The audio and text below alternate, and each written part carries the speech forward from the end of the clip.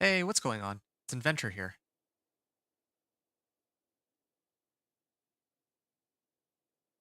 So my here, hold on. Yeah, my apologies with the I think the last stream that I did was about 7 days ago. Yeah, or almost 7 days ago. It was when I had actually just hit Torment 4 on my companion Druid, and then I decided to take I don't want to say an extended break from the game. But yeah, basically after I made it to Torment 4, I had to put together that video. I have a new video on my channel. It's Companion Druid Diablo 4 Season 6 Is It Viable? And that was meant to be the compilation of all the gameplay, all the, I wouldn't say research, but I guess all of the experience that I got from doing my run from 1 to 60 and then Torment 1 to 4 with the Companion Druid. So I kind of took like an extended break away from streaming to focus on doing that for like the last week. Not just that, but also I've been putting together I guess you could say like a side project of a character. This is the Chain Lightning Sorcerer. I repurposed my old Incinerate Sorcerer. I still have my Incinerate equipment. I took screenshots of all of the gear that I was using previously. I can always switch back to Incinerate and continue that as needed. But frankly, I wanted to have a character that I could play for fun, that I wanted to develop into a speed farmer. So I also went as far as I don't know why it's lagging this hard, but yeah, I went and my game just straight up crashed. All right, well I'm gonna have to restart it, but yeah, I went as far as like basically on my spare time, when whenever I had some time, I would just play my Chain Lightning Sorcerer. I wanted to make a speed farming character because as good as my companion Druid is for pushing, I mean, it's not I guess that good compared to like let's say Spiritborn, but I mean, it definitely is stronger than my Chain Lightning Sorcerer. Obviously I have better equipment and whatnot, but I think even just the base damage numbers on Companion Druid are much higher for a number of reasons, like one of them being that Shepherd's aspect exists. Um, and so because like Companion Druid, it's got higher damage numbers, it's stronger overall. But I think that the sorcerer, particularly the Chain Lightning Sorcerer that I'm making, has potential to go much quicker. So I actually pumped out a build demo and then I showed my pit 20 and my pit 35 clears, but it seems that there are a lot of people on YouTube that I wouldn't say didn't take too kindly to it. It's more like, I guess, I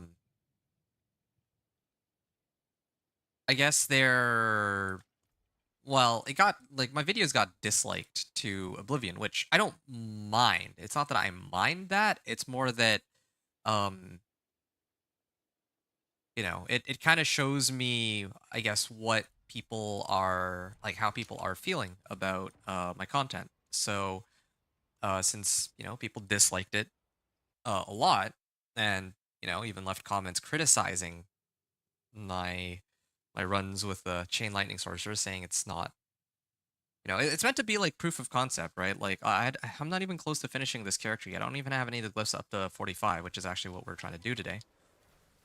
um yeah, I had a lot of people who were saying these things, and that's fine. But I guess like for what that essentially means for me is like this, like me making more content with Chain Lightning Sorcerer probably is not, like, I'll probably leave this as just a for fun character, and I don't really think I'm gonna be trying to go and push super hard for making this build work in such a way where people on YouTube are going to be satisfied about it. That also means that, like, since there wasn't as much positive reception, or even reception at all for that matter, for this character, I think the next thing I'm going to focus on is going to be the Thorns Barb. Yeah, like, Thorns Barb was the second character I made this season, and I had I had at least one person who was asking about about the viability of the overall build, and I think my response was that no, I didn't think it was actually viable for this season. Now there are two things since that have changed my mind. The first is that I did some testing with thorns, and I actually found out that thorns net like I don't know when they changed this. Maybe they changed it in a previous season. I just wasn't aware of it. But thorns damage actually does scale with additive and multiplicative damage bonuses. At least if my testing was correct here, which means that it's not just thorns damage and then thorns while fortified, or it's not just your thorns value and like extra thorns while fortified and then like thorns multiplicative bonuses. It's also like plus damage. It's you know, aspects, like let's say like inner calm, all those bonuses are all very relevant to thorns. And again, I did not know that. So with now that I know that, I'd like to actually try again to build up that barb and try to get it to Torment 4 at the very least. And then to see how far it can go from there. I don't know if I'm going to push for Pit 100 with that character. I think that that would require a substantial amount of time, which I don't think I'm willing to invest in Thorn's Barb. But I at least want to show that it can make it to Torment 4. That would be kind of a good thing to aim for. The other reason why I think that it's more than viable is because I recently watched, for those who don't know, there's a Thorn's Barb main. His name, I believe, is Do Not Hit Me. Very appropriately named. And the way in his video, he actually made it to he made it to Pit 102, I believe it was. Not even Pit 100, but Pit 102. So if he can make it to Pit 102 with an actual Thorns Barb, I don't know if it's like a pure Thorns Barb. Like, I didn't look at the full build, but I know he's running some variation of Thorns, and I also saw that he was using Steel Grass to pull monsters into a big pack, and then he can deal with all of them at once using Thorns, which is kind of a pretty good strategy, of course. Anyway, yeah, he's the go-to guy when it comes to Thorns Barb. In fact, that's what he was rocking back in like Season 4, Season 5. I think that, like, seeing that indeed he was able to clear this suggests to me that, yeah, Thorn's Barb is absolutely 100% viable this season, because otherwise, how would he get to Pit 100 if it wasn't strong enough to handle everything that came before? Maybe he farmed like a different character for the gear that he needed on his Barb. That's a very real possibility. But all the same, it's very possible. So that's for anybody who's watching this VOD, if anyone cares for that information at all. I'll probably have to reiterate this exact same stuff when I actually do the Thorns Barb Torment 1 to 4, but that might not be for a while because, well, yeah, that might not be for a little bit.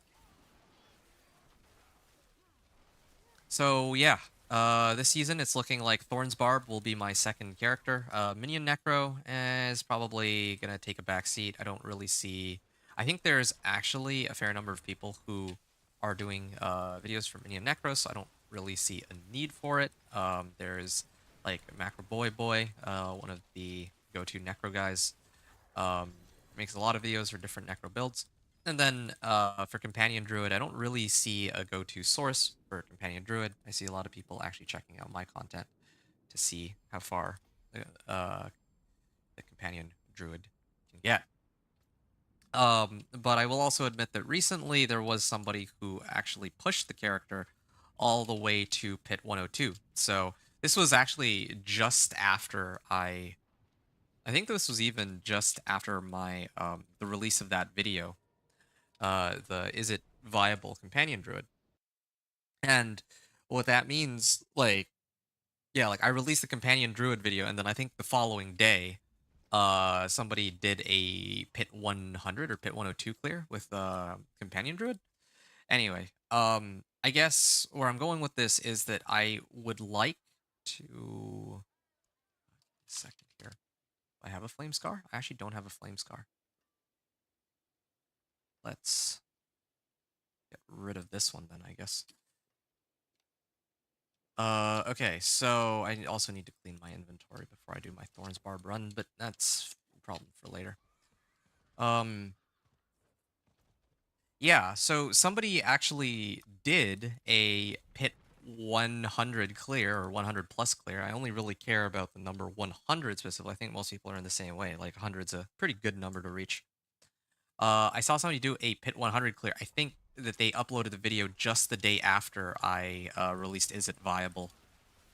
And I was actually saying in Is It Viable? Is it possible to reach pit 100? I wouldn't myself know. I haven't made it there yet. And in fact, at the time that I released the video, I don't think anybody had any pit 100 clear on season 6. Not PTR. I know there's going to be somebody who's going to say, yeah, there were some pit 100 clears on PTR, but pit 100 on PTR is the equivalent of pit, I believe it's 85 now. So yeah, it's a little different there. Okay, yeah, there's some people coming in on YouTube. Hello, hello there, guys and gals. We're just playing Chain Lightning Sorcerer. So Chain Lightning I don't know why the title is still Companion Druid Torment 1 to 4. I'm gonna have to adjust that. My apologies if that might have baited some of you. Give me a second. Let me adjust the title now. But yeah, I'm just talking about plans for the future and also wait. Chain Lightning Sorcerer. Yeah. Don't wanna mislead any of you. Don't wanna be don't wanna mislead you guys here. Alright. There we are. So if you have any questions about what's going on, just let me know. So we're running the Chain Lightning Sorcerer. The Chain Lightning Sorcerer, right? I made a Torment 4 with my Companion Druid, so I'm taking a little bit of a break away from that character. I will return back to it, but one of the reasons I'm working on this Chain Lightning Sorcerer is that, to be honest, I think that when it comes to farming materials, like the Companion Druid, I can farm with the Companion Druid for items and materials like Obdicite, let's say, but I feel like I have a lot more fun and that it's a lot quicker to do it with the Chain Lightning Sorcerer. This is not even like I know there's people who have like all sorts of like crazy builds with Chain Lightning Sorcerer, but this is like uh plain, I want to say pure Chain Lightning Sorcerer. I mean, with this is not entirely pure Chain Lightning Sorcerer. There's like conjurations, but still. Um yeah. So we're doing Chain Lightning. We're gonna see how far we get with this, and then in the future, once we have more Obdicite, uh like, again, I can use this character for speed farming and pit, well, basically speed farming materials and also, clearing pits super fast. The Companion Druid is much stronger. It can kill the monsters, like, 10 times over with the amount of damage that it does. But the problem with the Companion Druid, I find, is that it is overall, I want to say, like, slower. It doesn't have the same level of mobility, it doesn't have the same level of speed clear, and most of all, I actually have to actively position and aim my skills. Whereas with the Sorcerer, you throw a Chain Lightning, and then you just let it rip. That's one of the reasons I like Chain Lightning. I was hoping that if I can get this build strong enough that it would be something that I could actually show to people as kind of like, oh, well, if you want to play like an AFK-ish sort of build, you can go for like plain Chain Lightning. There's some people who have better builds, though, I admit, with like Axial Conduit and all, but sure. Like, I'm not... Uh, yeah, I don't really like the concept of Axial Conduit. You need like a lot of resource gen for that. With this build, you don't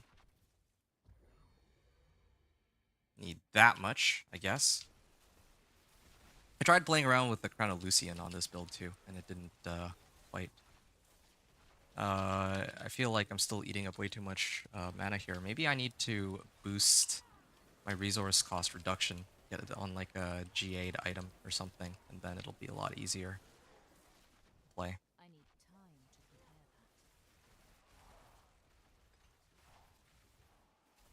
So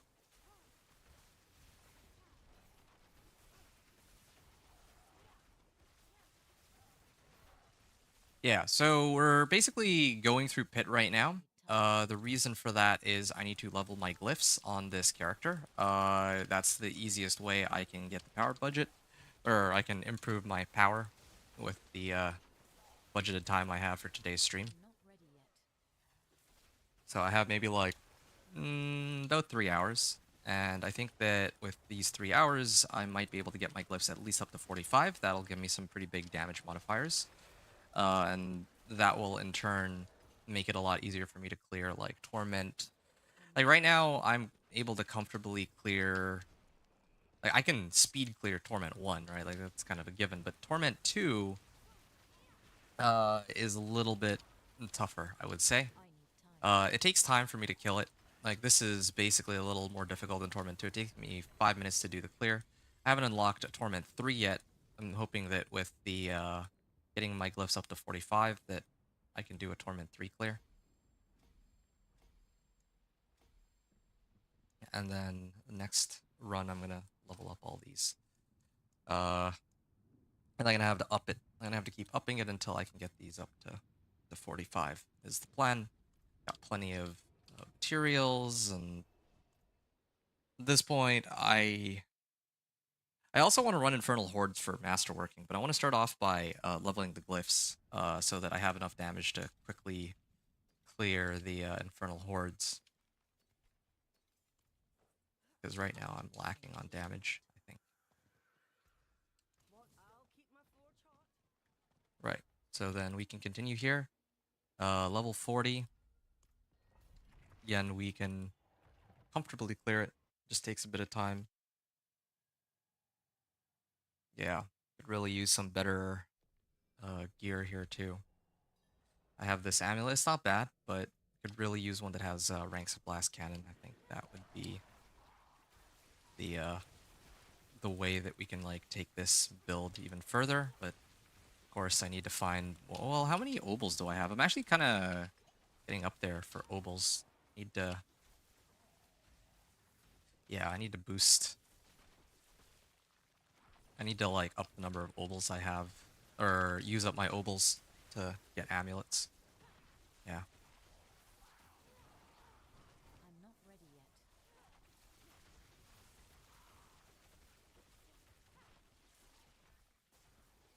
Right.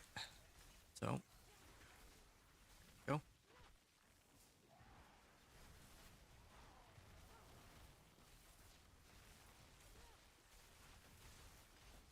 I still want to keep reducing the cooldown on my teleport, but I don't really have anything that allows me to do that so easily yet. I have this, but it's not enough. Same with my boots. Teleport cooldown reduction. And then I even have imprinted bounding conduit on it. And then the cooldown on this is about 5 seconds. And I'm using it right now to give me unstoppable so that I can get more damage from Tybalts. But yeah, there's still much work to be done here, definitely.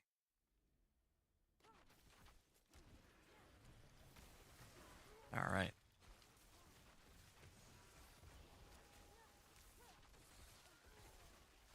At least there's not as much DR here.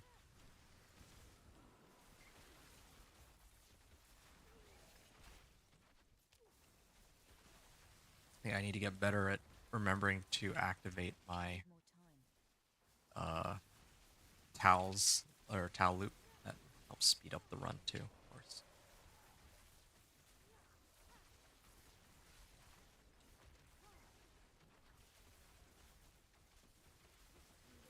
Right.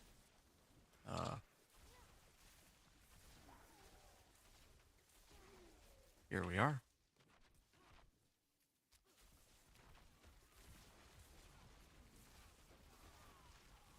Vulnerable. Yeah, next season I'm thinking I would commit. If it's like the PTR, I'll probably play each of the classes and then I'll show like the leveling for them. But then when it comes to the like the actual season start, I would probably just commit to playing the companion druid next season. I'd actually want to see if I can do like grind out all the way up to T4 and then do pit 100 first, because I don't think there's too many people.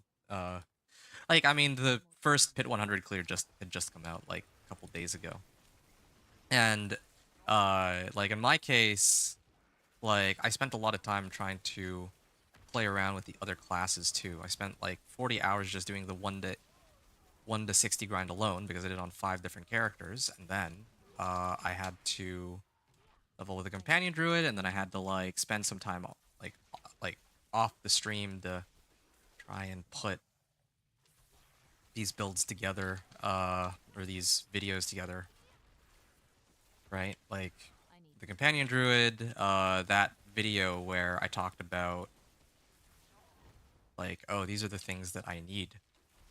The is it viable video that took like a day and a half to make, behind the scenes. It seems like a very simple video to put together, but there was a lot of there was a lot of work that went into trying to find the exact clips, and had to figure out what I wanted to say, and I had to like compile all of the notes that I had from the runs that I did, and then, you know, like put all that together, get the gameplay footage, get the audio together. Um, and then of course, um, well, yeah, those two things and editing together took a while. So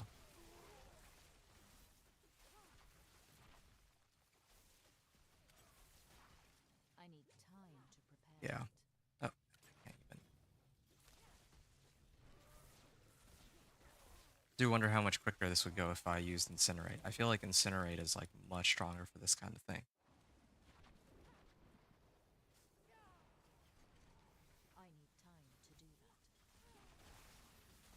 Yeah, I love how quickly the bosses get staggered like this.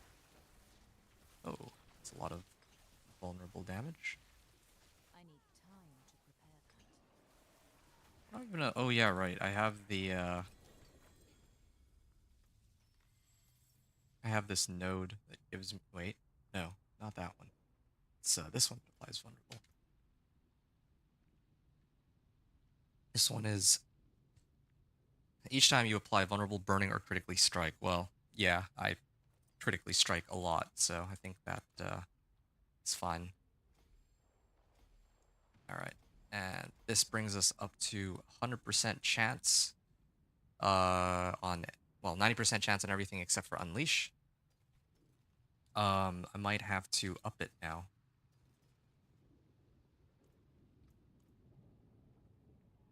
Yeah, it's I have to try to up it by 5 ranks and hope for the best here. Now, there is I don't have any Obdicite, right? Yeah, I'm kind of lacking on Obdicite. I could run for some Obdicite to try to get that other armor that I have that's clearly much stronger, but yeah. Guy's looking pretty good right now, I would say, for the amount of effort that I've put into her. Yeah, but we still have a lot of work to do with this girl, and I still don't have like I still don't have a Tau loop that is ancestral, and I still don't have an edge map. I mean, I could go farm Varshan. I have plenty of materials for Varshan. But I was saving that for if I run it with other people. And then, of course, I need a better ring than what I have here. I think I have a ring that has more damage, but it doesn't have resource cost reduction, if I remember right. Let me see if I can find it. Jewelry ring. Is it this one? No, it's not that one. This one's total armor. Huh, it's a lot of total armor. Yeah, this is an inferior version of what I'm currently using. This is for druids. Actually, this one, that one doesn't work. Maybe here. Yeah, it's this one. This one has intelligence, max life, and damage over time. The intelligence is cool. It's GA'd too. It would certainly. Well, I would need to take intelligence, then I sub out damage over time for crit strike chance, and then resource cost reduction would be missing there. Uh, yeah. And then, oh, that's what's missing on my amulet. I have lucky hit chance on it, but I actually need cooldown reduction. But again, that's, well, I guess at this point I can actually start gambling. Now is probably a good time to gamble. What do I want though? Like, what would be the best thing that I could replace right now of all the equipment that I have? My helm is actually looking really good. I think I like that roster of bonuses. I don't know if I could really ask for much better than that. Probably my armor. And I have a better armor. Strike chance. This is also pretty legit. So I think it would have to be my ring or my amulet that I'd have to replace here. I'm gonna try for an 800 item power ring. I think I have a better chance with that. Here we go here. Oh, that's too bad. Uh, rares, magics. Um, I found a couple Tal loops, but none of these Tal loops are 800 item power. Looks like. Yeah, I don't need this either. Because I'm gambling on Torment too? Maybe that's why. Yeah, these aren't even upgrades to my current ring. Yeah, I was really hoping for an 800 item power, but nope, there's no such upgrade. Hello there, folks. Yeah, so for those who don't know, I am Inventor, and this is us playing the Chain Lightning Sorcerer. I recently released a video on the Companion Druid. I'll be returning back to the Companion Druid eventually, but I kind of wanted to play around with some of the other characters. Next stream, probably for the next while, I'll be playing Thorn's Barb. It'll be either next stream or the one after, but this particular stream, I just wanted to focus on buffing my Chain Lightning Sorcerer here. I really enjoy Chain Lightning. I think the Chain Lightning is a strong, well, it's actually a very fast kind of character, very speedy, and that's kind of what I'm trying to go for with this character, unlike with, is that actually the amount? Oh, is it because of this DR monster? It's actually close enough that I can't hit all of them. But yeah, we're trying to get this character up to a point where she can speed farm. Even Torment 3, I don't think I'd mind too much. Like, I just want to be able to, like, blitz through the, like, Nightmare Dungeons and farm Obdicite is kind of what I'm aiming for here. I can even show how that works in a little bit. Yeah. Maybe I can start with that. Oh, I'm supposed to get boots too. I totally forgot. My boots are good. Except it's 3 evade charges rather than attacks reduce cooldown. That's the problem here.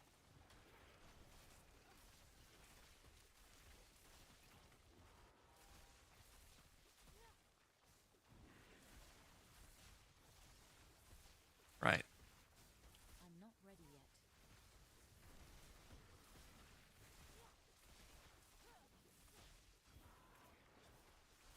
Here we are.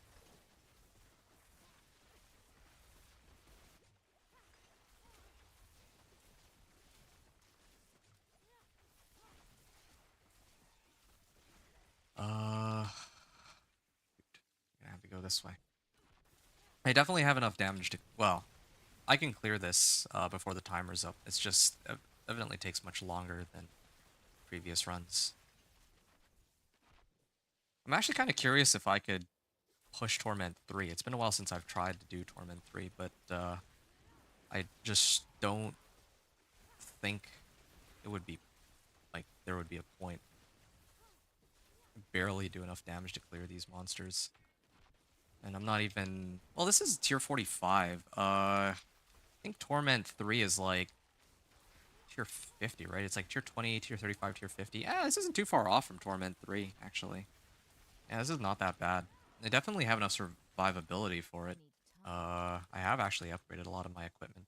Maybe I will try it a little bit. I was just hoping to get some slight upgrades on my equipment before I try that. Problem is, like, I want to also go farm Obdicite. Here's the thing. Like, I want to farm Obdicite, but if I farm, like, a whole bunch of Obdicite, I don't feel comfortable burning it on these two items. I just don't think... Like, none of my jewelry... Like, the jewelry is what I would up like crazy. It's either that or my staff, actually. But, I don't want to burn so much Obdicite on things that I know that I'm going to have to replace very soon. Like, this isn't even 800 item power, so I can't even, like, triple masterwork it. Like, any of the modifiers. Source cost reduction.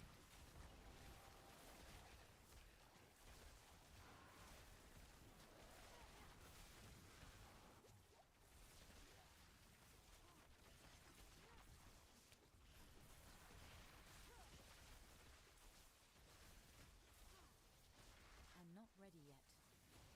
Okay.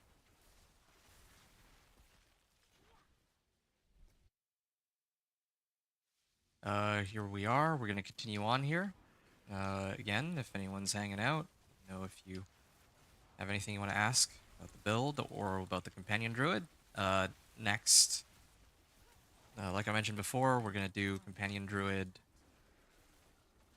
We're going to play Thorn's Barb, I think, next stream that we do, I think. I wonder how many times I'll even be able to level my glyphs at this rate, since it's taking a while to do all this. I'm not ready yet.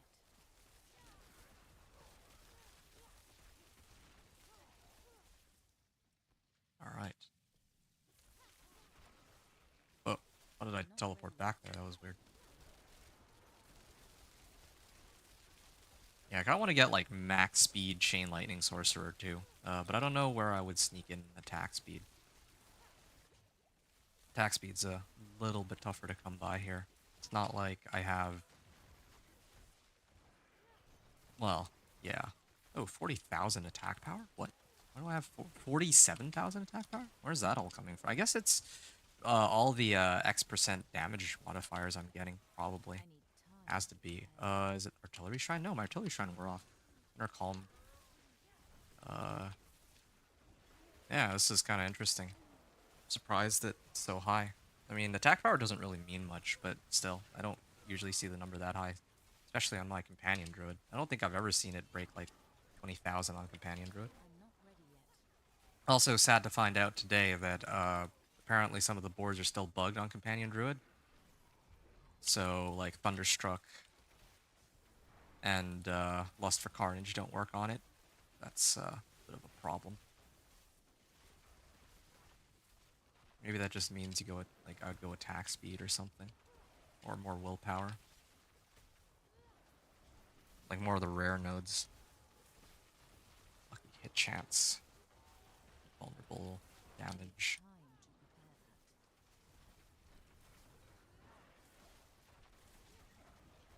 that. Alright.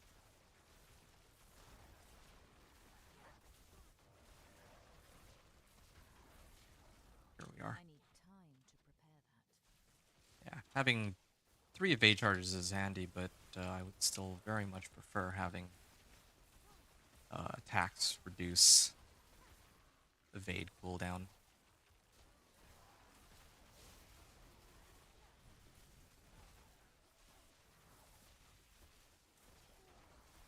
Yeah, kind of want to try using Flicker Step. Flicker Step is attacks reduce evade cooldown by like 2.5 seconds. That could be kind of big.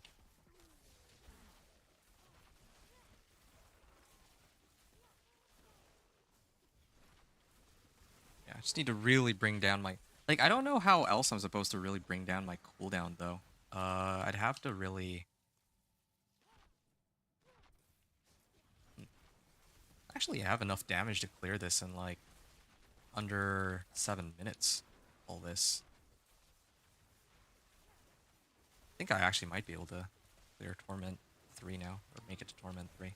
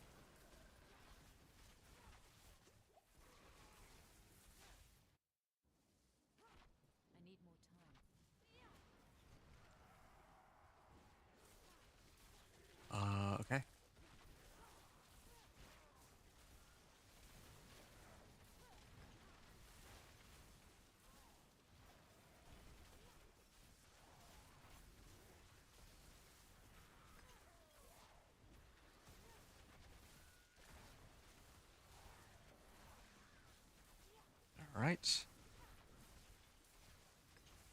I'm not ready yet. Just a bit more here. I need more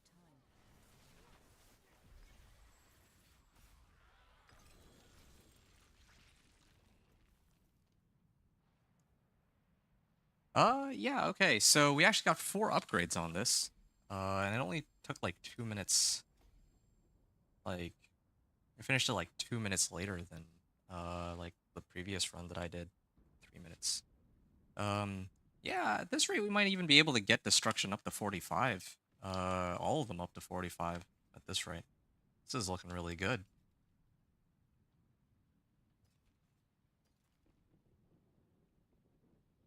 Do I have Edge Masters? I do, actually. Right, because this... Yeah. Right, I'm gonna get out of here. Let's keep going here and seeing what we have got.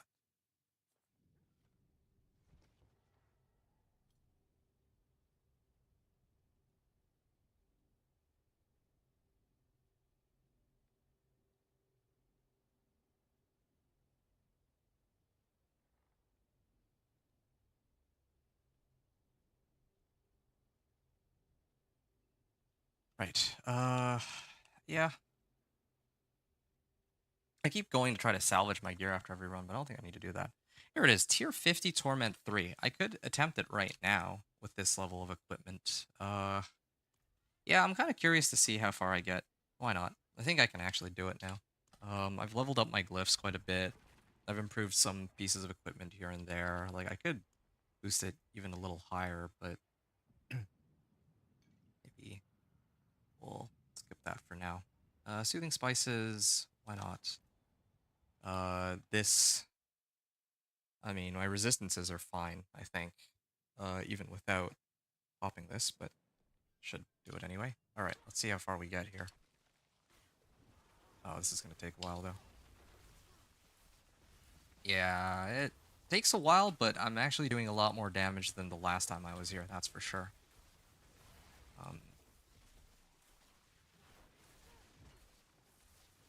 Yeah, this will be a much easier clear if I get all my glyphs up to 45 first, which I think I would have been able to do, but... Oh, and there's the DR monsters. Okay, well, this will be a problem.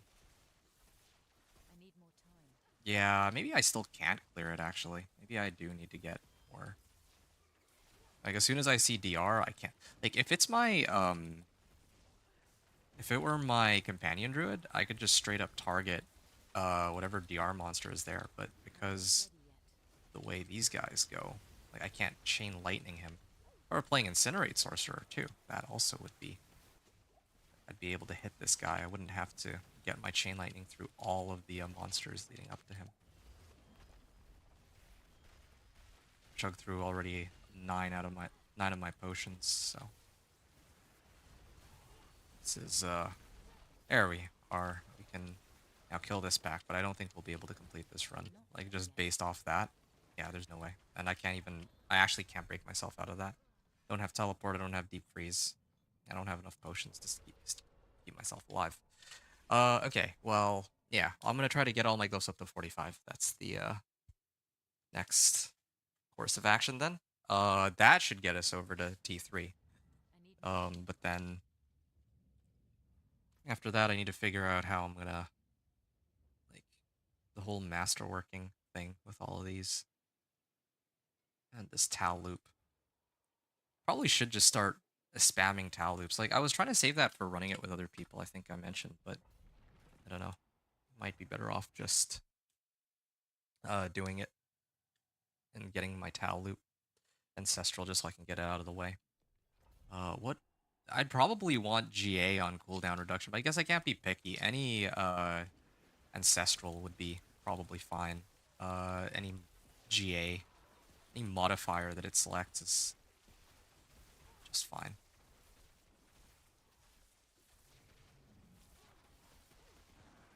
I need time to do that.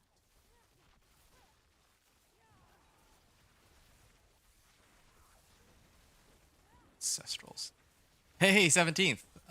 You got an extra Storm's Companion. Wait. Are you talking about my character, or are you asking if I have another, like, a spare Storm's Companion that I can toss over to you?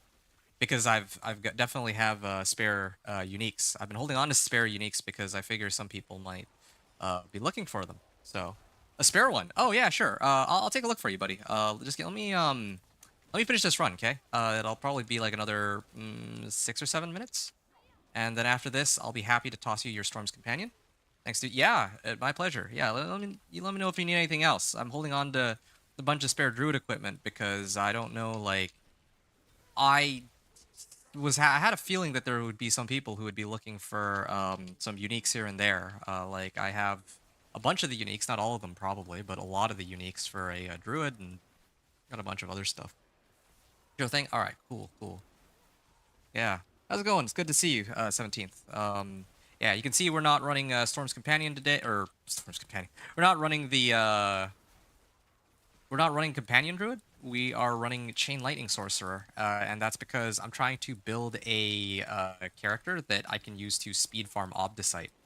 Now the Companion Druid is quite a strong character in terms of just raw damage output, but it doesn't have, I guess, the same level of mobility that a Sorcerer has. It doesn't have the same level of AFK mindless, just like press one button and then clears everything, right? Yeah, one cast of Chain Lightning, if I have enough damage, will basically clear the whole screen, so that's the plan. That's kind of you. Oh, yeah, I mean, well, what can I say? I just wanna, I mean, well, thanks. I appreciate that. That's, I need time yeah. I don't know if it's kindness, but yeah, it's just, I collect so much, like, random stuff. Like, I was just doing Beast in the Ice with other people, and I'm like, probably somebody might be looking for, like, a spare Storm's Companion or, like, some of these other items. So I'm really happy that you're doing me a favor, too. I had to clean out my inventory, or my ready yet. stash, some. So, yeah. Yeah, this character, I'm trying to build as a speed farmer, and then I think next stream I want to play, not I need Companion Druid, time Thorn's to Barb. prepare. Thorn's Barb was something that I was going to, that I was working on since earlier this season. I, of course, did a 1 to 60 with him, but yeah, I kind of shelved him once I felt like the damage potential was not going to be, like, worth getting into Torment 4. But I mean, I think I was talking about this a little earlier. It turns out that there's a guy, Do Not Hit Me, who got his Thorns Barb to clear Pit 102. So there's definitely some way to build a Thorns Barb in such a way where it can work. Also, beyond that, I found out that Thorns damage now is actually affected by plus damage. In the past, that wasn't the case, so that's kind of nice. Do you temper natural finesse on your offensive items for Companion Druid? Um, yeah, sort of. So I have been tempering natural finesse, but now that I'm up to, like, I'm almost at 80% crit strike chance. And so because I'm up to like 80% crit strike chance, I believe that it would be better to do crit strike damage instead. And I'm gonna show why in a second. I just I need need to time finish to this run, prepare. and that's another thing I'll kind of go over too. But basically, raw damage, right? I believe the, like, natural finesse recipe is like 31 to 45% if you just roll damage. But crit strike damage, I think, is something like 71 to like 100 if you go check the recipe for it. I think it's called worldly finesse. The rolls on it are much higher, and if you have your crit strike chance high enough, then you would rather have crit strike damage rather than just raw damage, because damage, like, raw damage works for everything, but crit strike damage, like, on average, will be a lot more helpful if you're critting for at least half the time. In my case, I crit for almost 80% on my build now, so yeah. How do you get it up to 80% crit strike chance? Okay, I'll go over that too. Just let me, yeah, just remind me if I forget. So 3 things: I need to give you Storm's Companion. That's probably first priority. Then I need to show you the recipe, and then I'll show you my build on the on the Companion Druid so far. It's not even done yet. There's also one other thing I want to point out that I found out earlier today, and you can test this yourself just to confirm. I think that some of the legendary nodes are actually bugged on your Paragon board. Like for Companion Druid. Like I thought that Thunderstruck, because Thunderstruck is your Storm skills, and your Wolves with Storm's Companion will be a Storm skill, right? Your Storm skills deal extra damage equal to your damage to close and damage to distant, like a percentage of it.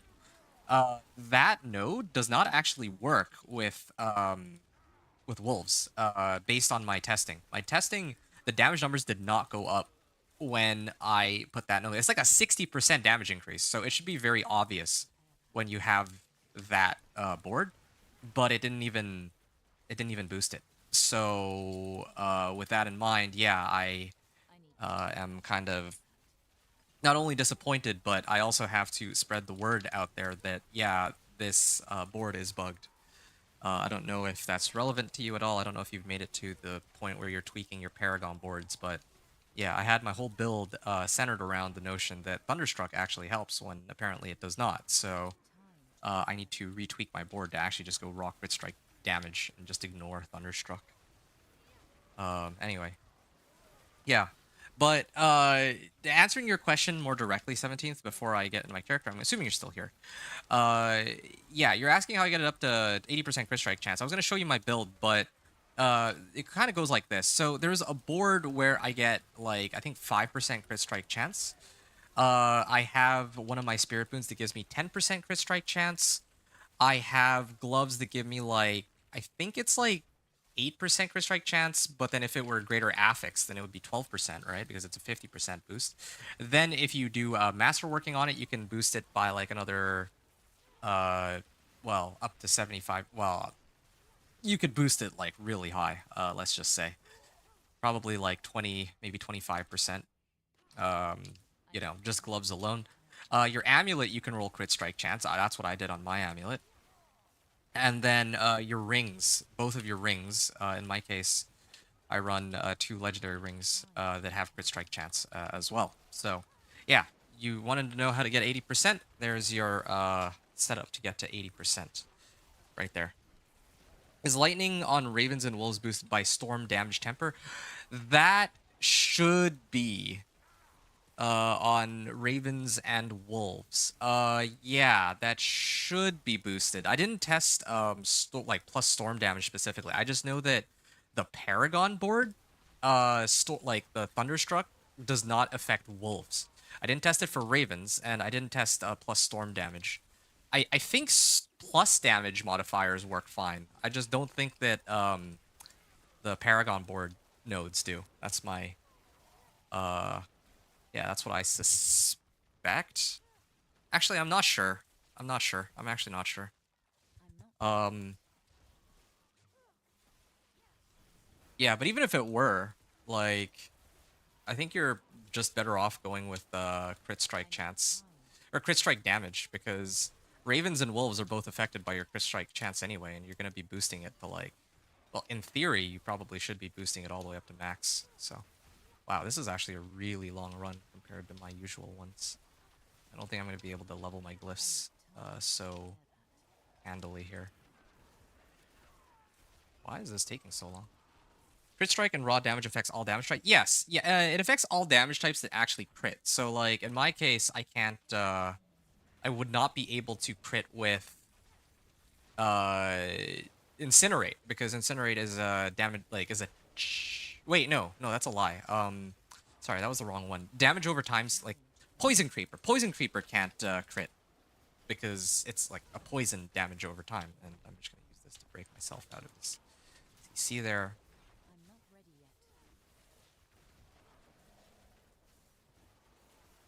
So yeah, raw damage affects all damage types. So raw damage affects all damage types. Crit strike damage only affects like when you actually crit, which generally speaking, most things will crit. Your wolves will crit, your ravens will crit. Yeah, it's only your poison creeper that won't crit. I think even your channeled, well, yeah, your channeled skills will also crit. Okay, there we go. That run took a lot longer than I thought. Sorry about that. Um, upgrade failed on a 90% chance? Dude. Okay, well, I have to level all these other glyphs too. This might end up taking a while after all. Uh, yeah, the 36% chance. I'm gonna salvage all of these, and then I can show you all the things that I mentioned before. Intelligence, max life, and shadow resistance. I'm gonna get rid of that. Okay, so dot does not crit. This is easy to test. You just need to go run into like any pack of monsters with your poison creeper, and if you have your damage numbers turned on, I assume you have your damage numbers turned on. Yellow damage numbers are crit, right? So if you poison creeper a pack, you'll see that all the damage numbers are white. They will never be yellow. So yeah, no matter how much crit strike chance you have, the only way to get crit on your like your poison creeper is with a lethal shrine. It's kind of a weird interaction. Okay, so if you have your damage numbers turned on, you can see this with poison creeper. Your poison creeper will not be able to crit with its damage numbers. But I mean, it will work with, yeah. So I guess Ravens. No, that's not true. Ravens is like Ravens is it's kind of weird. Ravens is like a damage. I don't know how to differentiate this. Damage per tick versus damage per like a damage over time. So like poison creeper, it's like it like ticks like, let's just say every millisecond, just to make things easier. It takes every millisecond. That's something that cannot crit. Like it'll do damage every millisecond, and then you'll see their health bar slowly go down. But with ravens do damage every like it's a skill that does damage every half a second. It doesn't count as a damage over time. It does damage like actively, like direct damage, but it does it like every half a second. Yeah, so ravens can crit, but poison creeper does not. In fact, ravens can even overpower. So just to kind of recap here, poison creeper cannot crit, it cannot overpower. Wolves can crit, but they cannot overpower. Ravens can crit and overpower. Okay, so that, but I mean, you're probably not going to be making a build around overpowering ravens. Maybe some build like that exists, but yeah, it's probably not what you're looking for here. All right. So do I have you added? If I have you added, then I can toss you your well, actually, let me make sure I have a Storm's Companion first. Storm's Companion. Yeah, I actually do have a Storm's Companion. Storm's Companion is like max roll 2. It's +7 wolves. Okay, well, in that case, I need to when I give you the Storm's Companion, I'll have to look for another Storm's Companion just in case somebody else wants another one. Okay, so yeah, toss me your in-game ID, and then I'll be happy to add you. After that, well, I mean, while you do that, I'm going to go over this tempering recipe. Um, tempering recipe. So natural finesse, right?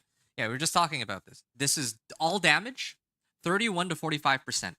So that's natural finesse. Then there's also worldly finesse. Worldly finesse is 62 to 85% critical strike damage. So you can see the top end of this is 45, just to make things easier.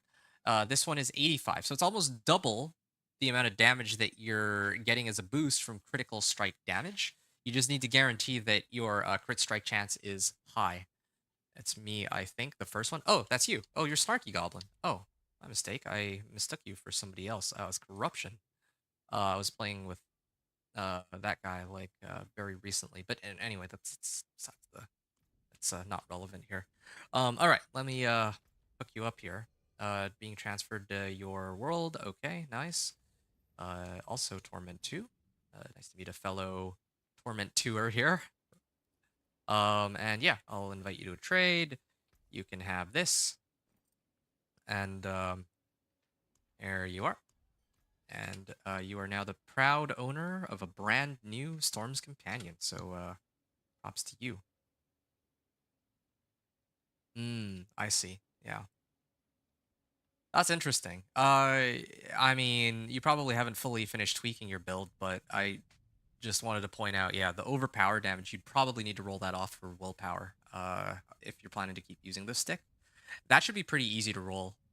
That should, yeah, like, because, yeah, overpower is, yeah, not very helpful for you. Actually, neither's, I don't know how are you using Maul? You're using Shred. Okay, so you definitely need, I mean, resource cost reduction would help there, but overpower might not. How do you roll it off? Come here to the occultist, and then you can go enchant, and then you can select the modifier you want to roll off. In this case, overpower damage, and then you want to replace it for willpower. That'll give you a bit more damage on your stick. Yeah. So yeah, you can sub it out. It has to be for willpower. Willpower is a pretty common modifier. Like different modifiers have different chances of showing up. Like some of them will come by a lot more easily. Willpower is certainly one of them that you'll find. Done. Okay, good. Yeah, I figured it'd take like 1 or 2 rolls, right? So yeah, it hasn't updated yet, but yeah, that should help your damage as well. Okay, so thank you so much. Yeah, you're welcome, dude. I'm quite happy to hook you up, and yeah, thank you for hanging out and keeping me company. But okay, so that was the first thing I wanted to discuss with you. Then the second thing was we were talking, like I said, right? Like crit strike damage. I kind of covered that. Okay, and then the last thing I'm going to, I think, talk about with you here, based on our conversation, is how do I get critical strike damage to be like 80%? And this is like, to be honest, like I'm not even anywhere near finishing my character either, so there's still plenty of like I'm aiming for 100% crit strike chance, of course. Like there's gonna be a lot more. Well, yeah, need a lot more stuff still here, but yeah, you can take a look at here's a good example, right? I have this is a pair of ancestral gloves that rolled as its greater affix critical strike chance. So the base critical strike chance with a greater affix is 12%. I have masterworked this 8 times, which boosts it up by about 30%, I believe. Something, or is that right? 555 and then 555. It should be something uh like it should be something like 30%. And then it happened to select willpower as the uh thing to masterwork on ranks 4 and 8, but that's fine. You can see this is just 14% by itself. Then if we look at the rest of my equipment, we have this. This amulet also rolled greater affix, critical strike chance. That's why I'm using it, even though it doesn't have any willpower. So 15% critical strike chance and +2 Call of the Wild. But yeah, critical strike chance here. It also got targeted for the masterworking, so that brings it up to 15%. So 15 plus 14 is 29. Then each of these, this one in particular, yeah, this ring in particular is an ancestral that has a 10% crit strike chance. So 10 plus 15 plus 14, that's like 39% by itself. Additional 6% here, not even GA'd. So that brings it up to 45. Then we have 10% here. That brings it up to 55. And then we have this set of nodes here that brings it all the way up to 4, 5. Yeah, so another 5%. So yeah, I lost track, but that by itself is it brings us up pretty close to 80%. Here it only says 70% or 72. Oh, and then of course we have dexterity too. I have 340 dexterity that boosts my crit strike chance by another 7%. I'm probably forgetting one source, but you can kind of see where all these modifiers are coming in. The reason why I said closer to 80% is because here, even though it says 73% chance, or 72.6, I also have this thing here, Predatory Instinct, which boosts my crit strike chance against close enemies by 6%. And considering that I'm pretty much always like right up in front of the monsters I'm trying to hit, it's basically 80% chance. So, how do you get an ancestral item to be master workable? Very good question. So, in order to get an ancestral item to be master workable, you must give it 2 masterworked or you need to temper it with 2 any 2 modifiers. So like this weapon, for example, right? Damage distant, percentage chance for wolves. It can be masterworked if I have the right amount of materials. Same thing, or if I fetch, oh, I don't know, any one of these. Let's do Penitent Greaves, sure. Well, oh yeah, sorry, uniques can always be masterworked. So that doesn't quite work. Let's do this one. Yeah, here's a good example. How do I get this? I should actually be using this. Well, no, it doesn't have plus wolves. Never mind me. So yeah, here I would need to. Yeah, I'm not actually gonna do it, but yeah, I would need to temper it with any 2. let's say Worldly Endurance for total armor, and then, I don't know, Companion Innovation for Poison Creeper duration. Once I do that, you will then be able to masterwork it. It doesn't matter what two modifiers you put on it, although frankly, you probably would want to roll the two correct modifiers for your build before you start masterworking. Otherwise, it's a pretty big waste of materials like Obdicite. So items can get max 2 tempers. That is correct. You can only have 2 tempers on any piece of gear. You can even check this with your weapon, that there are... Actually, no, your amulet. Your amulet's the best example, because if you see here, I'm gonna... that's the wrong one. Here, I'm gonna go here, masterworking. Oh, no, wait. Tempering. Am I actually out of rolls on this? I might actually be out of rolls. Oh, no, I do still have temper rerolls. I don't know why it's not... Oh, yeah, it's showing up. Okay. I'm going crazy. Actually, maybe not this amulet, but, this one. Yeah, sure. So you'll see that with this amulet, right? Amulets you can put any type of recipe on it, or any type of temper, except for weapon. All the other things, like all the other item slots, can have only like 2 options. Like for gloves, I think it's like offensive and utility or something like that. For weapon, it's like weapons and offensive. That would make sense. For amulets, you can't have weapon recipe, but you can have offensive, defensive, utility, mobility, and resource. But you can only choose 2 of those modifiers. What symbol on the item is the temper? If you look at my... here, hold on. Wait a second, was that the right slot even? This is for Sorcerer. Okay, well, whatever. Anyway, yeah, if you look at this amulet here, it says, max life, crit strike chance, Call of the Wild, and then you'll see that there is a weapon icon, and then there's like a little flame icon, right? Those are the temper symbols. Like those are the symbols for the modifiers that were rolled that had that came from the tempering. So yeah. I mean, the only way you can actually get temper on an item, or tempering on an item, is if you yourself put it there, right? So, yeah, like, when you first get an item, it's gonna have 3 modifiers with like little diamonds, right? It's gonna be willpower, max life, crit strike chance, and then your next 2 rolls are gonna be like, well, and then if you go in to the blacksmith and temper it, then you can add 2 additional modifiers on top of it. That's how well, for legendary items. For unique items, again, the unique items are what they are, right? Yeah, like your Storm's Companion, you won't be able to temper it because it's a unique. It'll automatically come with, the modifiers that it's supposed to come with, and then that's basically the end of that.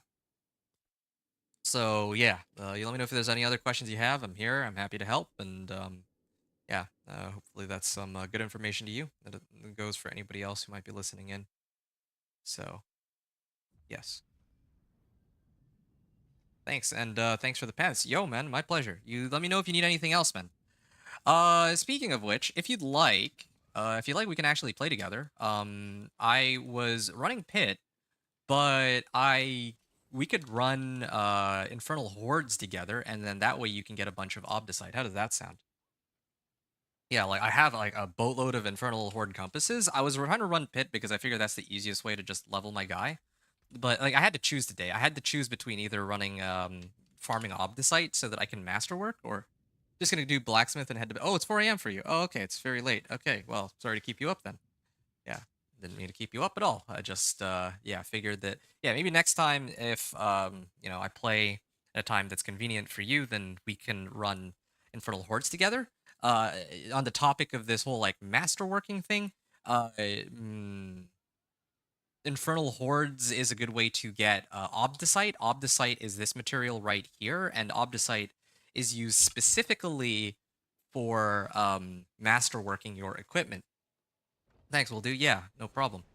Yeah, so yeah, Obdicite is probably one of the most valuable materials. Of course, iron chunks and rawhides are super important too, but yeah, I'm at some point almost certainly you're gonna get gated on Obdicites. So yeah, if that's good to know. Yeah, yeah. So that's why I'm saying, like, I've been looking for... Well, I mean, in this case, I just want to like level this character up to the point where I can even clear Torment through. I want to get all the my glyphs with their damage modifiers, and then after I finish doing that, then I'd like to run Infernal Hordes with people so that we can like get items and Obdicites together. The only catch here is that I mean, I'd be running it on Torment 2 because this character can't really handle anything beyond that at the moment, but I need more at time. least not comfortably. But of course, yeah, like if you and I are both in Torment 2, then it kind of works out for the both of us, right? So yeah, you can level up your main character, your companion druid, and I can level up this character. This is my, I don't want to say my passion project, but it is my, this is basically my, I don't even want to say fun character. That's implying companion druid itself is not fun, but yeah, it's just basically my alt that I'm trying to use to speed farm with. It's a side character for a very specific purpose. And in fact, like, yeah, I want to build this character in such a way where I'll be able to speed run people through Pit so that I can help level like glyphs on their behalf. That's kind of the goal. Thanks for the advice on the masterwork. I was able to boost damage and willpower. Okay, yeah, that's amazing. Yeah, that's really good. That's really, really good. There's one other little detail I would like to point out. There, if you look next to the when you put an item into the masterworking slot at the blacksmith, right? Ow. Ow, that hurt. Yeah, so if you put it in like the item in the slot on at the blacksmith, you'll see that there's like a little icon that looks like two arrows, right? You can actually reset the ranks of masterworking back to 0 for about 5 million gold.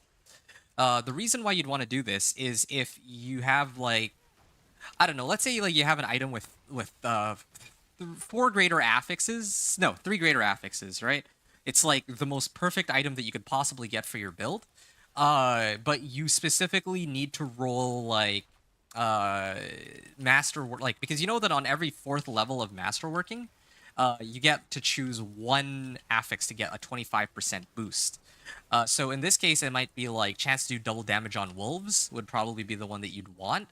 Maybe you end up rolling like max life, which is not something you want to get like a modifier on, right? Or like a greater affix, a master working roll on. So yeah, and then at that point you would reset it. My armor went down from 1.6k to 500 though when I changed pants, figuring out how to fix this. Yeah, it's because you had Juggernaut's aspect on your pants. I saw that. That's the thing that would really do it. So there's a couple ways you can fix it. I can kind of like walk you through some of these. So, one of the quickest ways is if you have any like skulls, the highest grade of skull you have, you can actually socket your character's jewelry with more skulls. Um, Another way is to temper your armor, like your helm or chest armor, for example, with plus total armor as a roll on it. That would help. And then I think, well, oh yeah, of course you could also re-imprint Juggernaut onto one of your other item slots. That's another possibility. But I didn't actually look at your build fully. I don't want to make it look like I'm like trying to judge and nitpick and tell you how to play or anything like that, right? I very firmly believe that if you're not gonna, if people aren't really gonna ask me for tips, that I try my best not to like force it on them. Yes, you did have Juggernaut, so that's why you lost out on like a ton of armor, and you probably had an armor roll even on that item itself. And you probably even had like plus total armor. That's probably why it was so high. Anyway, yeah. So those are some ways you can boost your armor. Um, of course, you can also roll with the occultist some of the stats off of your existing pieces of equipment for armor. But I would be very cautious about doing this because maybe you might roll off. Well, first of all, it's expensive, and secondly, uh, or it might turn out to be very expensive because yeah, armor isn't as common as like willpower to come by. Uh, but I'm not ready in yet. addition, there's also the problem of like maybe like for your boots, you might have already 3 very useful modifiers on it that you actually need. Like let's say, I don't know, willpower. Well, maybe boots aren't the best example. Let's say gloves. Gloves might have like crit strike chance, willpower and like crit strike damage. You can indeed sub out crit strike damage for armor, but then you'd lose out on like some damage, right? So yeah, you gotta be careful about that. You did have percentage and total armor on those pants. Yes. Okay. Well, so there you have it then. So definitely something to be figured out. Hey, 2.28 second cooldown on my teleport. Yeah, this is exactly the kind of. Yeah, I just don't know how to get it to this point. I'd love to have 2 second cooldown on this, but like so far off from that. What's my helm? Yeah, I need to get a helm with like cooldown reduction GA, and that's for like much later.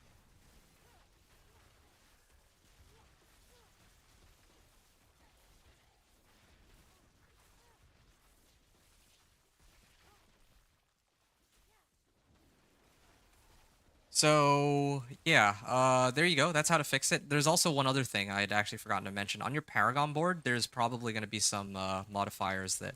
Well, I know that there is modifiers that will give you plus armor. So yeah, there's just a few ways that you can use to boost your armor.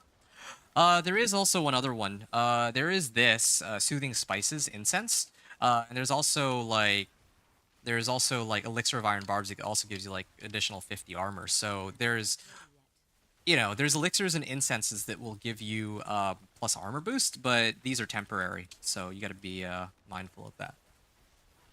If you do decide to grab armor that way, it's like you have to constantly keep refreshing it. Like in my build's case, I'm using like a resource cost reduction elixir so that I can my mana pool will never run out, basically. And this guy's taking a while to go down. So yeah, thanks for the tips. By the way, does Raven active size act? Oh yeah, absolutely.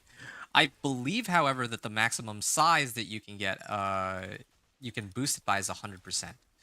I remember, I think the very first season where that was a thing, where you could boost active size on skills. A lot of people did like they really decked out Frost Nova, and then yeah, you basically Frost Nova monsters like off screen. Yeah, it was pretty funny to see. Like you could probably find if you dig deep enough, like some really crazy like Frost Novas or Whirlwind that eats up your whole screen. Yeah, well, anyway, you can't do that anymore. Your Ravens will cap out at 100% the active size. So yes, if you're trying to get your Ravens to be like big, then yeah, it'll eventually cap out at 100%. Which conveniently I think would be helm, chest armor, and gloves, and I think even boots actually.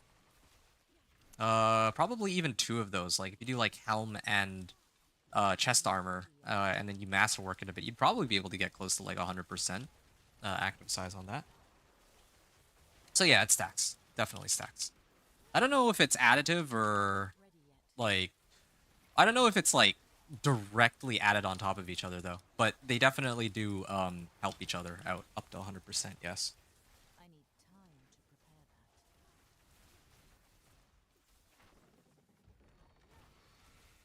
prepare that. Yeah. Was there anything else you were curious about? Yeah, I'm loving these questions. Yeah. No, I mean, always happy to help a fellow player, let alone a companion, like a fellow companion druid, um, build up the character. So, yeah. Okay. Cool. Cool. I need time to do that. Are you still planning to hang out, or are you gonna go to bed? Yeah, you're welcome. Anytime. I'll be around again tomorrow. So, yeah, do feel free to, I you need know, more time. ask whatever questions you'd like tomorrow too. Well, I should be here at least. I don't see any reason why I wouldn't.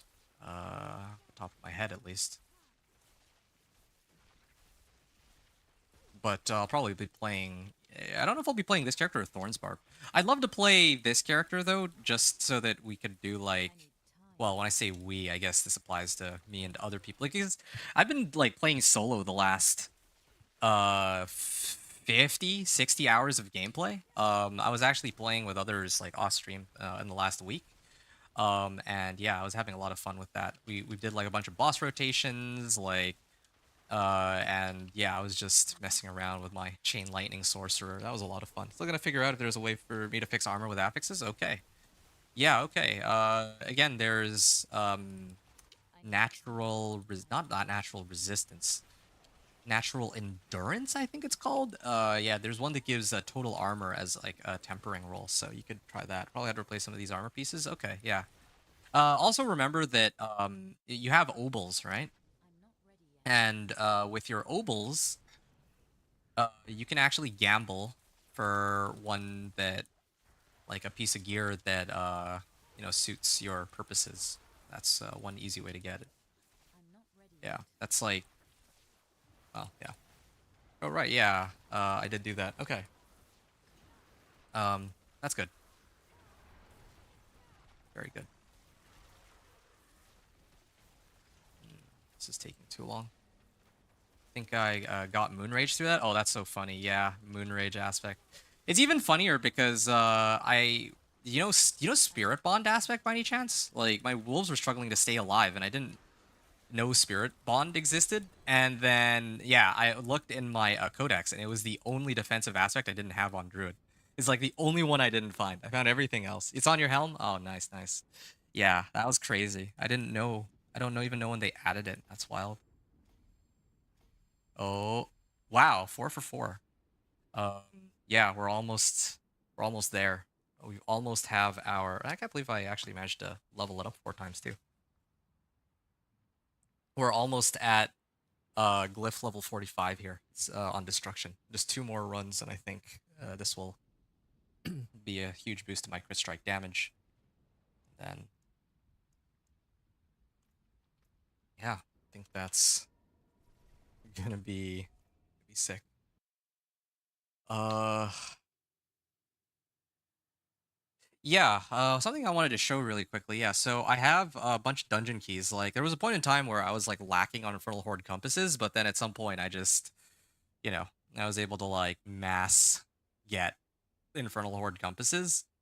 Then I also have this, so I could run these. I could easily run all of these and then do Duriels, but yeah, I'd be happy to run these with other people instead. Although the only problem is I can't clear them in Torment 4, so I'd have to do it in Torment 3. I'd have to be doing it with my companion druid. So I could run like it requires 12. So this is 131, 121. That's like 11 runs, I think. 11 runs of Grigwar we can do. Yeah, we can do like 11 runs of Grigwar. This required like this is 94 malignant hearts divided by 4. That's like what 18 runs of this almost, something like that. Don't really want to calculate the exact number, but yeah, like we could run a bunch of those, and then we could run like Lord Zir if people needed that, and um then would come the Uber Duriel runs, and then there's some pretty cool chances of getting those very crazy mythic uniques that are a little tough to come by. I'm gonna repair. There. Cool. When our skids match, I'll definitely take you up on. Okay, yeah, I will look forward to that. Yeah, especially for you and me. Like, yeah, I think we need Obdicite. Like, I'd be really like as early as tomorrow. I'd be really happy to just run the crap out of Obdicite with you, or well, of Infernal Hordes to get Obdicite. Yeah. For tempers, the two that you can put on a piece has to be 2 different ones. Yeah, yeah, yeah, yeah, yeah. You can't go natural finesse and worldly finesse for damage and then crit strike damage on top of that. No, that would be pretty cool, but they do indeed have to be in different categories. However, something I will show you really quickly. Um, so you see right here, I have actually no. Well, let me use my amulet. So you see here, I have a shock, critical strike damage, and teleport cooldown reduction. Right, those are offensive and mobility respectively. I can't switch out either of these for defensive, utility, or resource now that I've already put 2 modifiers on my amulet. However, I can like I don't have to use the same tempering recipe. I can like uh hypothetically, if before I had like plus damage and then I realized, oh well, I have like 100% crit strike chance now, so I should just retemper it with critical strike damage. I can do that.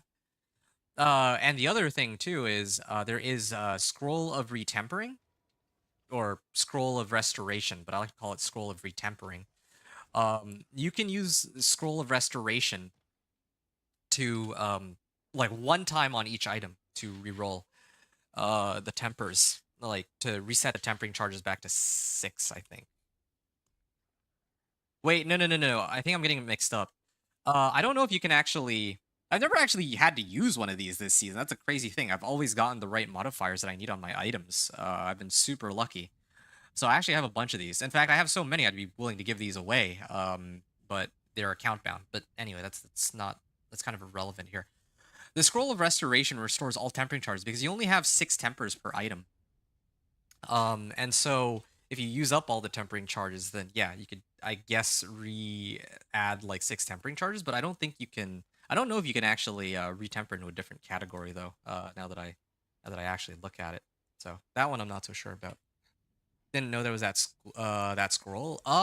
Yeah, that scroll exists. I'm fully aware that it exists because they've given me so many in the last 50 hours of gameplay. Well, okay, I say 50 hours of gameplay, but let's just say on my companion druid, the last like 30 hours of gameplay with my companion druid. And I think I played this character for like let's say 15 hours like off stream, just like, you know, a couple hours each day when I was trying to work on my I don't know if you saw it on my YouTube channel. I released a video, Is It Viable? The companion druid, right?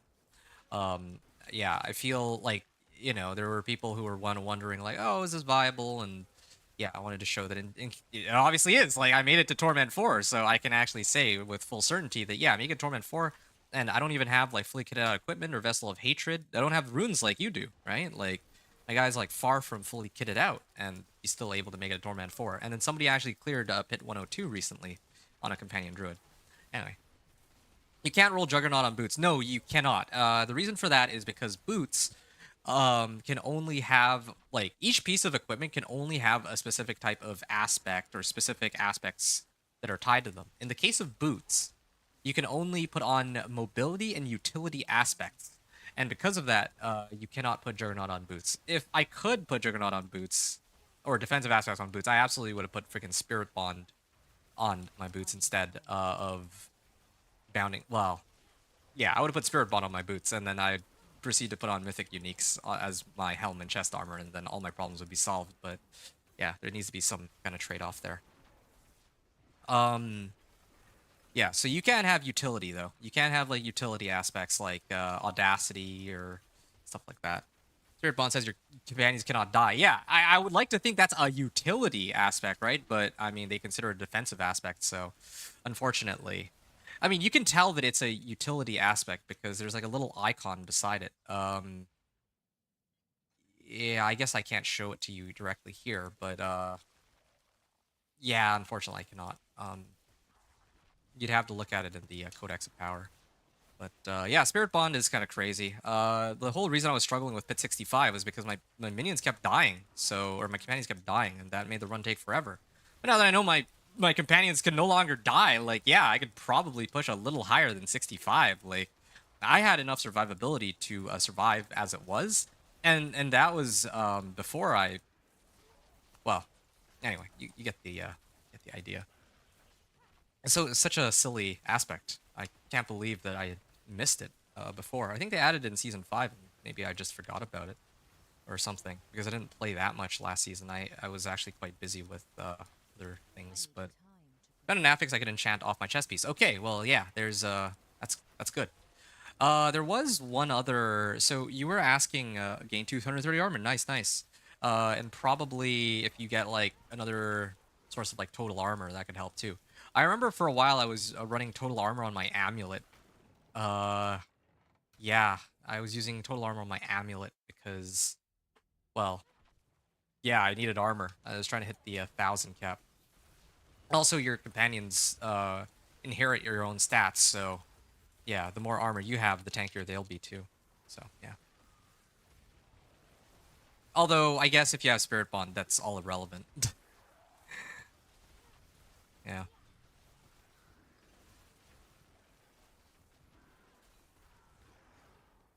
Nice. I need time to prepare that. Yeah, I'm really hoping that they fix that stupid bug with the Paragon boards next season, because if they do, then I will Like, yeah, I want to see if I can like speedrun it to like hit 100 with this build, especially now that I know what's going on in this season. I need time Like, to I know do. what kind of works, what doesn't work, how long these things can be expected to take. Gonna head to bed. Hey, just before you go, so got it to 827. I guess that ain't bad. Yeah, you'll find a way to boost it all the way up to 1,000. If it's 827, that's easy. And you can even one thing real quick. You can do soothing I need spices. time That to will do. boost your. I know that it only lasts 20 minutes, but if you have like, if you're trying to do something like push something pretty difficult, then yeah, you could throw on soothing spices to hit the 1,000 armor cap. Like if you're trying to run like the pit or something, that's an option. So that was one thing. But you were asking if I find metamorphosis different, or if I find metamorphosis useful on my companion druid. I'm gonna be honest. I haven't actually ever tested metamorphosis, but I don't really see. I don't know what vampiric curse does. That's like the one thing. Like that's the one reason I might use it. But yeah, like it does make you unstoppable. I saw like the guy who cleared like pit 100 run metamorphosis. I don't know if that's just for mobility, if there's a different reason he uses, like maybe like to go unstoppable or something. But yeah, personally, I would not use Metamorphosis. I think that there's just more useful alternatives. Like look up like Rakanoth's Wake. That's like a huge amount of resistances, a huge amount of non-physical damage. Then there's like Penitent Greaves, which leaves a trail behind that chills enemies, and chilled enemies take like 25% more damage, right? Like, I would run Penitent Greaves or Rakanoths over Metamorphosis personally, but maybe that's just me. I should say that I know it breaks crowd control. Like going unstoppable will break crowd control. That's helpful, but usually I don't get hit by crowd control to begin with, like with all my companions. And if I do get hit by crowd control, then I usually just use Earthen Bulwark to bail me out. Like straight up, like okay, usually, if there's monsters throwing like like the circles that fear you, then yeah, I would just walk away from those. But that's just kind of how I play it. I haven't ever really felt the need for, oh yeah, shoot, too bad I didn't have unstoppable to get myself out of that sticky situation. I like no, I haven't felt that. So 20 minutes is good for a dungeon or pit. Yeah, it is. So I need yeah, time to recover. if you need like a temporary armor boost, then there is one way to get it right there. Yes. Um. So yeah, you have Earthen Bulwark. Yeah, I run Earthen Bulwark on mine, so that's how I get my Unstoppable. But I mean, if you don't run Earthen Bulwark, then yeah, I can see a case definitely for Unstoppable. Actually, that makes sense. I have Earthen Bulwark in place of a core skill. I don't use core skills on I this need guy, time to do. on my companion druid because I use Edge Masters, which boosts my damage by up to 20% based on how much primary resource I have. Well, I always have 100%, like a full bar of primary resource, so I should always have 20% more damage. That's how I operate anyway. But of course, yeah, there's definitely different ways to make your guy, and yeah, I think that I need to look up what Vampiric Curse does again. I don't know if that like makes monsters take more damage, if it makes them vulnerable or what, but if it does, then yeah, like absolutely I would vouch for it. But otherwise, yeah, for my build right now, I don't really find much use in Metamorphosis, especially because yeah, like as a mobility skill, like I wouldn't use it as like I usually use that build for pushing pit, and mobility generally isn't the problem for pushing pit on that character. So yeah, that's my 2 cents about it. All right, good talk though. Hope that will you learned some interesting stuff. Once again, congratulations on getting your Storm's companion. And yeah, hopefully we can play together soon. Hopefully, if our schedules can line up. Thanks for the help. Yeah, you're welcome. Thanks, dude. You gotta wake up in 5 hours. I'll need to get to bed. Okay, yeah, no, of course. Don't let me keep you. That was all I wanted to say. Just wanted to address the last thing that you had asked about, and yeah, you're free to go. Thanks for the help. Yeah, you're welcome anytime, man. You let me know if you need anything else, dude. Yeah, if there's something else I can help you with later, like if you need help like leveling glyphs. I'm hoping that by the next time you get here, like yeah, this character will be able to run pits like speed clear. Maybe not speed clear pits, but clear I pits need like quickly enough that you can level your glyphs if we play together. Like super fast. Or something. I don't know. Something like that. Oh, or Infernal Hordes, like I said. Either or. So yeah, have a good night. Yeah, rest well, and hope you have a swell time at work. All right, back to the gameplay here. I mean, I leveled, I think, earlier in this run, but my XP bar is not moving now. Like, it's going very slowly. Uh, yeah, it's going pretty slowly. I'm not ready yet.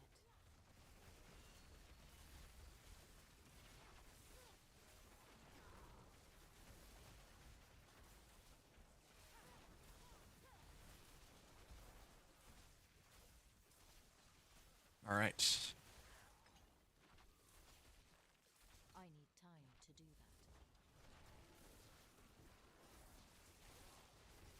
that. Ooh, yeah, I'm starting to see those damage numbers go up quite a bit, I'm not ready slowly yet. but surely. Yeah, so again, goal for today is to get all my glyphs up to 45. This might be a little bit ambitious, but it's the goal I'll aim for today.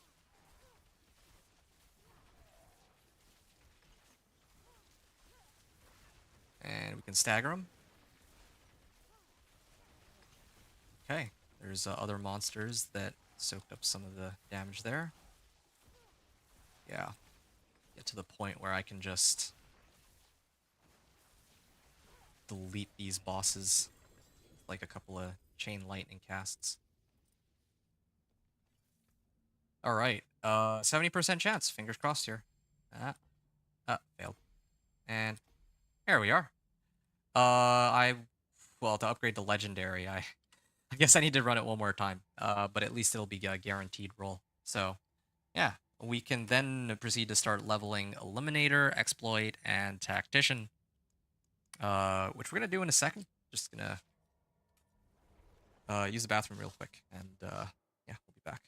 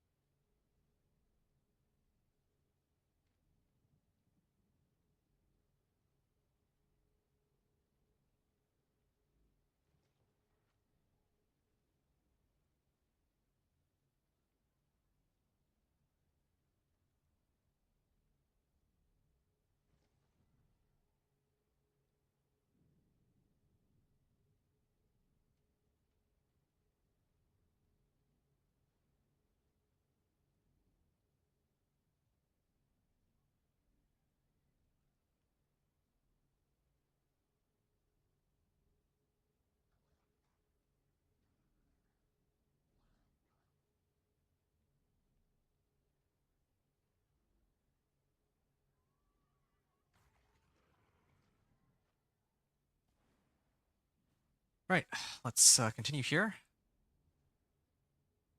My resource costs are going back to normal, so I'm gonna have to fix that in a second. Ooh, that is a beautiful set of gloves. 3 chain lightning, crit strike chance, and intelligence. That's kind of a substitute for the one that I'm currently using. But unfortunately, I'm already pretty set on that.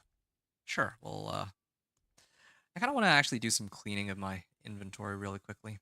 Mm, actually see which of these I don't need. All right. Yeah, I think I can intelligence chain lightning. Yeah, I can replace this. This is for incinerate. This is for fireball. I don't think, like, the only reason I probably kept this is because it's a GA, but I probably should just salvage it, be told. I think I'll ever be using that. This one's got a per second, but it is a 750. This is for +3 Hydra, if I were to ever make a Conjurer. This is also +3 Chain Lightning. I have, like, multiple instances of that now. Crit strike chance, damage over time, lucky hit chance. This, again, would have been nice, but I can't really use it for anything. Max life, resistance to all elements. I'm tempted to junk that one. Wild Bolt. Intelligence, max life, cold resistance. I feel, again, like that might just be... Okay, I have a second... wait, why am I even holding on to that? Let's get rid of this too. Get rid of that. Get rid of this. Resource cost reduction. I don't think I should hold on to resource cost reduction by itself. It doesn't have int, it doesn't have crit strike chance. It needs those two things probably to even be worth considering, I would say. This one probably was like an old armor that I was using before, and I just never really bothered to get rid of. Yeah, that actually sounds about right. Yeah, I think I can get rid of that. Per second, mine is better, I would say. Yeah, get rid of that. I basically kept... I think I can get rid of these. I like to hold equipment either for myself or for other people, but in this case, I think this might be, I have too much. I have too much equipment on hand. Yeah, I'll get rid of this too. This is like an old set of gloves. I'm gonna start getting rid of the old equipment that I'll probably never look at again. Get rid of these. I shouldn't even be looking at anything that's not ancestral anymore by this point in the game.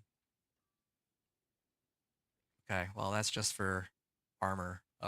Jewelry would be next. Okay, this one, if it doesn't have GA, I don't think I care anymore. I think I can get rid of this one. Maybe I'll keep. Source cost reduction.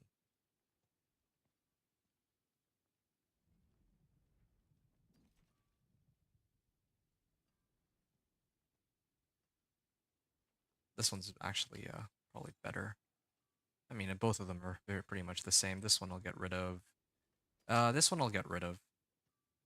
Yeah, kind of nice to not have to do this that often. And the stuff that... because Ancestrals come so rarely, like, I don't have to fill up my inventory with, like, complete trash.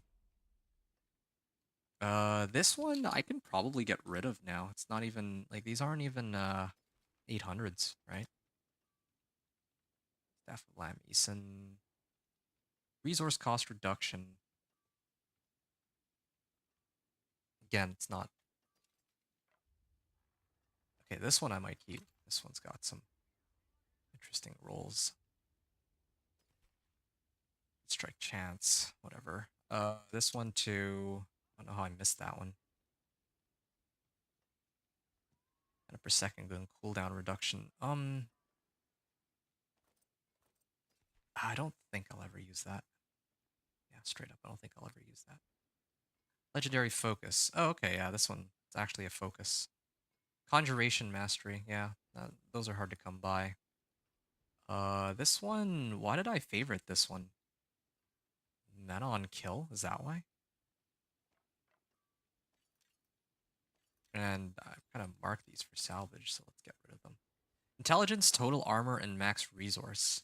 Strike chance, shadow resist. Yeah, I could actually salvage even more stuff if I really wanted to, but kind of feeling a bit lazy about it now. I want to keep, not here to salvage my entire stash. I'm just here to make enough space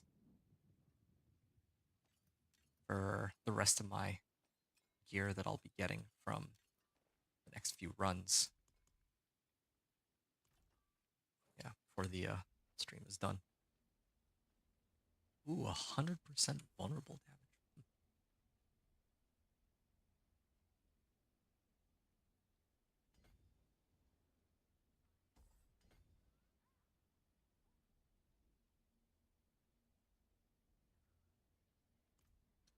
All right, we can continue here. It's my vulnerable damage at. That's what any damage at. 900, 700. Okay, it's looking pretty good here. I think that's not even. Yeah, like this has damage rather than. I don't think I have enough. Yeah, I don't have very many tempers left. I could roll off damage for crit strike damage. I guess that would work. Hmm. It's my crit strike chance right now. Even 38%, and then plus 38, so 76%. It seems. Okay. Oh, let's keep going then. Still got plenty of room to grow this character. Need more crit strike chance. I want to get to the point where every hit is a critical strike. That would be the dream. All right.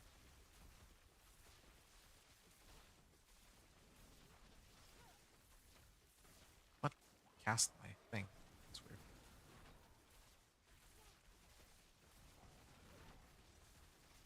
Why are these guys so much tougher now all of a sudden? It's very strange. They're also all unstoppable, so... Ow.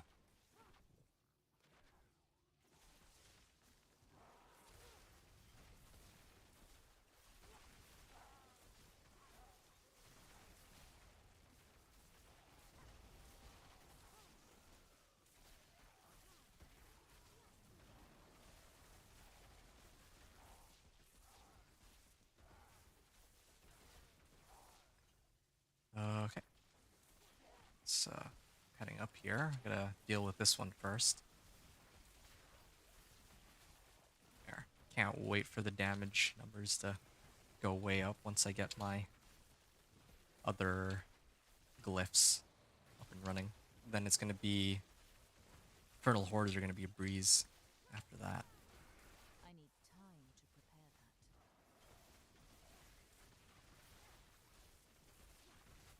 that. I need more Paragon points. Oh, okay, yeah. I'm kind of used up a lot of my Paragon points already. At least the boards aren't bugged like with a Companion Druid. Although it's actually kind of sad that like a bugged Companion Druid is doing like way more damage than a Chain Lightning Sorcerer. It kind of makes me wonder, like, I remember hearing that they had like buffs incoming for the Sorcerer at some point. I just don't know what they're gonna buff, and if they buff stuff, then what are they buffing? Like, because for the Sorcerer, it really is just an issue of damage. Like, everything else is fine. I clearly have good mobility. I have pretty decent survivability. In fact, I'd argue that I feel tankier with a Sorcerer than a Druid. I shouldn't, but I do, somehow. Uh, it really is just a question of, like, this Chain Lightning just takes forever to kill anything. And that's with, well, I mean, I guess I don't have that much yet, but I feel like at Paragon 225, I should be able to do a little bit more than what I'm able to pump out right now. That's how I honestly feel with this character right now. So, yeah, who knows? Maybe next season, Sorcerer builds, especially Chain Lightning, will be a little more reasonable. A lot of the other core skills have been forgotten too, like Ice Shards. Oh, wow.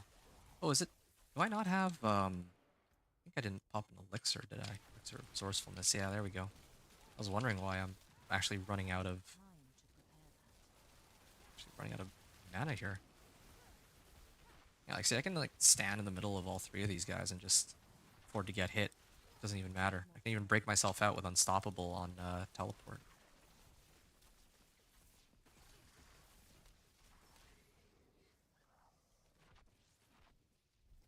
Right. I need more time.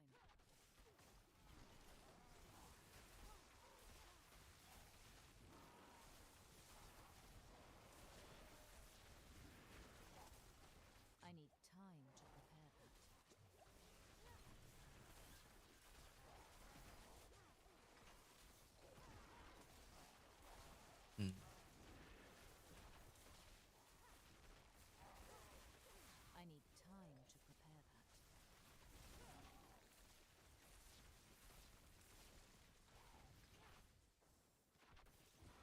Okay. I'm not ready yet.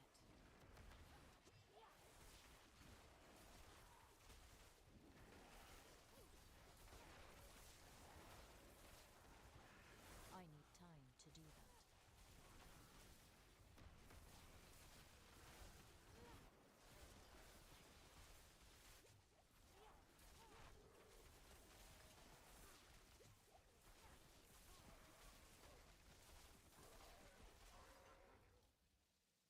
I'm gonna actually grab these potions really quickly, and then we can go in here. Oh, channeling shrine, nice.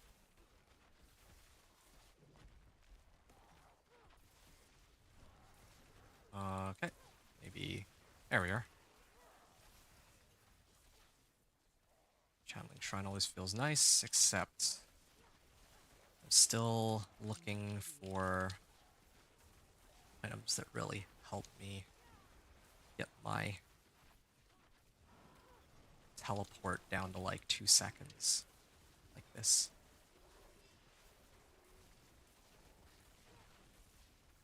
Yeah. Ow.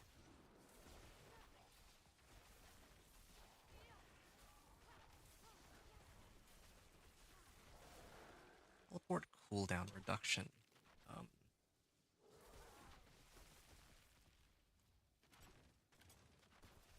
ooh.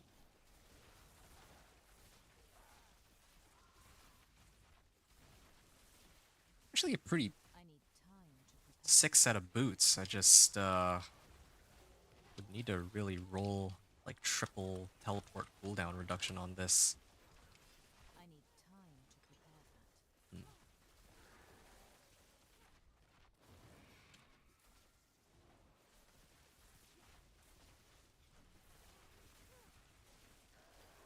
I'm not ready yet.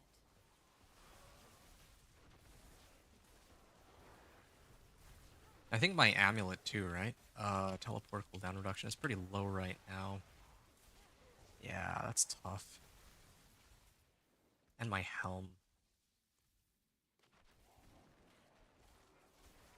Yeah, I need GA on cooldown reduction for my helm and for my I'm amulet. not I ready think that's yet. what it comes down to.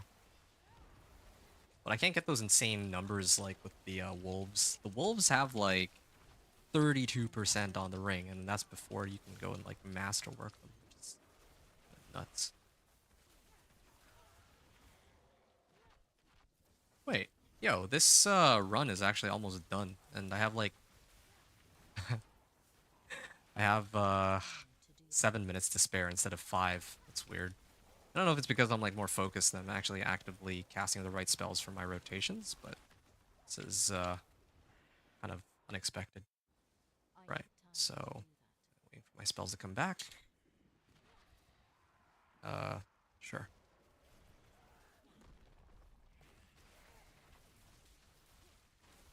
There we are.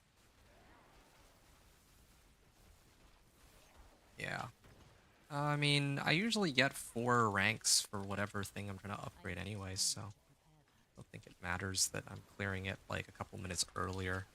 It's not like I get like sometimes I can only upgrade my glyph like 3 times. I'm not ready yet. But here I don't think that'll be the case.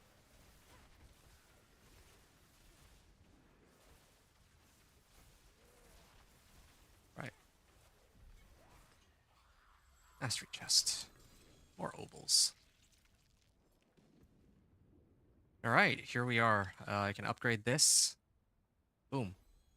Our crit strike damage goes up by 8%. So, yeah, this is a pretty massive boost, and that's not even factoring in that, I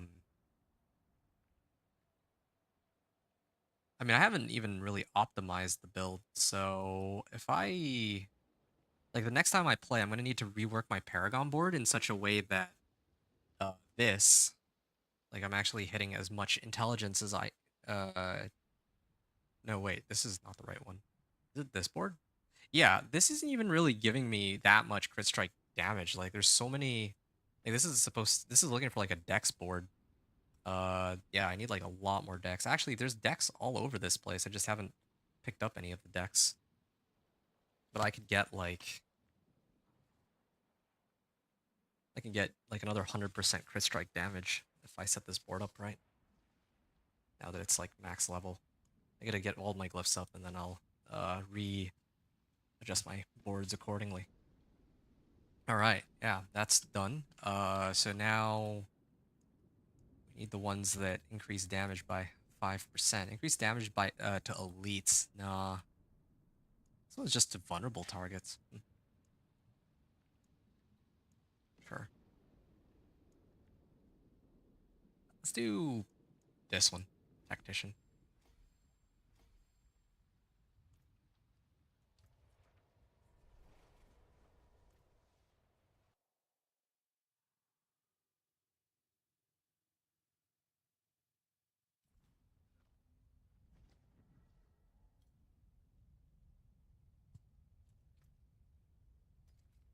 Oh, has a 40% chance to chain 5 additional times.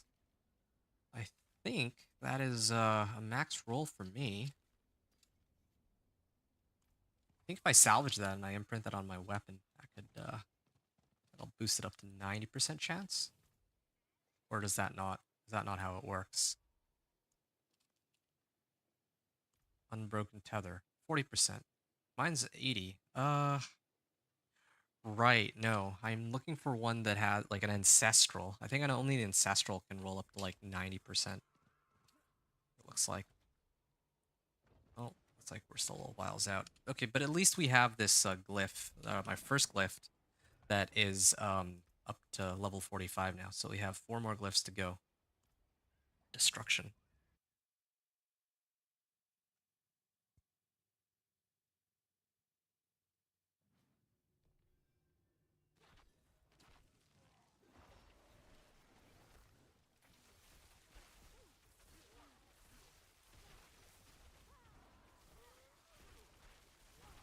Oh, I have more max life because somebody had popped a max life incense before. 102k. Yeah, we're gonna get those damage numbers up. Just you wait.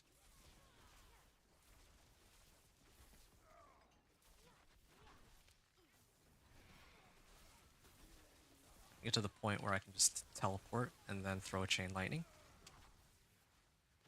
And then watch everything explode as I run past it. Oh, except for when it comes to DR monsters. But at least I can kill these now. I wasn't able to before. I can definitely feel like my damage has gone up on average.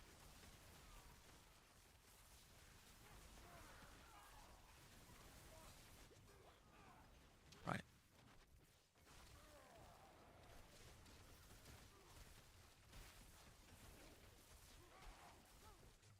That is a lot of damage from those shock lances. Ow.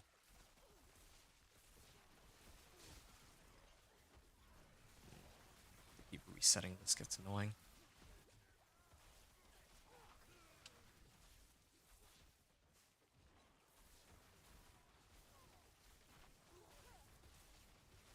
Here we go.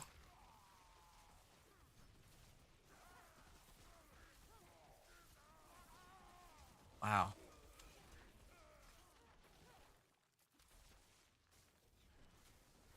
Yeah, I haven't really been counting the damage numbers, like, I'm going up, but 762k, yeah, that's definitely a lot higher than, I think previously my high for my damage numbers were like 500 or even like 600k maybe, but this is way, way better than before.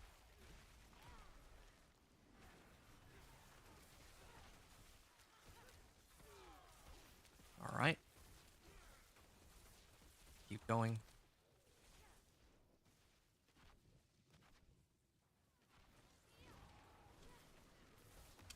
Ow.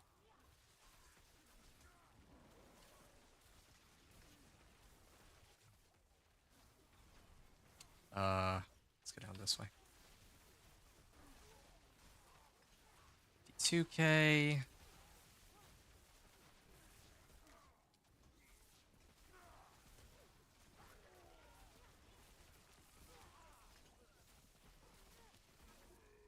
And here we are.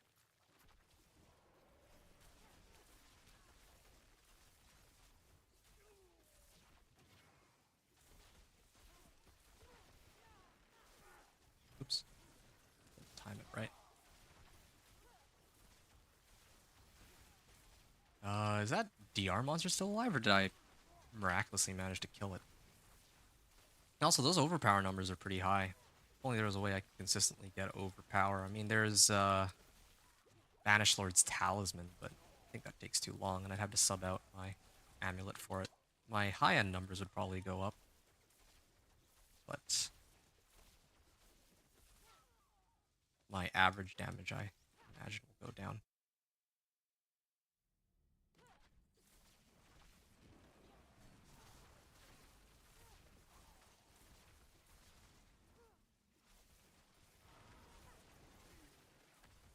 I need time to prepare that. There we are.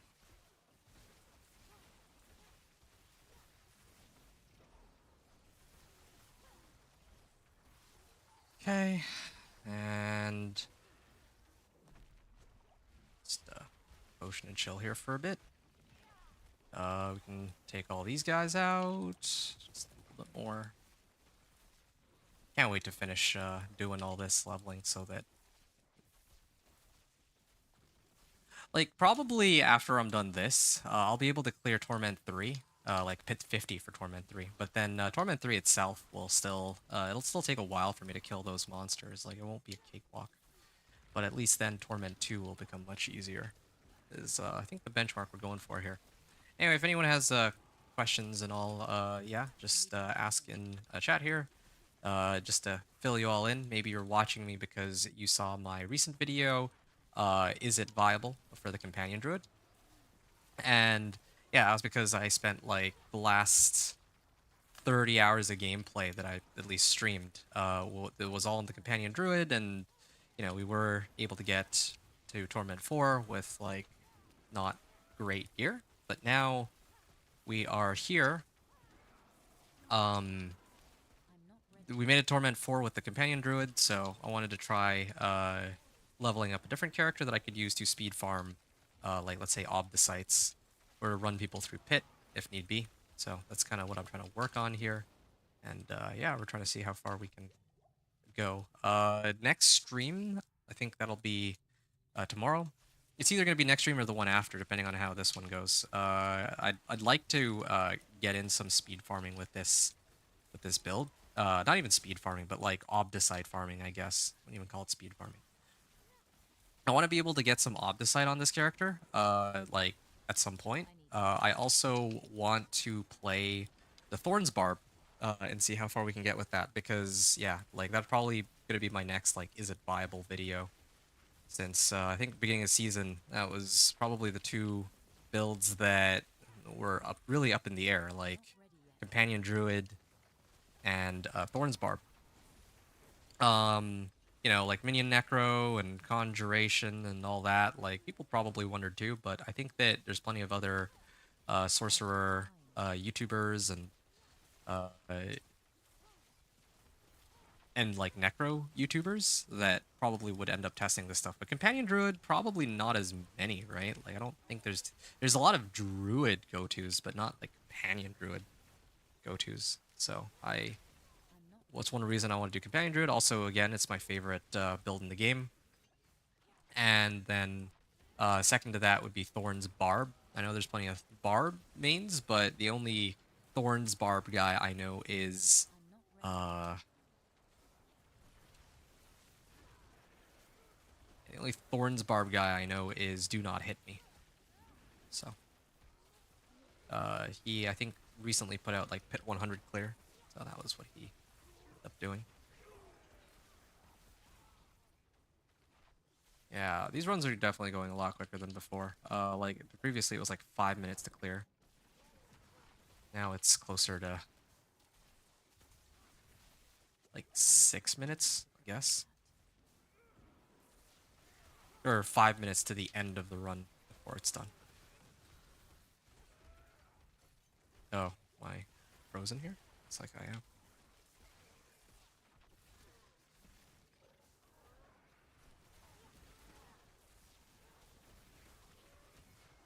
There we are.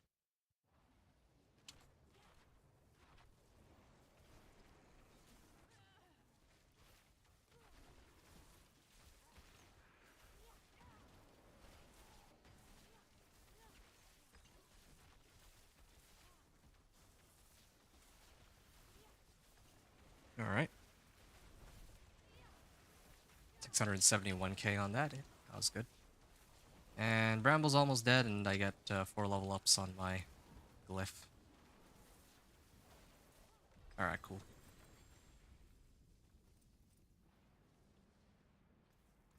Real good there. Right. So another 4 levels on this. Success chance is now 70%. So I expect it'll probably take another 3 runs of this. So this is like, what, 9 minutes? So another half hour before I can level up this glyph to max too.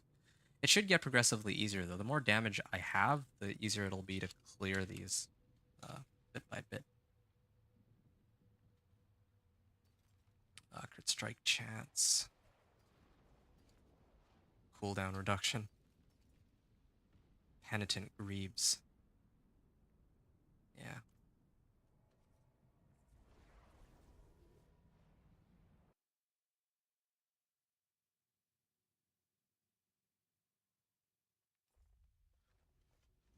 I need time to do that.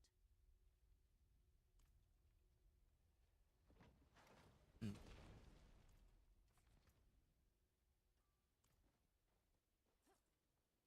I forge more than horseshoes and nails.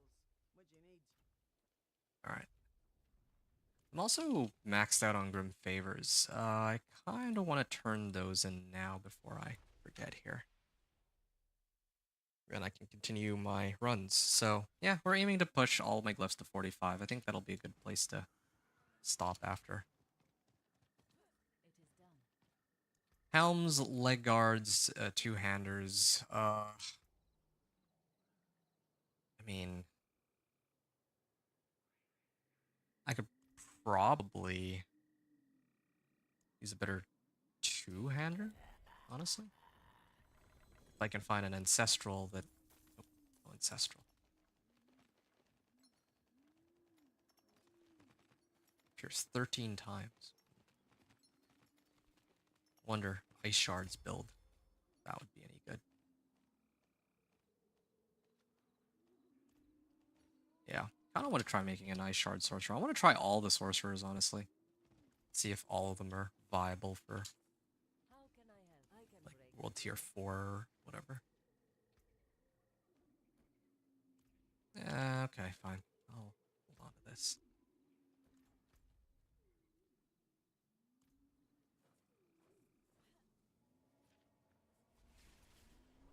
Oh, what? I'm on the portal. Surprised it made me wait, but okay, fine. Okay. Next, we I need will time keep to do leveling the next glyph.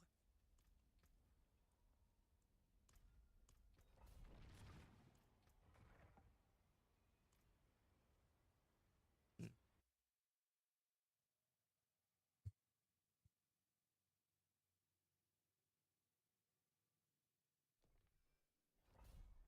All right. 2, 3. Okay. So then I teleport, blast a couple times. Just gonna keep standing still so that I get my bonus here from Inner Calm.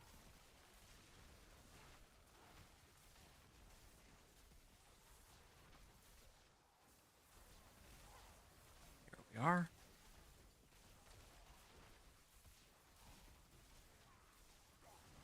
Dogan Shocklin is his name.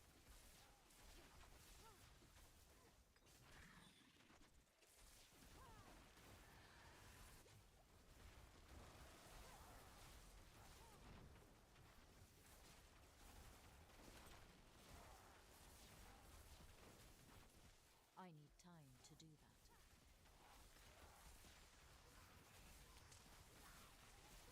that. All right. There's no DR monsters, and yet this guy takes a while to go down. Unless it's because it's chaining to everything else around him. I kind of want to try Ice Shards. I bet Ice Shards would actually be a legit sort of character for this. Yeah, I picked Chain Lightning just because it's like a very lazy, like, you press one button and then it seeks all the targets for you. I But need I think time Ice to Shards might be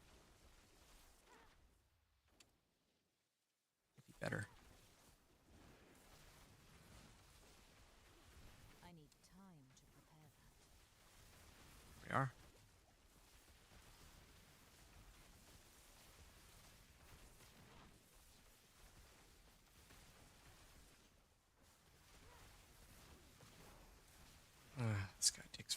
Go down.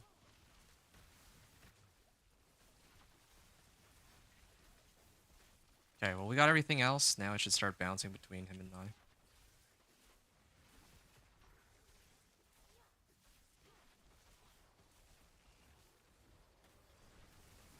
Okay, here we are. There's a nice pack here that I can deal with.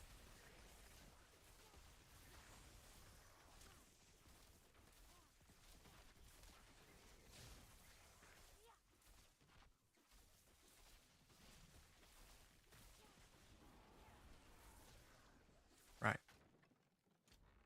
Which direction? I guess it's this way. Nice. I need time. Love the mobility. Druid would not be able to do this, but I mean, to be fair, the Druid would have been able to just clear this entire pack, like, instantly at this point.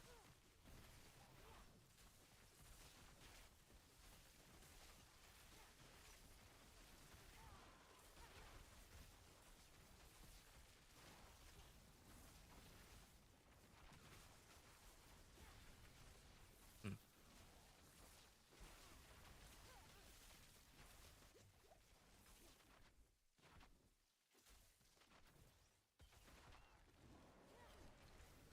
Right.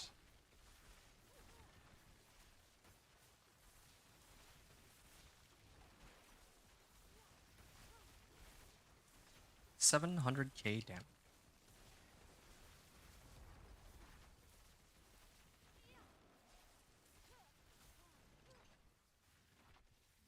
Ooh, there's another monster I can hit.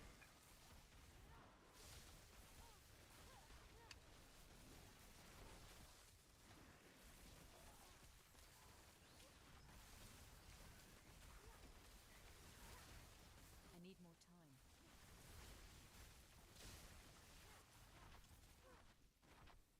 There we are. Charon's Demise. It's always Charon's Demise. I wonder. That's what they always name the next area. Surprised that they always name it such, but all good. I'm not ready yet.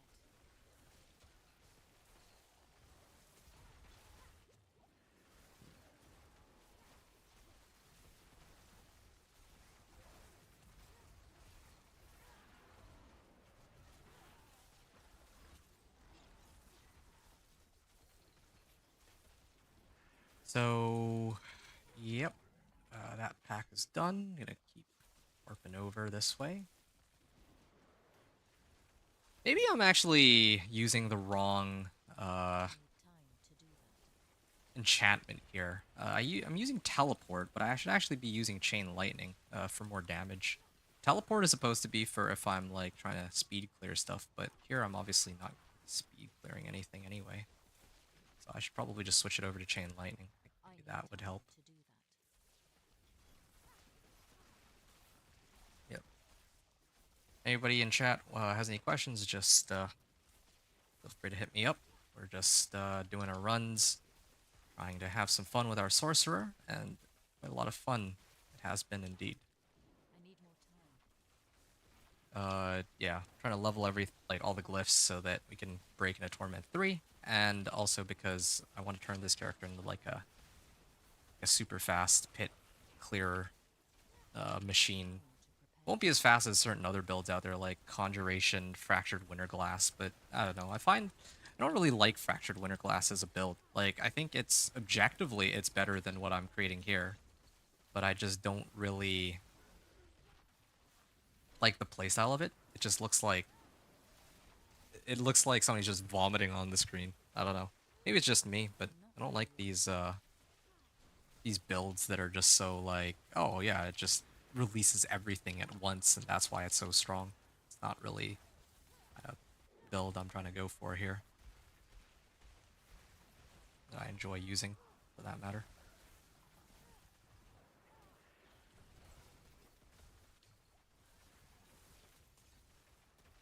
Here we are. And I'm still frozen for some reason.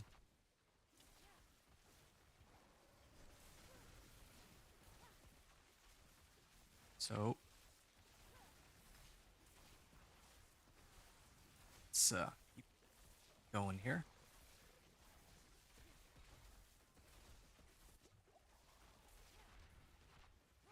Alright, nice. I'm consistently getting these runs below like 7 minutes left on the timer, or 6 minutes left on the timer now, so there's definitely some improvement, but I definitely want the times to... Okay, well, maybe even less than that.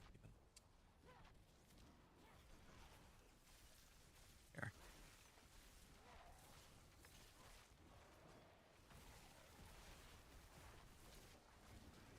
Alright.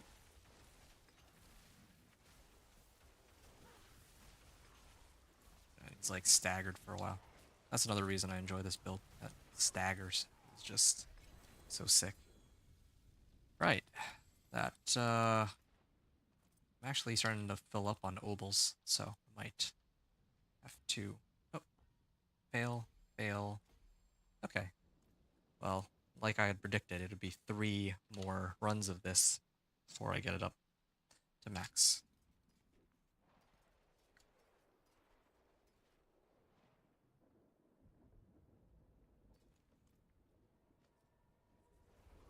Right.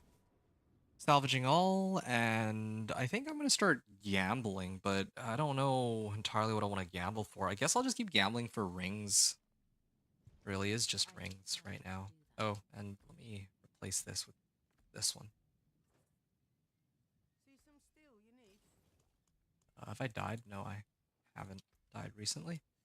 I'll drink this. Oh yeah, let's try to see if we can gamble for a better ring. Still don't have like a good ring. That's actually very blatantly the worst. Like even my Tal loop's not good. Oh, there. Perfect. Cooldown reduction.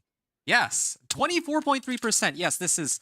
It's better in every conceivable way over my current Tal loop. Yeah, this is the very first thing I'm going to try to like get up to max. Yes, good. We finally got an upgrade for one of the things I was looking for. Salvage all rares, salvage all magics. This can go gone, gone, gone, gone, and then I don't think I need either of these either. So I can sell those. I have like a ton of iron chunks now. Actually, it's so full up on iron chunks. At this point too, I could probably start, like I have enough gold to start making like grand gems. Grand topazes? Do grand topaz. Get an extra 100 intelligence. But then also, well, yeah, I haven't even started using runes yet either. Runes would be probably very helpful. The fact that I still haven't touched those yet. I probably should run the Spiritborn and just get through that stupid like storyline so that I can actually start using the stuff now that the like go through the storyline as a yeah, that's probably what I should do next stream actually. Just go through the game as Spiritborn, like the campaign, so that I can actually see what the campaign storyline is about, and so that I can unlock runes and mercenaries. Then I can actually unlock the full potential with my characters. Like this guy, yeah, I can go get a bunch of royal topazes, but it's not gonna be as good as if I had like Warcry for 15% more damage. Things like that. So yeah, this is huge though. This by itself. Yeah, I should just go do all the Vessel of Hatred stuff. This is not even... This is not even like a character that I'm trying to use without Vessel of Hatred specific content. Like when I do my Thorns Barb, I probably will have to avoid using Rune Word still, but like because I want to do an Is It Viable video for the Thorns Barb next. Or like Torment 1 to Torment 4. But with the Companion Druid, like, yeah, that one I've already gotten him to Torment 4, so I don't know if I really care to try and keep pushing him as like oh, he's not using Vessel of Hatred stuff. Like, that was meant to prove a point, and I've already proven that point, so now it's just push to pit 100, which means I should just use everything at my disposal at this point for it. Well, I don't know if anyone cares, if that makes sense to anyone, but yeah, that's kind of the situation. cooldown reduction. Oh, teleport's finally under 5 seconds. That's good. Let's with that then. What's the cooldown on my evade anyway? No idea. Well, either way, at least my chain lightning's up to speed.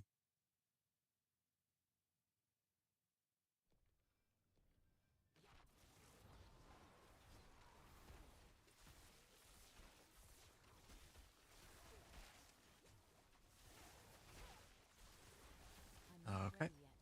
This is taking a bit longer than I remember it being in the previous run. And actually upgrade or downgrade anything. I mean, I have like chain lightning as an enchantment now, so it should also increase my overall damage here.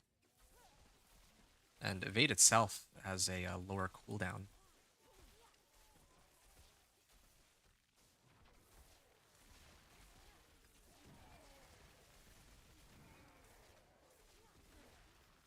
Evade itself has a lower cooldown than teleport enchantment, so.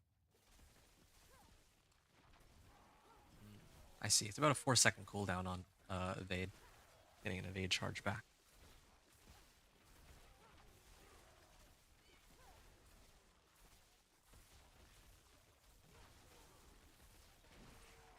Right.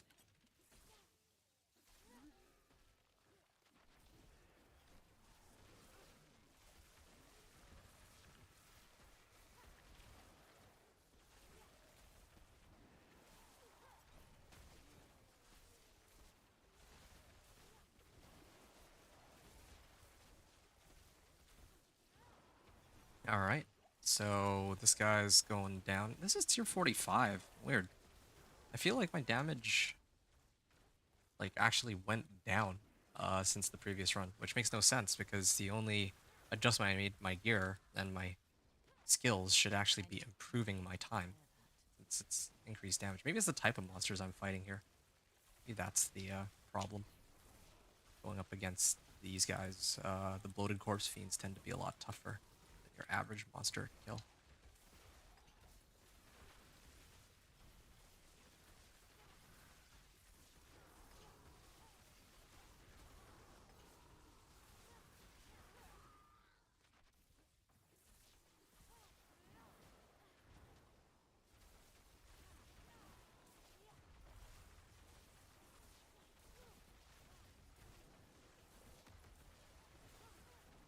All right.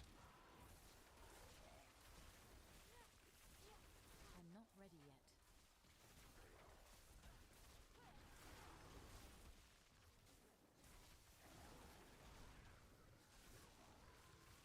Let's keep going here. Another pack. I really do wonder what the time on this one is going to come out to be at this rate. I wonder what the time will be on finishing this because oh, we haven't had any shrines yet either. Ow. All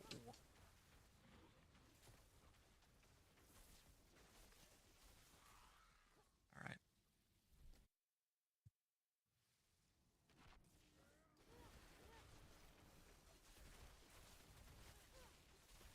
Yeah, since again, I have like more damage than before and it feels slower, but I think maybe the bar might be like I might actually be even though it feels slower, the speed of the actual run itself might be quicker. So we'll have to see.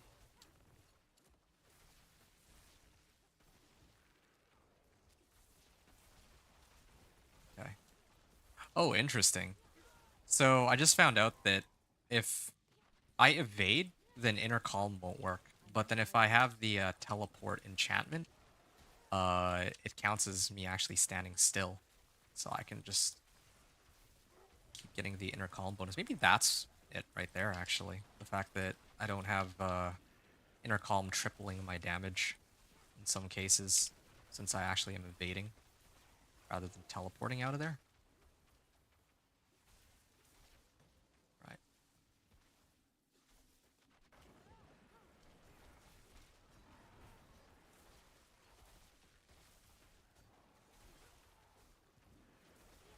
I need time to prepare that. Unlucky hit chance on this. Channeling Shrine? Okay. I'm not ready yet.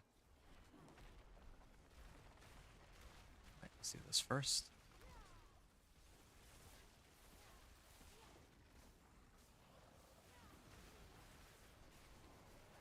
Alright, here we are.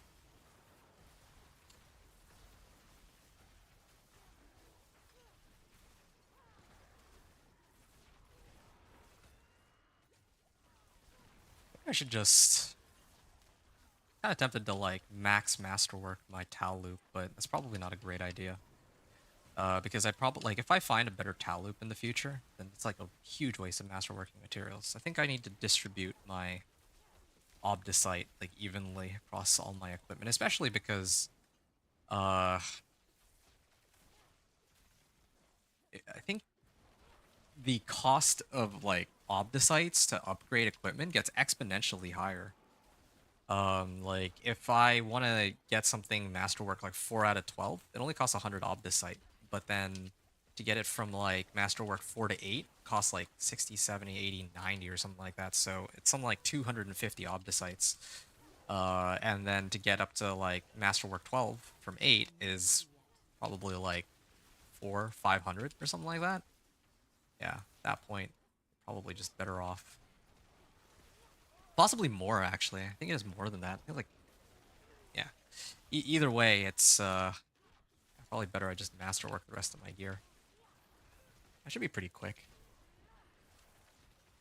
I don't run a Nightmare Dungeon, see how quickly I can do that now. I'll probably do it after my next glyph. I think I can speedrun, like, these Nightmare Dungeons now. Like, I can... Yeah, I wanted to actually try it. I think that on this character, Nightmare Dungeon farming Obdicites is quicker than running Infernal Hordes. For other people, it's like, you know, it's kind of like a coin toss, like, depending on how your build works. In my case, like, I don't have enough damage to clear the waves quickly on Infernal Hordes. I'm trying to work up to that. I want this build to be at the point where I can just, like... I can, like, set Chain Lightning to, like... So I can, like, maybe grab a controller, right? And then set Chain Lightning to, like, I need time to prepare. the A button, and then just hold down the A button with a rock, and then go grab a snack, and it would just, like, automatically get me through the waves. That would be the dream. Time to prepare that. Like, actual AFK farming while I watch TV or something. That'd be so good.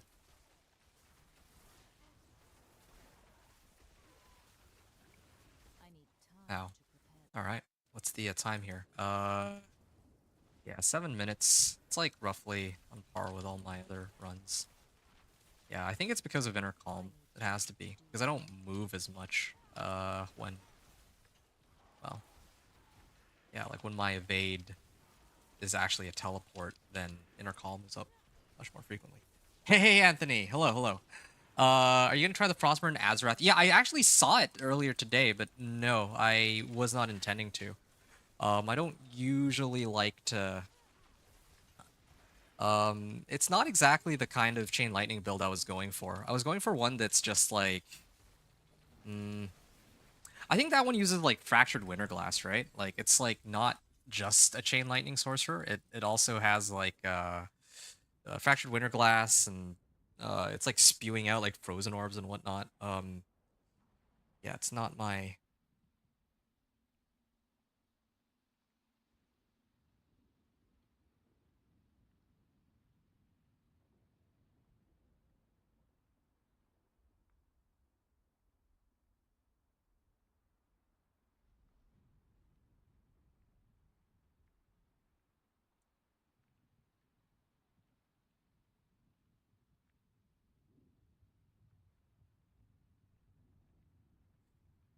Yeah, so, by the way, Anthony, I don't know if you have, like, a Twitch account or what. I'm just gonna link this here, just because I know that YouTube has a delay in when I say something, and then you'll actually be able to hear my response to any question you might have. So I just wanted to toss that up as an option for you, in case you'd want to hear my response in real time.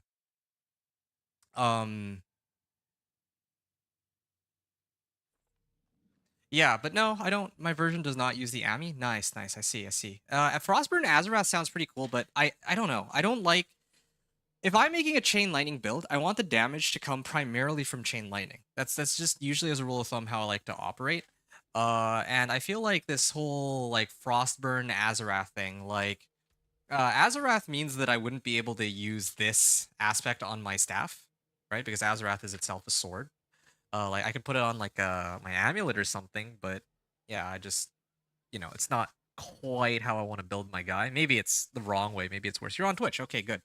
Or I mean, nice. I mean, like it's not doesn't really affect me too much either way, but yeah, just in case it makes things easier for us to communicate so you don't have to wait like forever. I always like to point that out. So, Azarath. Yeah, my problem with Azarath, like I said, it's a sword, so I'd have to give up like my staff for it. Frostburn is okay, I guess, but again, it's like banking on lucky hit to do fire and cold damage, and I don't personally like that setup. I'd rather the damage come primarily from chain lightning. Like I want, yeah. That's this kind of similar situation with Fractured Winterglass. I don't want to like throw on a Fractured Winterglass, have chain lightning, and then most of my damage is coming from the Fractured Winterglass. I guess if that makes sense. Axial Conduit might be okay because it's still chain lightning, but yeah, the way I kind of want to build my or my chain lightning Sork, I wouldn't want to use Frostburn for that. I just don't really like that. From what I've seen, I don't really like how the playstyle of it looks. Yeah.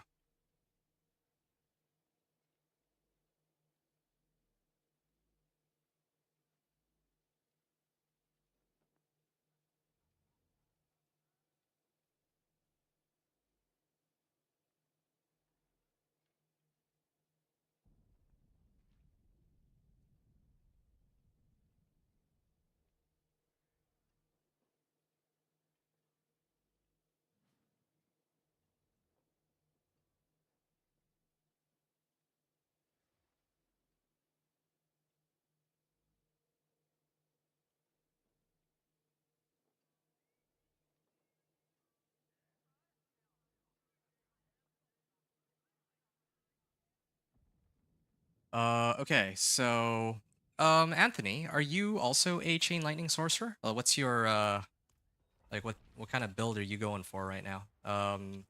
Yeah, so I'm guessing that because you mentioned like the whole Frostburn and chain, you have your setup has 75% lucky hit. Your damage comes from the CL, the free CC them.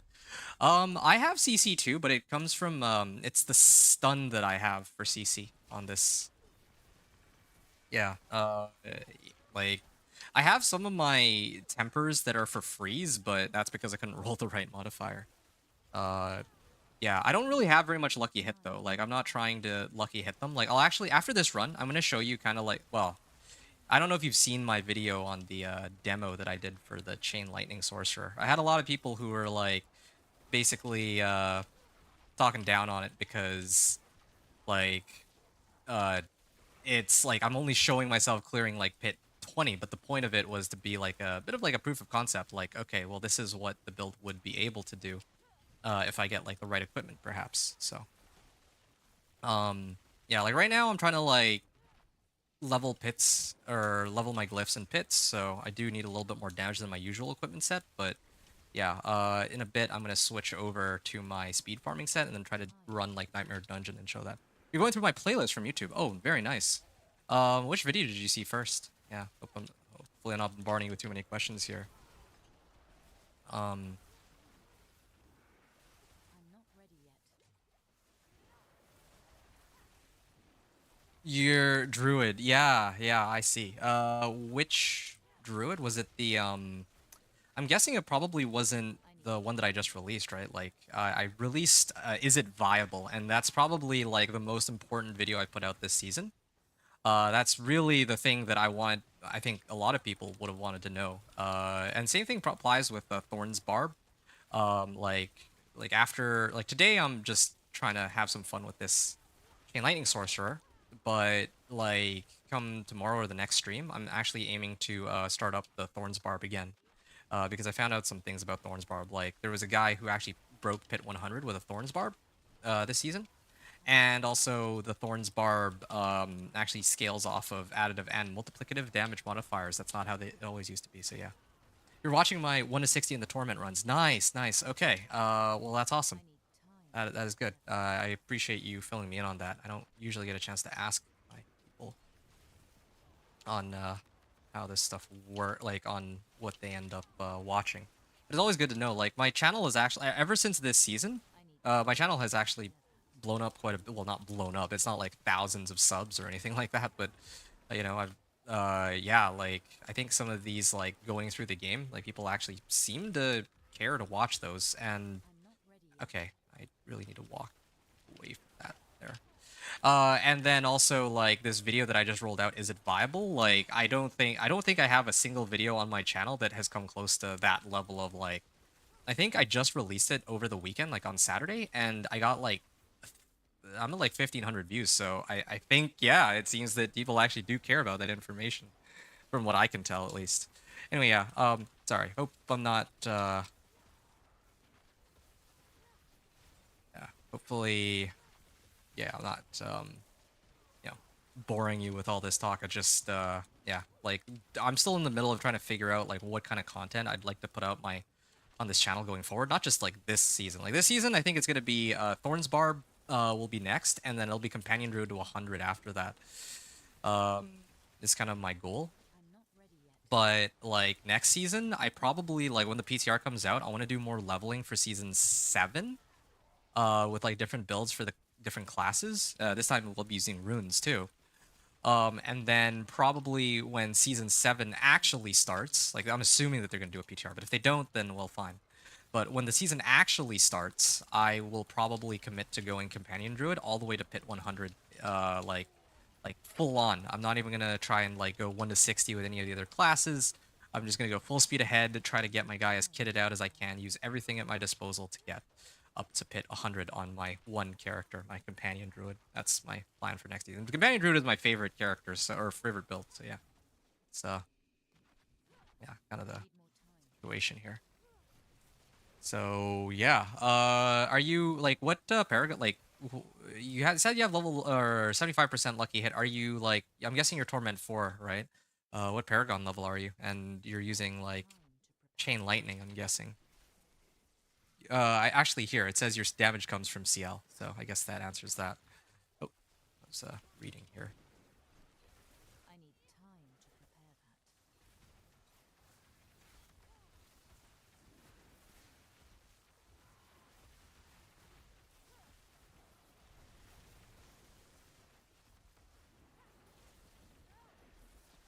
I need time to prepare. Um, yeah, those Torment runs. Like the thing about those Torment runs too that I've uploaded. Your T2. Oh, okay. That's actually pretty cool. You have lucky hit chance 75. Let me see this real quick. Your lucky hit chance is plus 75%. But you're on Torment too. Yeah, I don't even have anywhere close to that chance. Lucky hit I'm chance. not ready yet. U2 Paragon 204. Wow, wow. Okay, I see. Yeah, I mean, like, here's something I noticed, by the way. I'm kind of spoiling a bit, but at the end of the run of my Companion Druid, I made it to, like, I cleared Torment 4, but I think it was by a fluke, because I tried to, like, do it, like, a couple more times after, like, I talked about this in my video. I tried to do it, like, a couple more times after I cleared it the first time, and I failed, like 5 or 6 or 7 times, like, and then even I went back and rewatched my clear on Torment 4, like I need the time. one that was successful, like the first time. And in that run, I saw that in that run, like I was actually pretty far away from the end of the bar, and it just jumped me to the end. Like yeah, I didn't even notice that, but yeah, like I got really lucky on that run. I was able to clear up the Torment 4 with Companion Druid at like Paragon like 180 or something like that, but that was sheer luck. You're doing pits to get the glyphs up? Yeah, yeah, that's the way to go, I think. I'm kind of in that boat right now too with my Sorcerer. Trying to get it up to like level 45. I'm not ready Um, yet.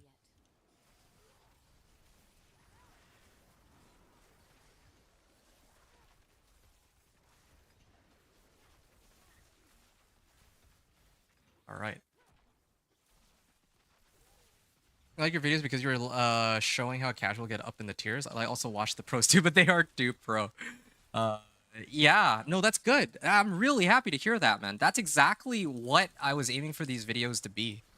Because yeah, like a lot of people end up comparing my content, like the more nasty commenters on my videos recently. But yeah, like a lot of people are like watching my content and kind of like comparing like, oh yeah, like this is like this is like nothing compared to Spiritborn. But I mean, yeah, surprise surprise, not everyone wants to play Spiritborn. And also like yeah, like I wanted to yeah, showing how a casual will get up in the tiers is actually a perfect description of it. Like this is exactly also why with my companion druid I opted not to use any Vessel of Hatred specific content, because I was like, okay, well, what if you don't own Vessel of Hatred, right? Like the next season I'm not going to make that assumption. I'm just going to use like play Vessel of Hatred content, like whatever. But yeah, like I wanted it to be like the kind of content where even if you just bought Diablo 4 by itself and you don't have access to mercenaries, and you can follow along. That was the plan. So I'm really happy to hear that. Yeah, this feedback where you're enjoying my content for the very reasons that I put out my content the way I did. That's good. That's really good. And especially the "is it viable" video. Yeah, like it's it actually sums up everything that we're talking about here, because yeah, like as a casual, how long did it take me without a lot of these things that these pros have, right? Without trading, just solo, like going through the game, uh, you know, getting the things I needed to slowly but surely. I'm not the best player either at all, right? Like I'm really like, I wouldn't say, I don't know like what kind of skill metric you use. I don't know if I consider myself like a mediocre player. I don't think I'm a bad player, but I don't think I'm like a great player either. So yeah, when people watch me, I feel like it's more relatable, if that makes sense. Like, it's not like, oh yeah, I'm in Torment for like crushing Pit 100, and then the content is like you're like all the way in Torment 2, and you have no idea how I got there, right? So yeah, that's good. That's really good. Thanks. That's actually, it might not be intentionally this way on your part, but that's actually very motivating to hear.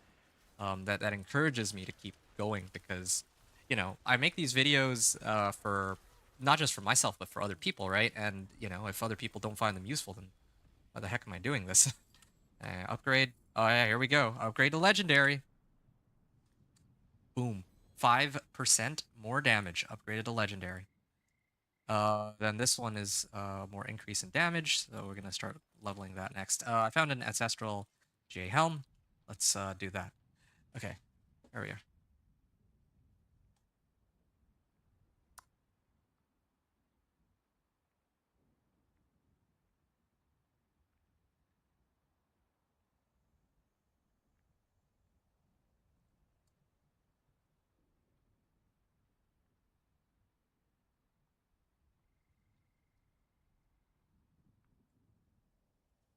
Uh, 1 second. Sorry. Um,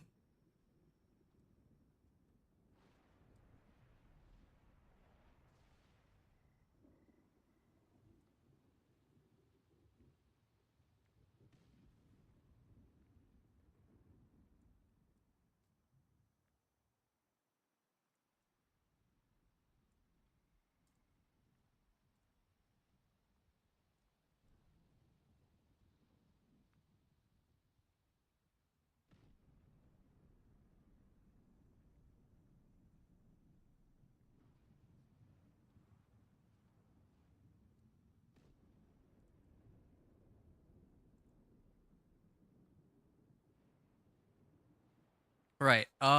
Okay. The next, let's. Sorry, I had to message somebody really quickly, but yeah. So I'm just gonna salvage all this really quickly, and we can keep going. Okay. Nice. Okay, so I wanted to actually take a moment to show my build. I don't know if you've seen my demo, but I wanted to show you like, I mean, there's a number of people watching too on YouTube. I wanted to show you all, this is kind of what my Sorcerer is capable of doing right now. I just need to switch my boots really quickly, and then we can, I'll show you guys the kind of setup I'm trying to do here. Let's see. Where's my amulet? I had a good amulet. Is it it this one? No. This one, right? Oh, wait, that was for my druid. So this is Rakanoth's Wake. I could use that one, but it's not. Where is it? I don't know where it went. I had my... Don't tell me I, like, salvaged it or something. That was, like, kind of crazy amulet, so... Oh, no, it's this one. Okay, here. So this is the amulet, and then I think I'm supposed to use either Flicker Step or... My teleport cooldown here is 4 seconds as it is. I either use Flicker Step or I use Rakanoth's Wake. If I use Rakanoth's Wake, my teleport actually, or, well, cooldown actually goes up. But if I put this on, it goes up to 4.65. I think that's okay. So let's give this a spin. So I'm going to drink a potion here, and I'm going to go into a Nightmare Dungeon just to, again, show you guys kind of how, like, in the future, I want to show kind of what my build is going to look like, what I want it to be. Carrillo was saying there are times where people like Rax will try to say he's speaking for the casuals, but when he plays the season start, we'll get to T4 in about 1 to 2 days. Okay, so all right, yeah, I'll read the rest of what you're saying, and then I'll kind of... Wow, these guys... Oh, it's because there's DR monster here. Okay, that's why. I was like, why is he taking, like, no damage? Yeah, so it's supposed to be... Aside from the DR monsters, it's supposed to be, like, teleport, hit, my teleport's back again. Hit this. Hey, there's an XP well over here. So I can hit this. I can hit it. There's Obdicite coming out. I can warp here, warp here. I kind of warped into a wall, but yeah, you can see here, double tally again. Very nice. Chain Lightning at some point will be able to instantly kill everything there. Yep, and then my teleport's back. Teleport, kind of like if anyone's ever played Diablo 2 Resurrected style of gameplay. I know it's not quite like that, but that's what we're aiming for, right? Yeah, these DR monsters really do slow me down, though, I admit. Yep, and yeah, with Flicker Step, I get like +2. I get like attacks reduce cooldown by like 2.5 seconds, so that's pretty good. I think I can even like masterwork that, maybe. Not entirely sure, but that'd be kind of cool if I can. Alright. Alright, sorry, I got sidetracked here, but yeah, I was trying to kind of demo this character. Anyway, now I can actually read here. So, yeah, all because he knows how to get the... Yeah, so he gets the T4 in about 1 to 2 days because he knows how to get the right armor and weapons. Okay, so it's interesting because I have a few thoughts on this. So yeah, I completely agree that, yeah, like, Oh, okay, this is, multiple waves. This gives me time to talk. So I completely agree that Rax is not, like, a casual player. Like, I think that, it's interesting because I feel like the people who post on like Reddit or who like make all these like YouTube videos, right, are not the average player. Like from my experience, the people that I've talked to who play, like I've talked to a number of people who play this game, and the vast majority of people that play this game that I know like are like really on and off about it. And it's to the point where they haven't even broken into Torment 4 yet, right? After the season's been out for 2 weeks. In fact, they probably won't even touch Torment 4 until all the way until like maybe like next month or something, which is completely fine. But that's like what a true casual player would be. But meanwhile, a lot of the people that I encounter like on these YouTube videos are people who actively watch Rax, who know what the best builds are, and same thing on Reddit. It's like, oh yeah, the game is kind of boring. I hit Torment 4, there's nothing to do. And, you know, that comes with like many, I want to say dozens of hours of gameplay, right? Like, and dozens of hours of gameplay for people usually is like weeks upon weeks of gameplay. So, yeah, no, I'm with you on that. I'm totally with you. That yeah, that's definitely not like your average. Like Rax is not what you consider an average player. But I'm not even like thinking about Rax in this case. I'm thinking of like even like your average like Redditor who's on like the Diablo 4 subreddit, and he's like, you know, oh yeah, like I'm a casual player. I put in like 40 hours of gaming a week, like of Diablo 4, and I've run out of stuff to do. It's like, okay, well, what do you expect, right? But sure, that's like just talking about for casual players. If we analyze the situation with Rax a bit more, um, it's interesting. Like he got to T4 within 1 to 2 days. Like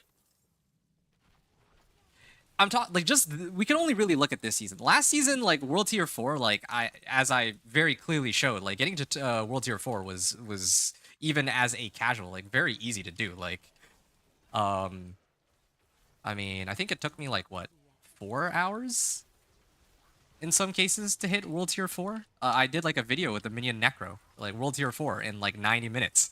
And I kind of went through it like step by step too, right? Like I made like a whole leveling build about it, right? Like it wasn't hard. Like you just need the right tempers, which they provide you with, and then they give you you just need to go run one dungeon for the right aspect that you need, like, and boom, you're in Torment or World Tier 4. So before this season, like I guess we're not going to talk about World Tier 4. I feel like that's like whatever. But this season, the reason he hit Torment 4 right away is because he's playing Spiritborn and he's using like the best of everything. And he also had access to the pre-release build too. So he knew going into it like what the best way to farm was, the best like well, maybe not the best way to farm, but at least the best way to level. He knew what the best build for Spiritborn was, and that is definitely knowledge that the average player would not have, like right off the bat, right? Now, one thing I want to point out though is I probably would have like I'm definitely not as good a player as Rex. Okay, like this is very obvious. I don't think this needs to be said, but I'll say it anyway. I admit though that yeah, it took me like 60 hours at least of gameplay to make it into World Tier or to Torment 4, but that's partially because I was also playing a lot of other characters too, right? Like as you know, because you've been watching the playlist, I did one for the Rogue, I did one for the Sork, I did one for like every class except for Spiritborn because everyone's making a Spiritborn, so I didn't really see the point in doubling up on that. So yeah, that's kind of how the this is how the build works for the Nightmare Dungeons. Hopefully that was at least kind of fun to watch. But yeah, I'm gonna go back to the Nightmare Dungeons. I just wanted to kind of show that off to anyone who was at all kind of interested in how the build is actually supposed to play once I actually get all the equipment. So yeah, what I was trying to say was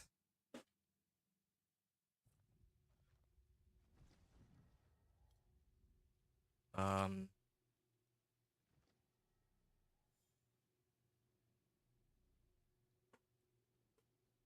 yeah, like the I feel like in my case, I do know a lot of the things that I'm supposed to get, but I did very much gimp myself in a number of ways when I was going through it too. Otherwise, I feel like my run getting from Torment 3 to Torment 4 was like 17 hours, but I probably could shave off a lot of time. Like, I still haven't turned in any of the season journey rewards caches. I know these exist. I intentionally avoided using them in the event this is like your first character, right? Uh, that was my plan at least. So yeah, like I could have turned in all of my season journey rewards cache and gotten an ancestral weapon since like Torment 2 even. Or like I could have used a lot of the runes and rune words from Vessel of Hatred. That would be a huge boost. That's why I'm saying that like next season, I definitely want to I want to run it back, Like um I want to actually get my companion druid with every conceivable advantage to put well aside from using exploits, I guess every conceivable advantage uh to get to Torment 4 as quickly as I can, like full speed, not switching off and playing like other classes, like just full on this is the run. It took me like, and this time I didn't do the Vessel of Hatred campaign. Next time I would do Vessel of Hatred campaign, I would do Vessel of Hatred campaign, so that would probably get me to, let's just say within 4 hours I get to Torment 1, and then Torment 1 to Torment 2 should still be pretty easy. That should still be like, 1 hour, maybe 2 hours, 2, 3 hours tops, right? And then Torment 3 to 4 would be like, or Torment 2 to 3 would again probably not be too bad. It would probably be closer to like 5 or 6 hours if I have my ancestral weapon right away. If I actually, now that I know where all like the stuff to get like master working materials and whatnot are, that would be super helpful. That would have been really useful information. Anyway, what I'm trying to say, and then I don't know how long it would take me to get from Torment 3 to 4. That's the real big question mark. But what I'm trying to say is like, yeah, like Rax is definitely not a casual player. He's probably on the top end. Him and like Wadijo, Rob, all these other crazy names. But me personally, like, yeah, I think that me putting out these videos where I spend 17 hours to get from Torment 3 to 4 is not. I feel like there's a lot of asterisks beside it, right? Like, this is if you're not using something like completely broken like Spiritborn. This is if you're not using the Obdicite exploit in Infernal Hordes, right? Like in Infernal Hordes, there's an exploit that allowed you to get almost a limitless Obdicite. Uh, this is like, this is going to be a run where I'm actually using the Vessel of Hatred stuff, so mercenaries and whatnot. Like, you could certainly, as a casual player, be beating Torment 4 in well under the amount of time I did, for sure. So, yeah, there's a lot of stuff, like, yeah, what I'm trying to say is I'm not only doing this run as a casual player, but I'm doing it as like a, if everything was basically working against you, right? Like, then yeah, like in the absolute worst case scenario, this is roughly how long it should take. So it's definitely not just a casual run, but one that is limited even further by certain conditions. Yeah.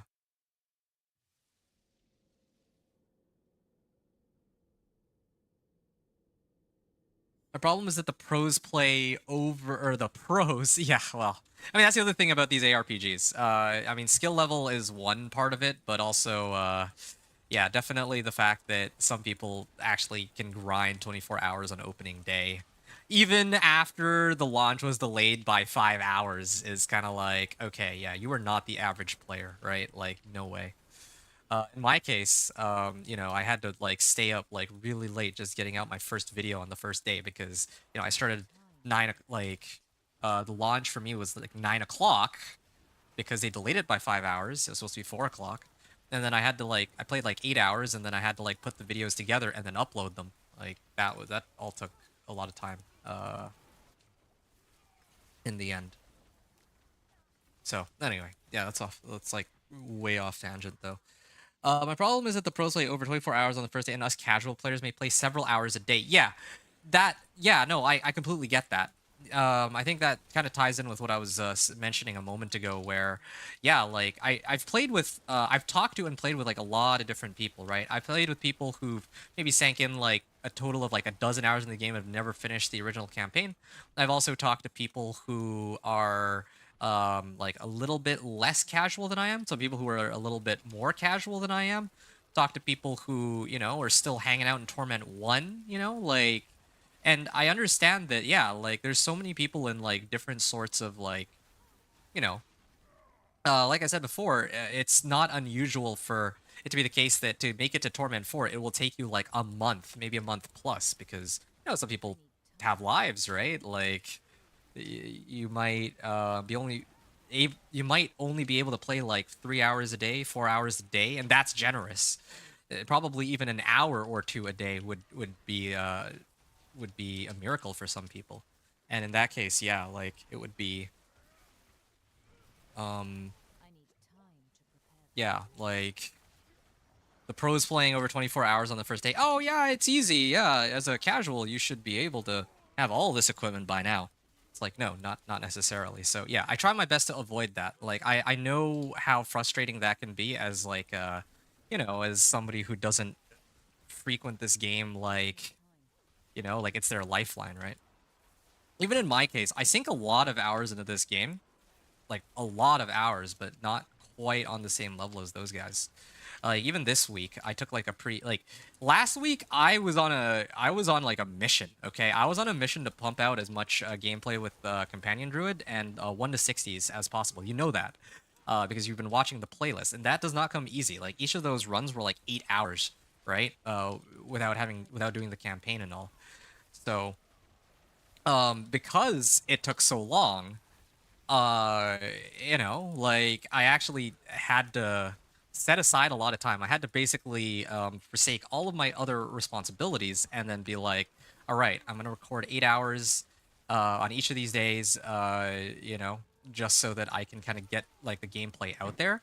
I was only able to do that for like 1 week, and then I did like gameplay with a companion druid over the weekend, and then that was like as much as I could binge. Last week, I did a combination of different things. Like I had to catch up on sleep because I was so sleep deprived the last couple days from all of the gameplay that I've been doing.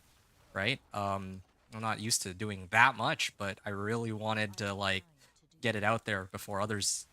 Um, you know, like I just wanted there to be the content that people can see. Like, okay, so this is how long I could expect to take. Um, because people were wondering like at the beginning of the season, like day one, like, okay, is this build viable? And if it is viable, how long would it take for me to get there? Yeah. I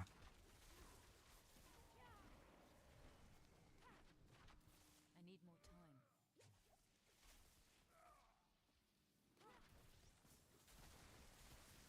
So yeah, I mean that was quite a lot of words, but you kind of get the gist of what I'm saying here. And actually, yeah, this run is going way more quickly now that I have another glyph that's providing like a multiplicative damage boost. And that multiplicative damage boost grows too the more I level this glyph, so it's exciting. More damage coming up. I'm not ready yet. Ow, ow, ow, ow. That actually hurt.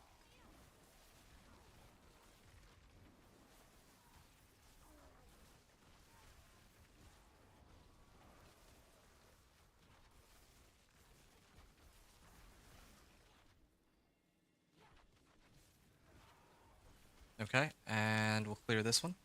Can I link the build I'm playing for? Yeah, yeah, absolutely. Absolutely. I don't think, yeah, we don't have like Nightbot to time you out here either or anything like that. Yeah, here, yeah, please do. To be honest, I was actually going to ask you if you could provide a build for your character, but then I don't want to trouble you, so I didn't end up asking for it. Yeah. All right, Mobalytics. Let me, oh, okay. This is actually really good timing. I just have to finish clearing this boss here, and I can take a look. And yeah, you can see the good old stagger comes up pretty quickly. Kind of crazy. My druid cannot stagger anywhere near that Time to quickly. prepare that. It's someone else's build, just copying it. Oh, okay, I see. Yeah, I usually like making my own builds from scratch. It's my I need time to prepare that's where a lot of the fun of the game comes from for me. A lot of people have said like, oh yeah, I mean every build is just a copy of other ones, but I mean there's usually like little variations too, right? Like this is like for me, I'm trying to make like pure chain hey, this is a perfect roll on Tal loop. I like to have pure um okay. Yeah, I like to have like a pure chain lightning or whatever damage source I'm trying to do. Maybe with conjurations, it's kind of the plan. Don't want to rely on like fractured winter class, like I said a couple times before, that kind of thing. Right. Okay, I'll take a look in this build in a second.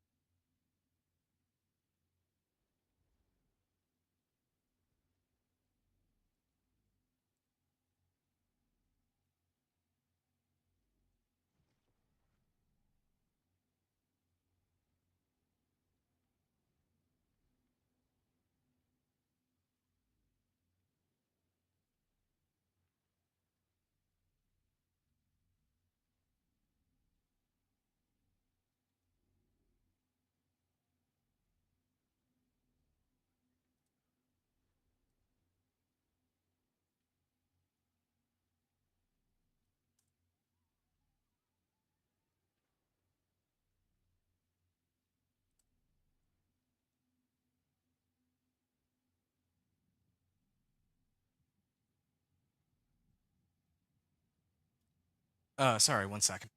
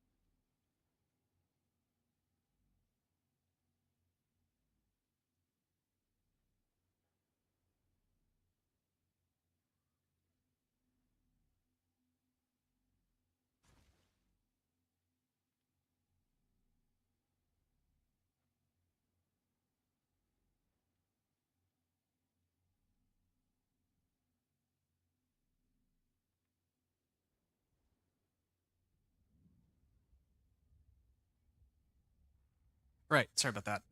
Yeah, let's take a look at this build that you linked me to. Okay, let's see.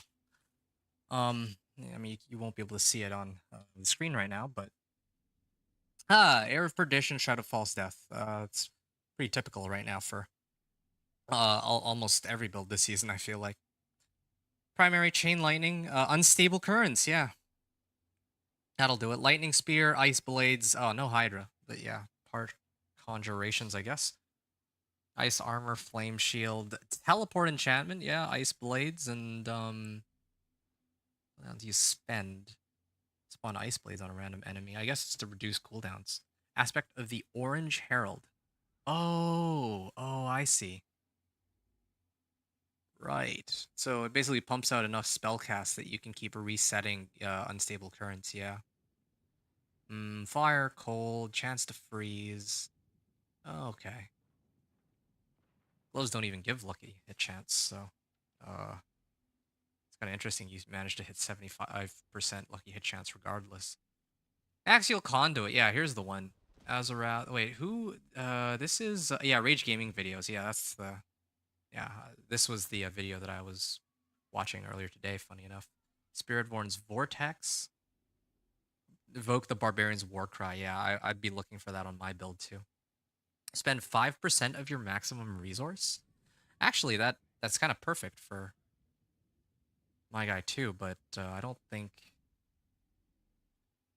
know if I'll be able to use up enough essence or mana in this case. Hint, armor, gems. Okay. All right. Storm Swell aspect. Um okay, that's pretty interesting. I don't know why, like, I guess Storm Swell does make sense. Just keep Ice Armor up forever. Ring of Starless Skies. Like, I'm using Edge Masters and Inner Calm. I think I would probably take. You know what? No. Storm Swell makes way more sense actually, because if you have like Ice Armor permanently up somehow, then yeah, you're getting like 35% like times 1.5 because it's an amulet. Let's just say base percentage 35%. Edge Masters only gives like maximum 20%. Conceded 25%, and Inner Calm is 10%. It triples if you're standing still, but if you're not standing still, then well, even if you're standing still, it would only go up to like, well, yeah, having to stand still is a pretty big drawback. Um, yeah, wow. I think that I saw the video of this in action, and it actually obliterates everything. So I kind of get behind it for sure. Paragon board too. Yeah, it doesn't even use up all like 300 Paragon points either. You don't have the, yeah, yeah. I'd be surprised if you had the mythics at this point.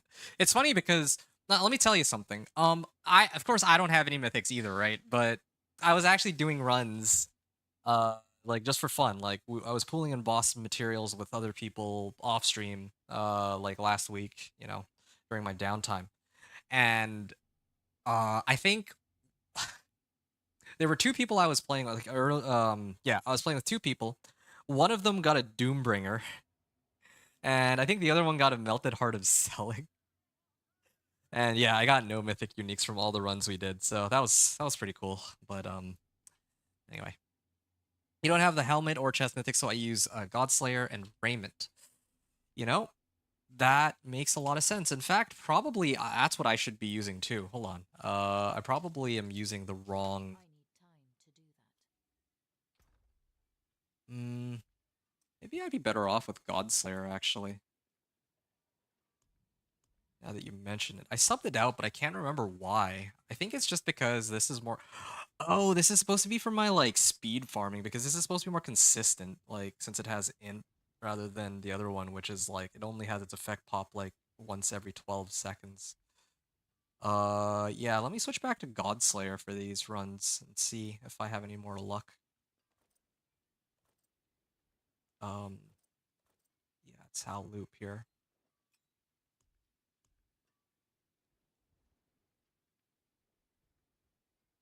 Yeah, I lose out on a lot of intelligence for this. Cooldown reduction stays roughly the same. Total armor will go down a little bit, but that's okay. I'm still like well over the cap. Lose out on a bit of life. I don't really care. It really is just the difference between stats versus an additional 57% damage to elites. So, yep, 57% damage to elites is quite kind of sick. I need time to Right. do that. Let's see how well this run goes now that I have Godslayer, which I should have had a while back. You don't have the helmet or chest mythic, so I use Godslayer Raiment. Yeah, I don't. Okay, yeah, that makes a lot of sense. I would probably do the same if I needed to boost my damage. Godslayer is pretty solid for that, right? Absolutely. I mean, good on you. Oh, I didn't. Oh, that's okay. I need time to prepare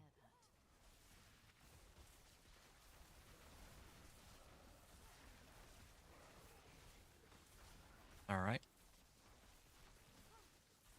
No, I actually got the effect off on Godslayer. Now I have to wait like another 12 seconds. But yeah, I have only the only mythic I have is my ring. Is it you have oh dude, do you have the Ring of Starless Skies? If you look, most of the mythic unique have lucky hit chance on them. When you master work 12 out of 12, you have over 100% lucky hit. Oh, wow. Yeah, yeah. Yeah, the thing is, like, right now, well, I guess it makes more sense that you would care about lucky hit for your build, because lucky hit is, like... Lucky hit actually procs Frostburn and, Azarath. But in my case, like, I'm not really doing anything lucky hit based. It's really just crit. I just want to max out crit, and I know that like the Mythic Helm that you were talking about, and Ring of Starless Skies would help cover the crit issue that I have right now. Right now, I'm using Elementalist's aspect to kind of compensate for not having that much crit. I'm not ready. But yeah, you're right. Like, if you have that Mythic Helm and the Mythic ring that you're rocking, then yeah, those two would be... I'm not ready. Yeah, those thing would like those two things would probably solve all the crit problems, and then you could actually throw on whatever else you want on the rest of your gear. Yeah, and the other funny thing is if you have over 100% lucky hit, I think that the way lucky hit works, like you can actually have like 120% lucky hit, and then your like let's say chain lightning, right? Like if the base lucky hit chance on that is like 25%, then it would, if it's lucky hit chances, if your lucky hit chance is plus 100%, then the lucky hit chance on your chain lightning would be like 50%. But then if it's like 150% lucky hit chance, then it goes up to like, you know, goes up to like 63%. You know what I mean? Like you can actually get over 100% lucky hit and it's actually useful. That's kind of crazy. Unlike crit chance, which is once you hit 100, that's it. Like you can't like double crit unless you have like well, yeah, you can't really get over 100% crit chance. Time to Yeah, I don't know anywhere where over 100% would really be relevant. Chest mythics. Yeah, that's cool though. Yeah, I mean, I'm still looking for the chest and mythics. If I could find, like the Air of Perdition, I think that's the name of the mythic helm. Or if I could find a Shroud of False Death, those immediately go on my companion druid. I did hear one guy complain though that he did have that mythic, but then his wolves keep dying or something like that. So I'd have to look out for that. I'm not ready yet.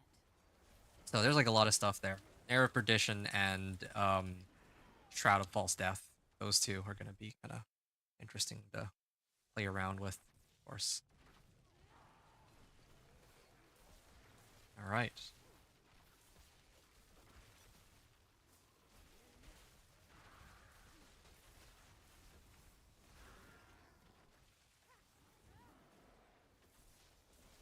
And I use Unstable Current to get the Conjurations out so you can have Ice Armor. How does that synergy work exactly?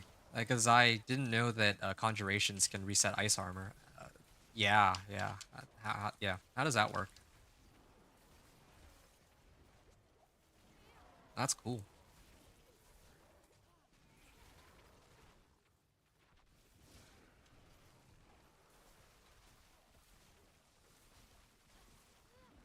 I need time to prepare that.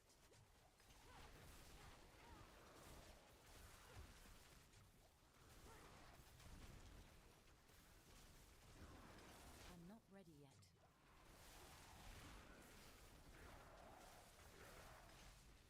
Okay, I can head down this way. Man, this Godslayer Crown is actually boosting my damage by a lot against these guys. Only thing is I I'm not ready yet. think my resource costs are going kind of, yeah, like my mana is actually going to the point where I can't sustain my Chain Lightning, so I'm gonna have to try and fix that problem here.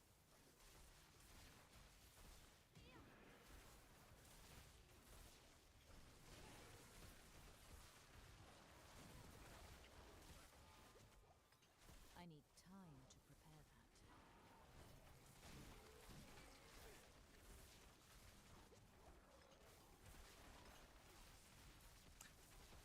that. Hmm.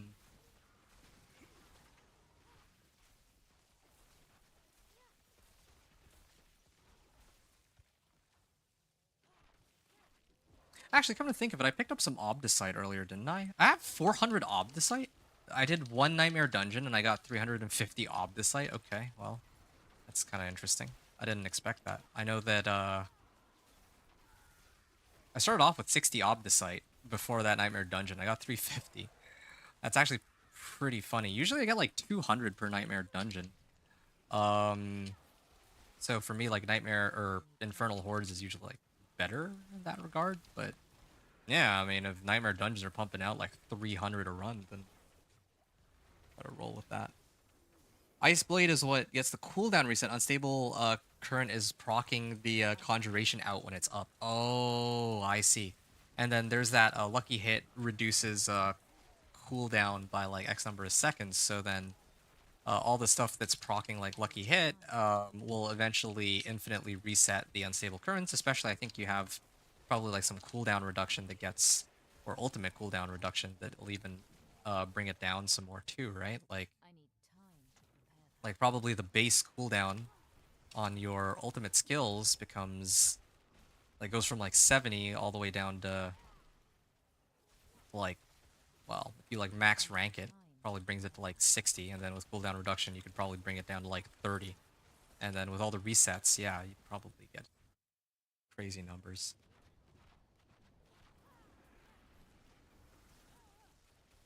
Here we are. I think I have more damage because of my helm. That helps a bit.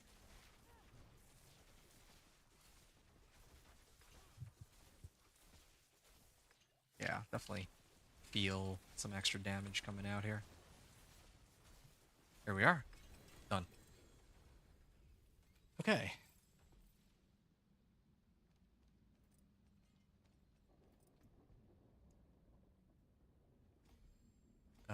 Okay, and I have to do another probably 2, maybe 3 runs of this.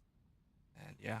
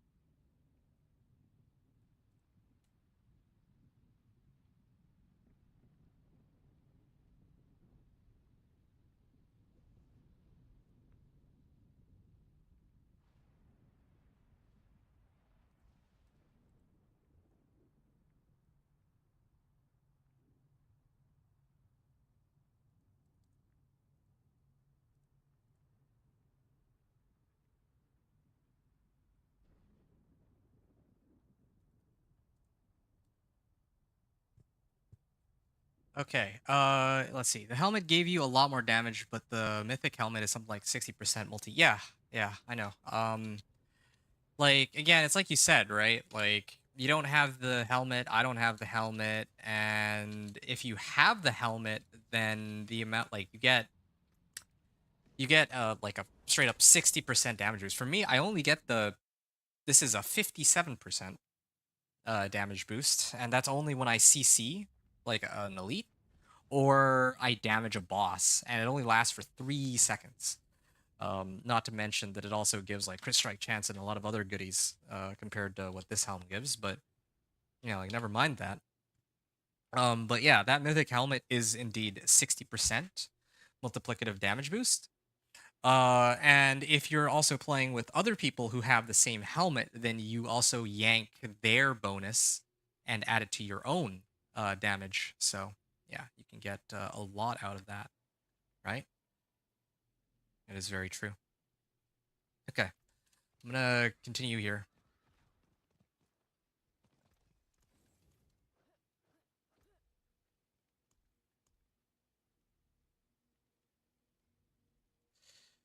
Oh yeah, let me throw on some. Magic in a bottle. No, I need these resourcefulness elixirs, and man, I have like plenty of materials now to make these. All right, let's head into the next one then. Again, like we just need to run like another 2, and then we get another glyph up to 45. Like the goal for today, get everything up to 45, and then I can readjust my Paragon board to min max all that the next time I play. And then yeah, then I could probably spam masterwork. Speaking of masterworking, I also need to masterwork my Tal loop after this run is done. I think it would be a good idea.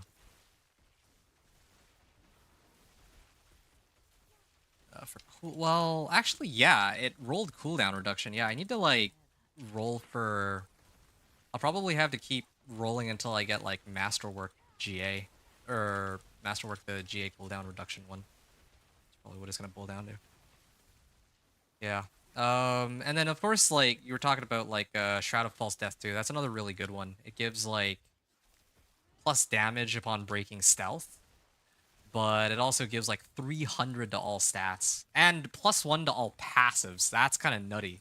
So like plus the glass cannon, plus the elemental dominance. If I had it on my druid, it would also be plus to it would be plus the Call of the Wild. That's super crazy. And then it also like there's like a bunch of passives they have now. Like last season, not really that many, but now it's like you got damage while or extra damage while you're in human form.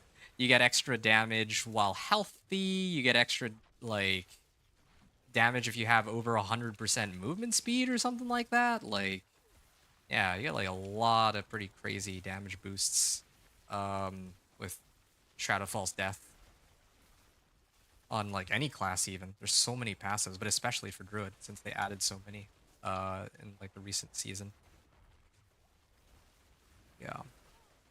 Trying to think like originally I was gonna use Tyraels, but forget Tyraels. And forget Harlequin Crest too. Um, the only problem is I don't know if my wolves might actually be at risk of dying. If they are, then that could actually be a problem. Uh,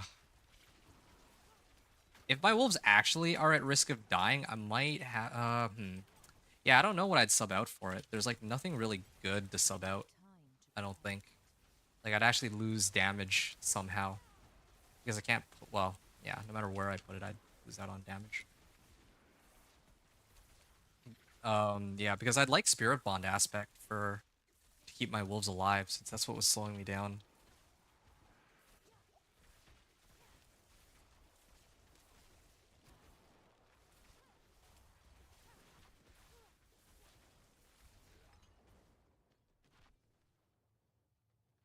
Um,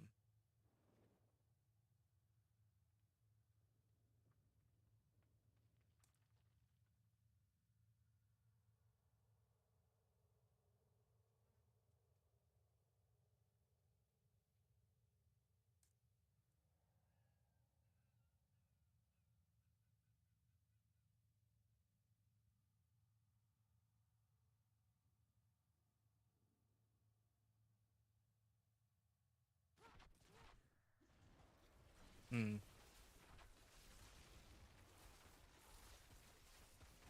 Okay, let's keep going. Yeah, the runs definitely feel quicker. Like I feel like I can tell that I'm outputting more damage, but I feel like the average time has definitely gone way down.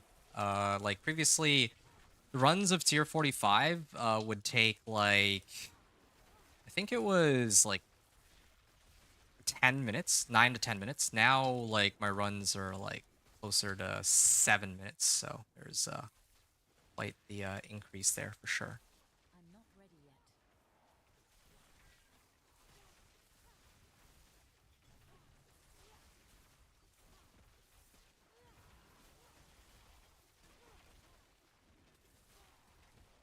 I'm not ready yet.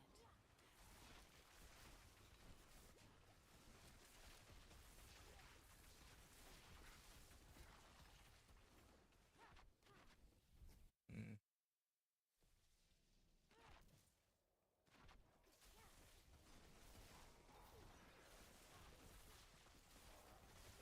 I need time to prepare that.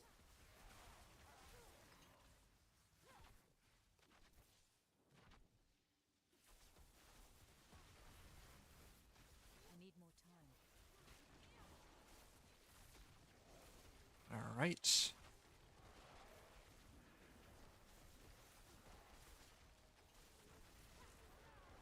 I'm not ready yet.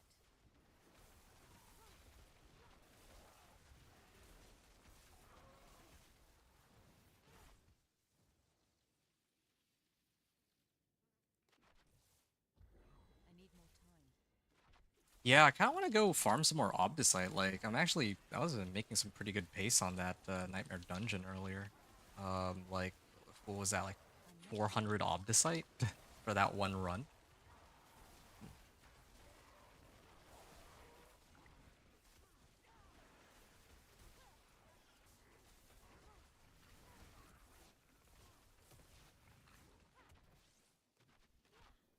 I need time to do that.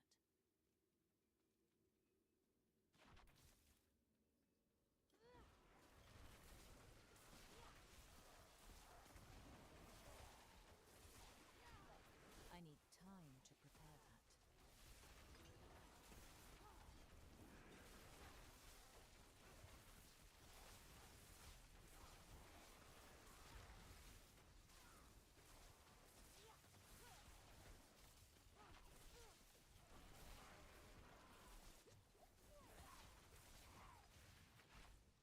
Okay. I need more time.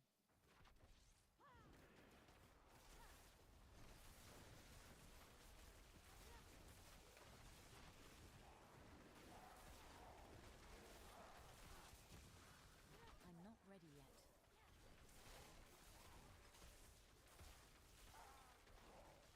What are you saying here? Oh, interesting. So you said I do Nightmare Dungeons for the Masterworking mats too. I mean, I actually, honestly, I prefer Infernal. Yeah, I would say I prefer Infernal Hordes. Infernal Hordes are like so much more chill because you just stand in like one spot and you just blast, right? And then at the end of the run, you just get like a ton of like Obdicite as a reward.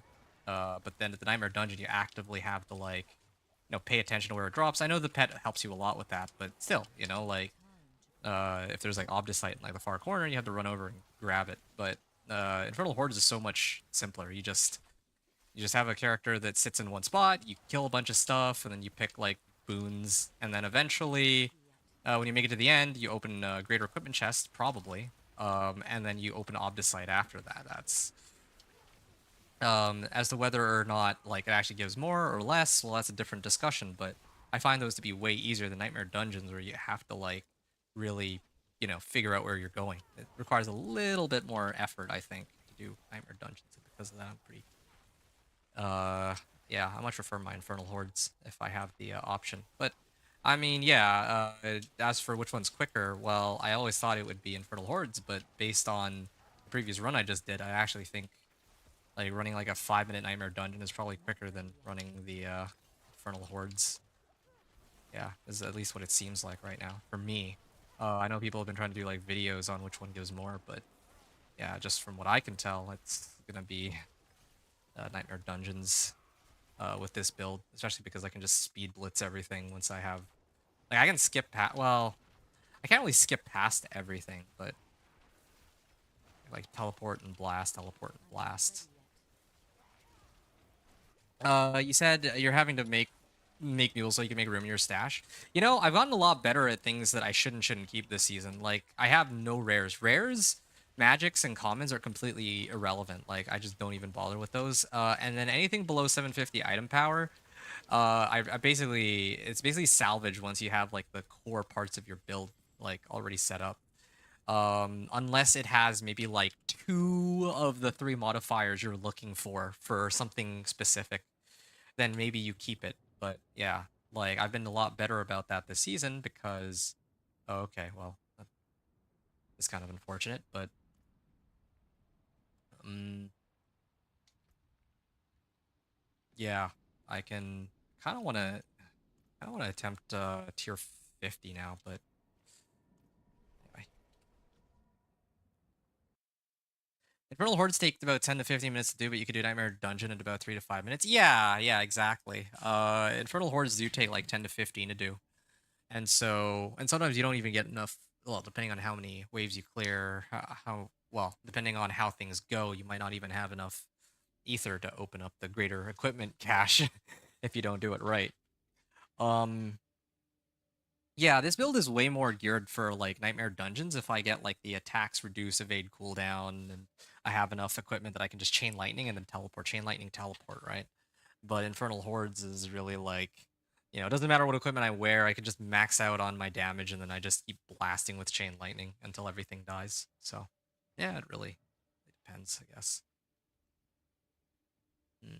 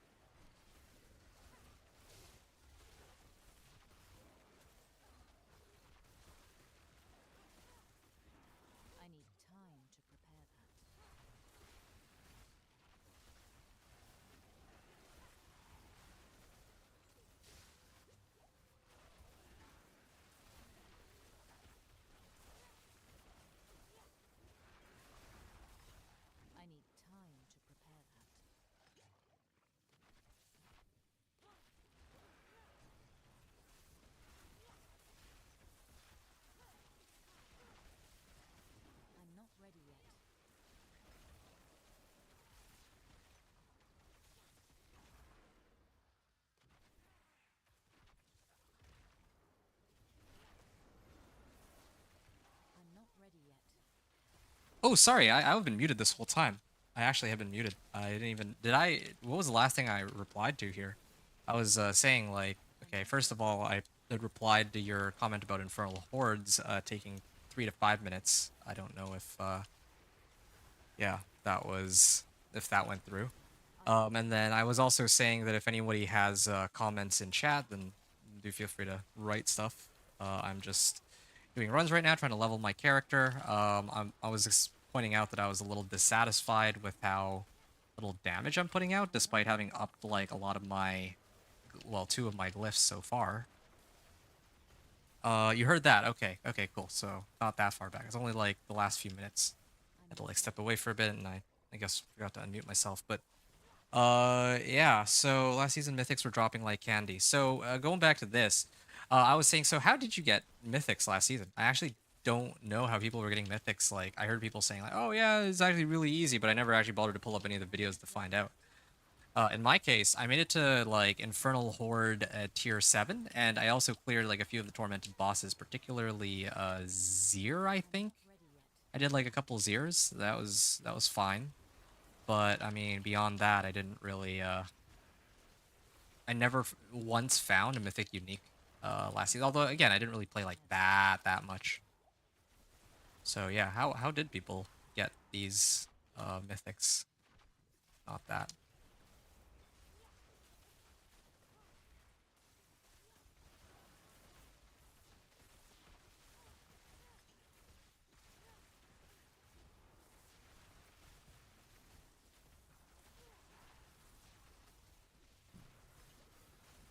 Boss drops. Oh, okay. You got a mythic from a T35 Nightmare dungeon? No way, man. That's crazy. I've never gotten mythic from a Nightmare dungeon, let alone a T35.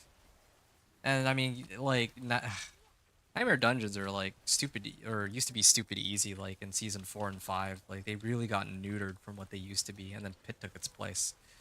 Like I think that 90 to 100 Nightmare dungeon was actually pretty difficult in season 4, but then by season 5, like, yeah, no, they were a complete joke. All right, here we are. Boss drops. Yeah, wow, that's cool.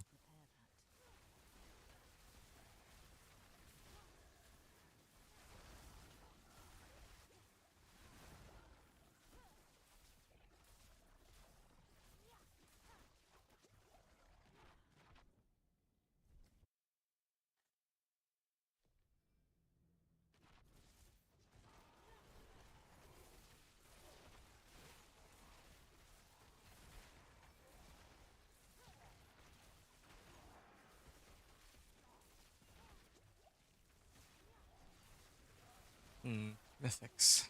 Yeah, I don't know. This season, yeah, I don't know about this season. I don't know, like, I don't know how easy it will be to find mythic uniques this season, and I also know that, like, people need runes to craft the specific mythic uniques that they need. So, yeah, that's definitely one reason why I need to get into that whole rune system and actually figure that out, because, yeah, like, I need Air of Perdition. I need Shroud of False Death on my companion druid. I think this is a given. And if I can't get them, then, well... Or if... Like, I can get, like, 2 Resplendent Sparks. And then roll for a random unique. Or a random mythic. But I don't want to do that this season. That's just... That just sounds miserable. I'm not gonna... I don't want to, like, run that and then end up with, like, a Melted Heart of Selig. Harlequin Crest would be acceptable, but it's definitely not what I need on my druid. Like, I would actually take like a 7 to Wolves helmet over Harlequin Crest, or even well, yeah, especially because I can put Spirit Bond on it, and my Wolves would be immortal. But beyond Harlequin Crest and like a +7 Wolves helmet, yeah, I would probably want Air of Perdition, because that's like a straight up 60% damage boost. And I mean, just by itself, like if I have other people with me, then it could be even higher, but not even counting that.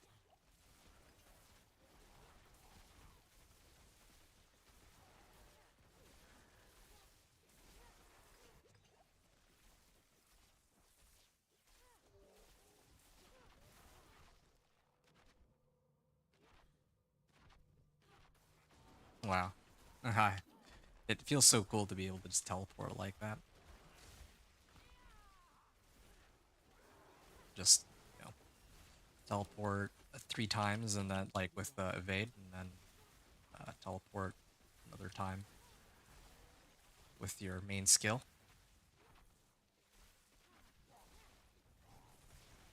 Here we are. Very nice. Quick question for you, Anthony, since we're on the topic. Or since, you know, we're chatting anyway. I was kind of curious, if there is any kind of content you'd like to see on the channel, what would it be? Just, yeah, just for discussion here. Like, I'm not gonna promise that I'll pump out any such content, but yeah, like, I've been asking people to write if there were any builds in specific they wanted me to run, but yeah, I haven't really found too many of those, so I was kind of curious to see if there was other stuff specific I need time to do that. that they would perhaps want. Ooh, that's a lot of damage.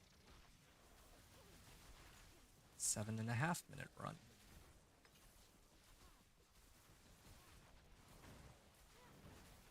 Oh, well, my conjurations are not up, so this applies to anybody else too who might be listening in. I would like to know. Ooh, this does not help me. Lucky hit. Could heal myself up, but it has no int. No crit strike chance either. All right, we try this again. 1, 2, 3, and 4. Okay, 4 for 4. And then next pit should get us to 45 on this. And then, yeah, that might get us to where we need to be.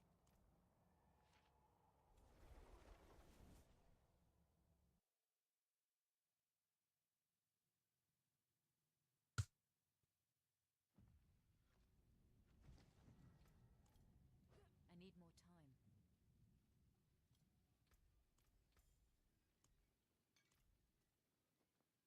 See some steel unique. My hammer sings on your return. Mm.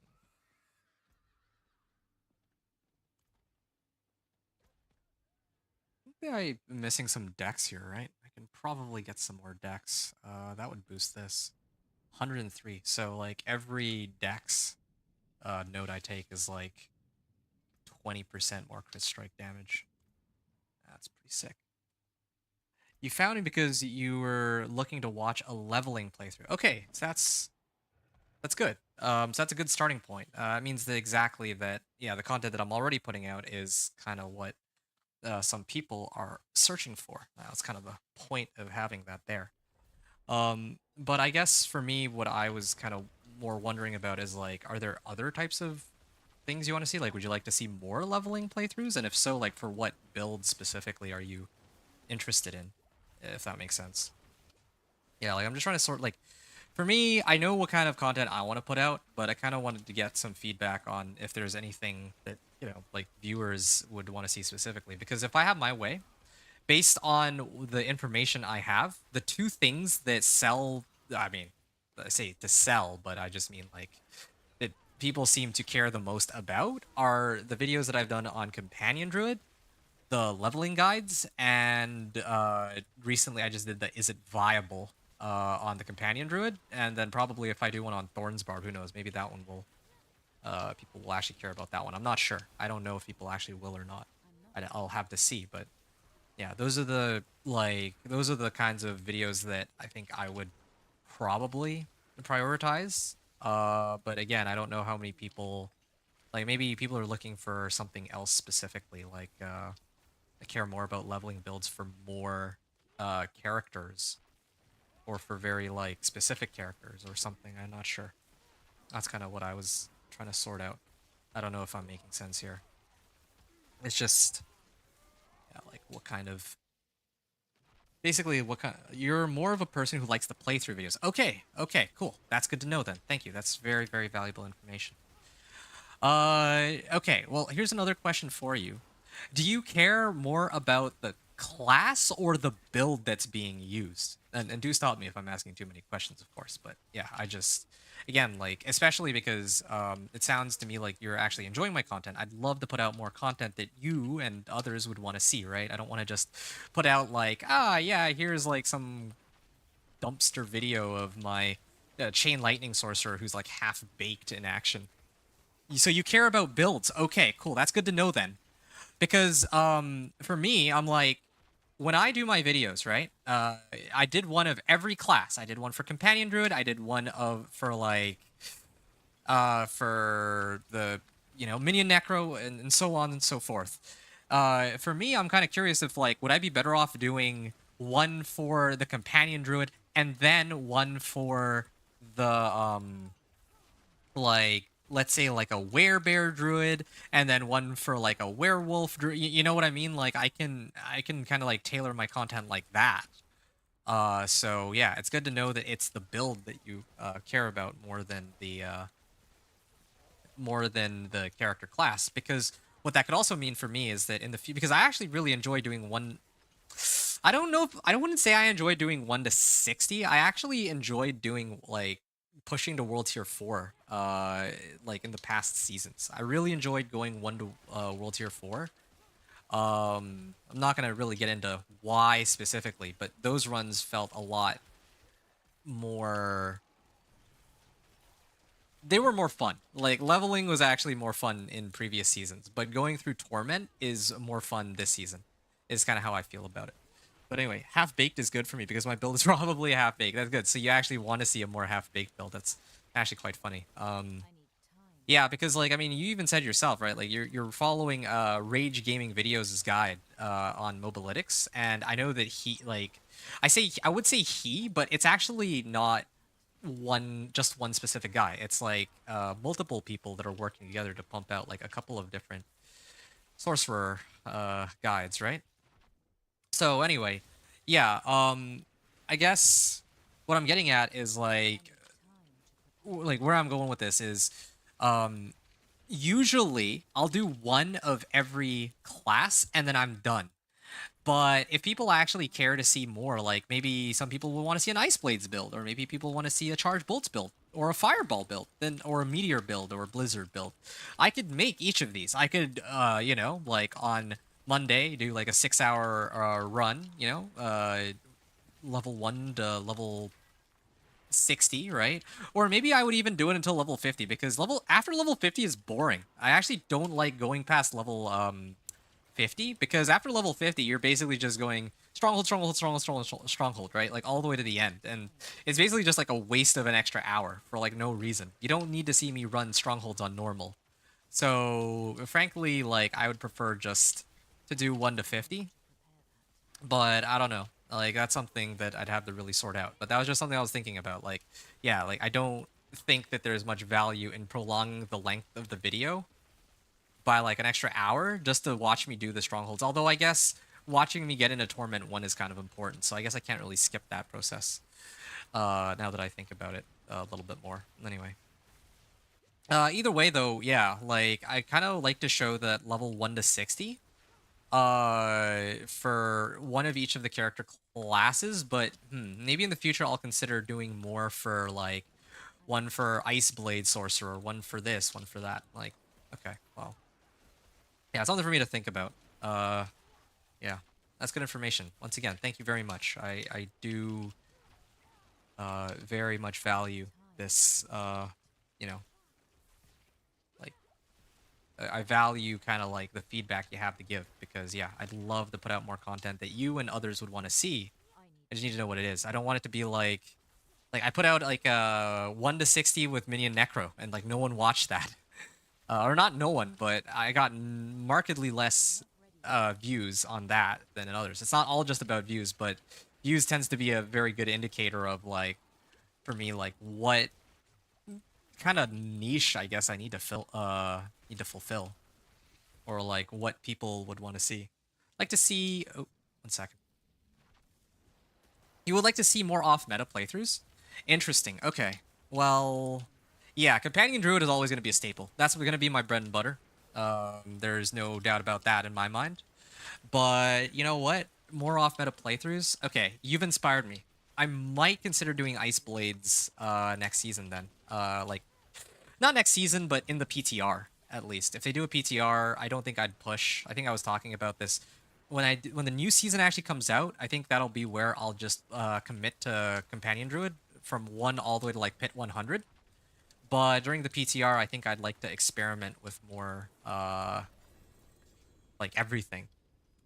Yeah, maybe that's what I'll do. Maybe every day I just do like 1 to 60 with I don't know, or not ice blades, ice shards, right? Like ice shards used to be like back in like season 1 or season 0, ice shards used to be the go-to. Used to be insane amount of damage. Yeah. I could totally make an ice shards oriented kind of character. Ice shards oriented build. Yeah, I could do like off-meta ice shards, or I could do like charged bolts. That could be really fun. Or fireball, yeah. Although I think I've seen some people doing like fireball. I heard somebody ask me about meteor, actually, funny enough. So, I really have to think about that. Hopefully I'm not just going all over the place here, but... Oh, yes, I can upgrade this. Okay, here we go. 1, come on. Upgrade, yes. Upgrade, okay, and upgrade to legendary. 5% more damage. Good. Now we can move on to Eliminator. I think I could probably get Eliminator up to 46, but I don't know if I'll be able to get Exploit up after. I don't know if I'll have enough time for that. But yeah, we'll see how far we can get. More off-meta playthroughs. I like that. I like that. I have to think more about that then. Oh, what would be like really off-meta? I mean, the whole point of this channel was to do off-meta, yeah. But yeah, I just didn't think... I don't know how many people actually look up this off-meta stuff. Let's see. So for Sorcerer, there's definitely plenty of those. Druid... Druid's kind of a weird one. Like, there's no, like, meta for Druid, I don't think. In some past seasons there have been. But, ooh, Starfall Coronet. Yeah.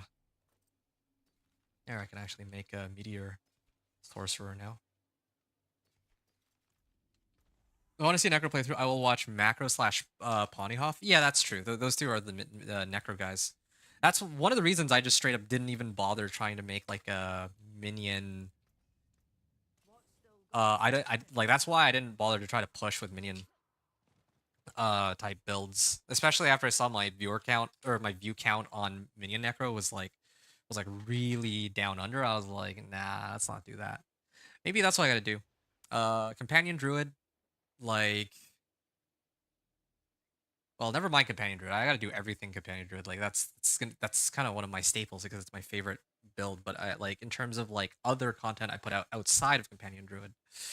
Yeah, I need to really think that one through. So no Necro.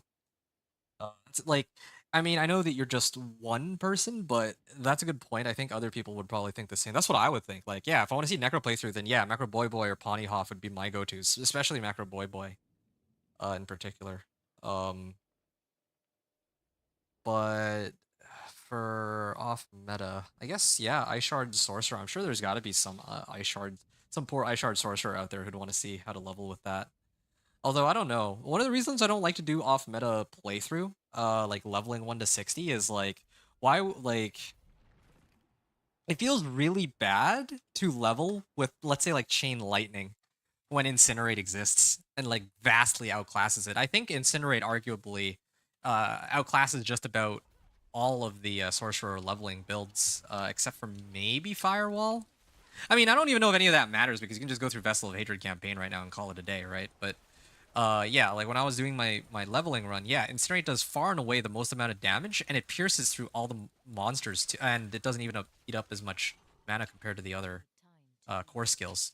And it pierces through monsters, so like, yeah, you can hit multiple monsters at a time, unlike Chain Lightning bounces between monsters, but you can't like, if there's like a stack of 10 monsters in a line, it'll only hit 5 of those monsters. If you have Incinerate, you can hit all 10 of those monsters at a time, right? Like, and that's particularly relevant even now when I'm trying to hit these monsters that have damage resistance aura, and those are the things that are slowing me down the most in these runs. In all these runs. Incinerate doesn't care. It'll just toast those monsters. Unlike Chain Lightning, which has to bounce between all of them. Your build is okay, but it would be nice to see off meta build videos. Yeah, well, I mean, Companion Druid itself is an off meta, so I mean that works out perfectly too. But I get you. Okay. Yeah. No, I was just saying, like, yeah, for me, something that is like a must put out for me is gonna be Companion Druid no matter what. But I mean, if you look at my like the rest of my content, I did like Dance of Knives Rogue, I did like Minion Necro, um, I did like uh what was the other class that I played? I always forget. Oh yeah, Barb, Thorns Barb. Yeah, I mean, see, that actually reinforces what I was like thinking, because for me, if I'm doing like an off meta leveling, I would want to do Thorns Barb again next season. I would want to run it back now that I know that plus damage modifiers actually work with them. Um. Anyway, yeah. So I would probably run like Thorns Barb. So like this is what I'm thinking in order. Okay, Companion Druid, Thorns Barb, Blizzard Sorcerer. And then I'm not really big on rogues. I probably would skip Necro, to be honest, for the reason that you just mentioned. Like, yeah, like I did one for Minion Necro. That was like the third one I released, but pretty much no one watched it. Probably because Macro Boy Boy and like Ponyhoff would have pumped out like Necro videos like right away. So yeah, that niche is already like filled. But yeah, like there's so many different builds for like if you're playing Necro, you're interested in a minion build anyway. Like that's kind of a given. But with Sorcerer, there's like so many different ones, right? Like some people would probably want to see Blizzard, Meteor, uh, Conjuration. Conjuration's always been a staple for me. Conjuration and Incinerate.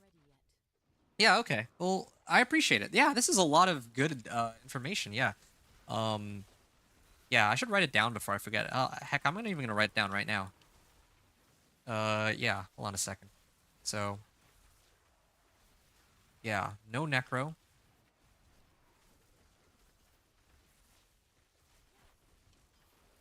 I'm not ready yet. Like, I don't think I've had any engagement on my Necro video at all. Actually, that's I don't like to put it like that, but yeah, there's been no engagement. Again, it's not always about viewer count, but yeah, if no one's watching it, then why make it, right?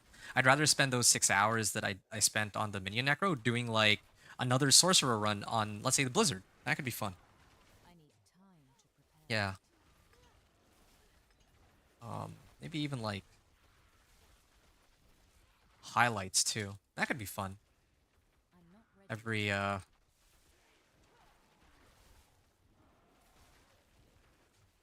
Yeah, highlights videos are hard to make though. Like I don't know if I could do a highlights video. I don't think I have the patience for it, and even if I did, like yeah, it takes time to like compile all those all the footage that you need for that. The Is It Viable was basically one of those, and that took a while to put together. Wow, okay, now I can really start to feel the damage coming together, because yeah, these guys are dying way quicker than what they used to. I need time to prepare that.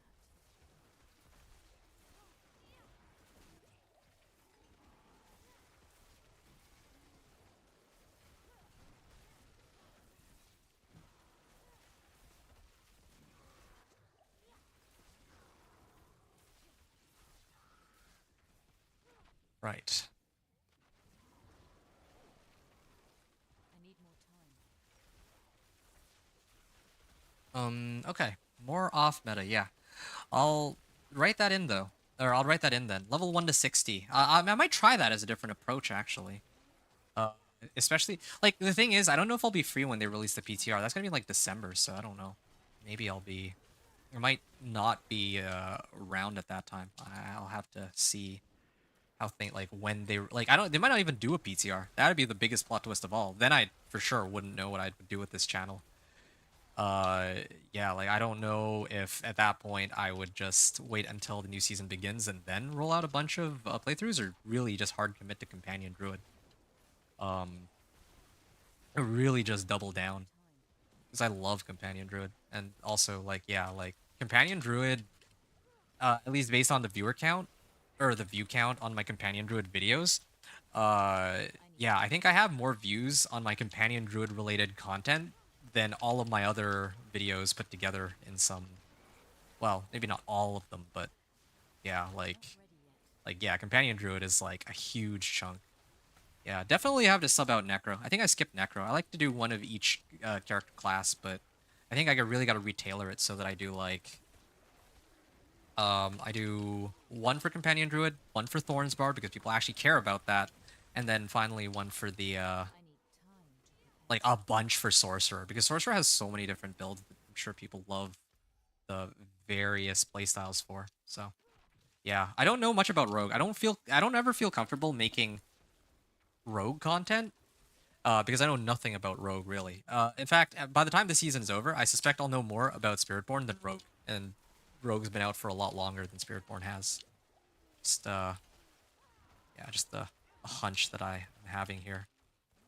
Why can't I clear these guys? I need Is time. there still a DR there? Like, oh, okay, nice.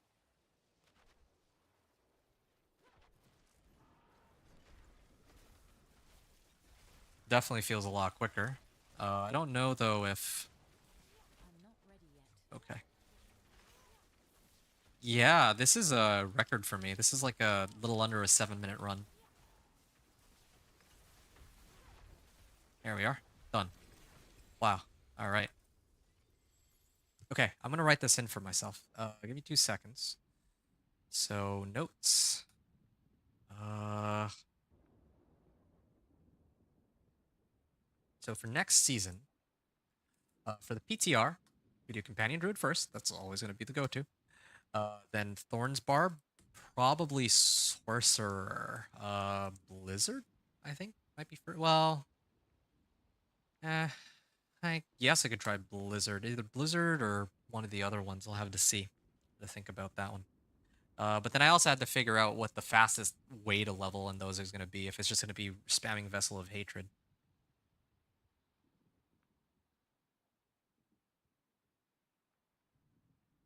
Okay, sorry to keep bugging you about these questions. This is the last one for me, Anthony. Uh, do you care which method I use to level from 1 to 60? Because like there's like going through Vessel of Hatred campaign. Ooh, okay, okay. I'll address that comment in a second. Okay. Yeah, there's always the campaign, right? Like I can do Vessel of Hatred campaign, but I don't know if you're like the kind of person where it's like, oh, Vessel of Hatred campaign is sort of boring for me. I'd rather see you run through Helltide because yeah, that's something I have to consider because Vessel of Hatred campaign, if I did it on normal, I could probably finish it in like 4.5 hours, and then I think I'd be at like level 6. I mean, I haven't tried it yet, but it would be something like that.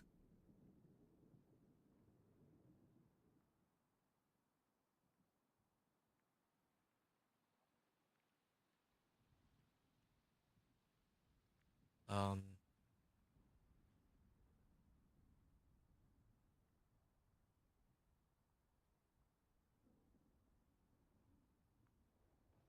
okay, 1 second. Yeah, there we are.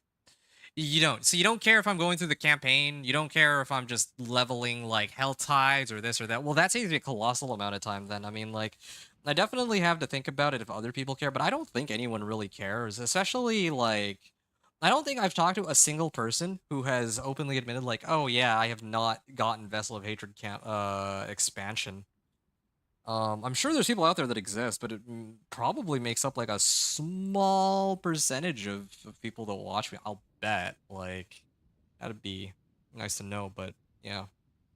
Okay, well, yeah, at that point, I'll just run campaign with all of the characters. I'll just speed run the campaign. That's actually kind of funny. That could actually make it interesting that way. Straight up, just put a timer, and then you ever seen those like speedrunners? They have like the whole setup with, oh yeah, I have to make it to this specific target at this specific time. Like yeah, and it basically be like that, um, something along those lines. So okay, that's another thing to note too. So going through campaign with everybody, the fastest methods, level 1 to 60.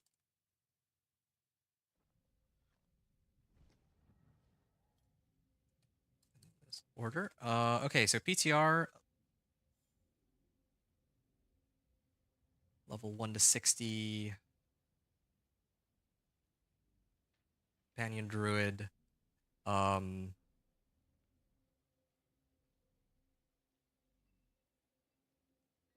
I don't know if it'll be the same. Well, I guess we'll see.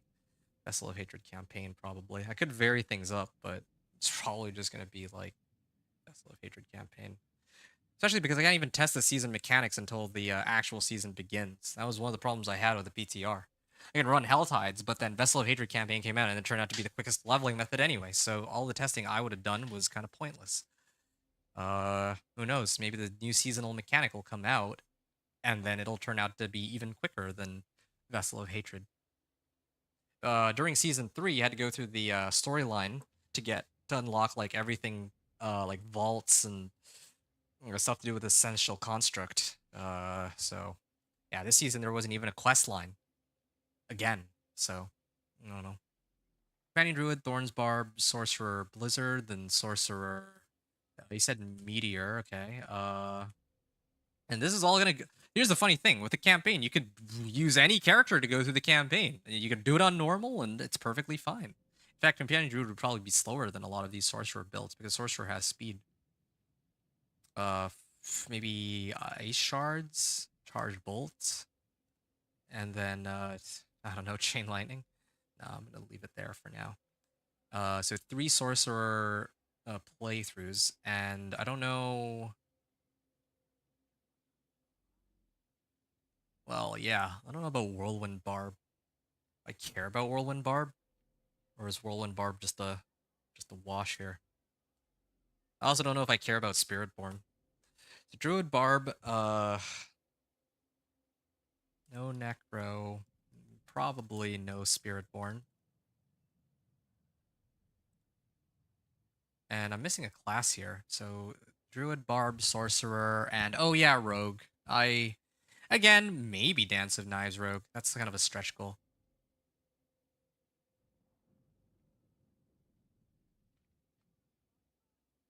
I could do Dance of Knives Rogue, but I think my problem with Dance of Knives Rogue is, like, I just feel like Dance of Knives Rogue is actually too meta. Yeah, I feel like a Dance of Knives Rogue is actually too meta. Companion Druid and Thornsbarb undeniably is like off meta. In fact, I think Thornsbarb could be really cool to show off because like you could probably like, since the damage is very dependent on your thorns value, like I would just run Death Wish aspect and then temper everything with plus damage, and then probably I could clear Penitent up until a certain point with that. I think it scales quicker than the other damage types in the game, but not like, yeah, like, I don't think I've seen anyone do a Thorns leveling build yet. That could actually be a really good one. Anyway, yeah, it's a lot of brainstorming for me.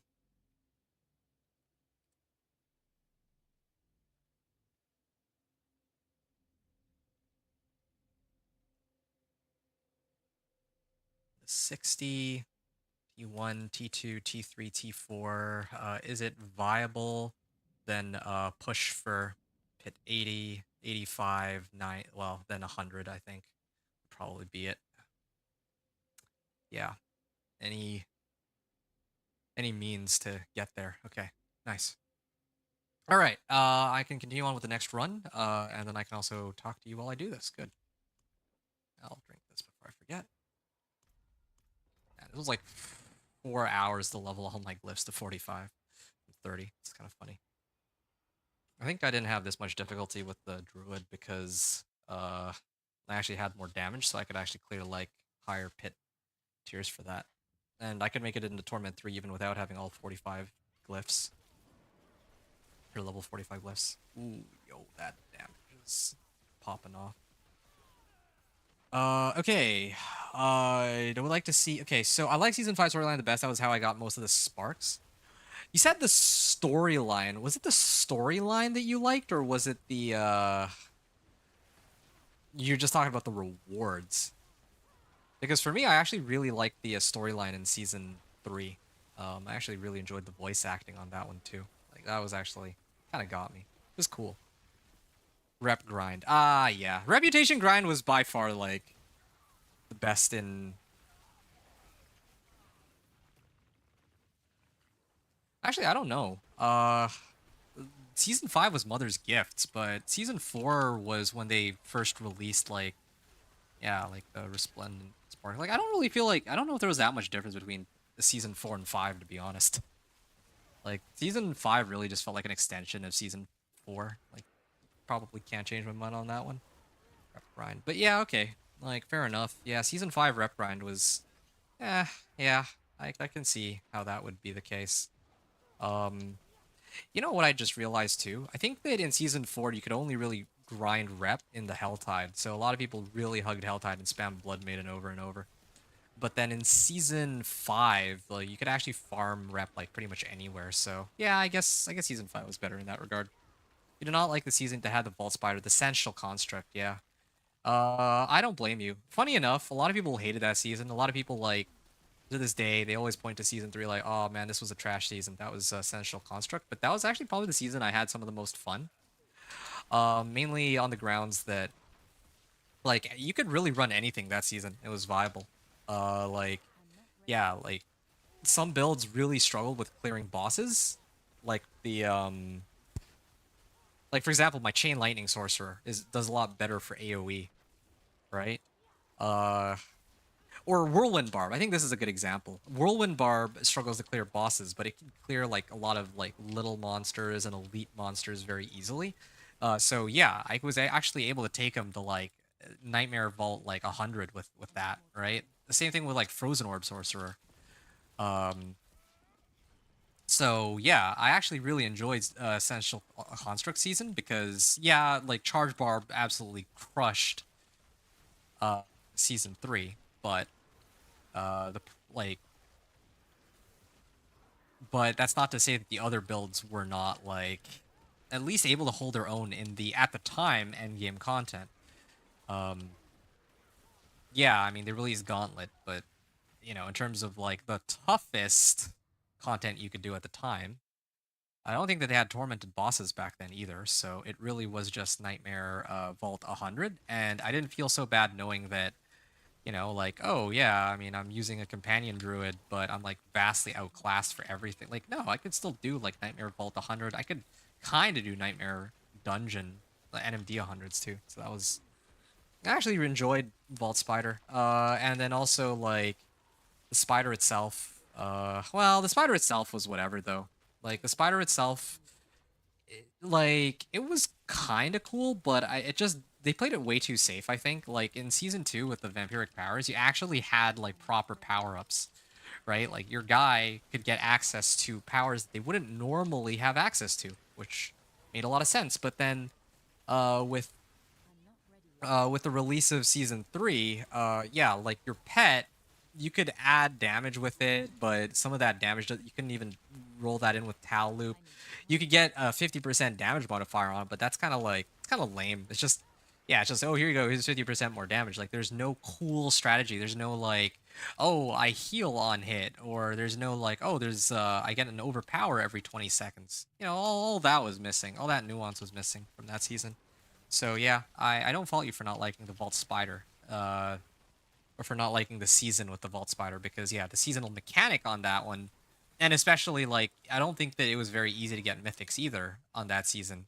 Still, like it was very like way too difficult. Like like a lot of things just didn't make sense that season.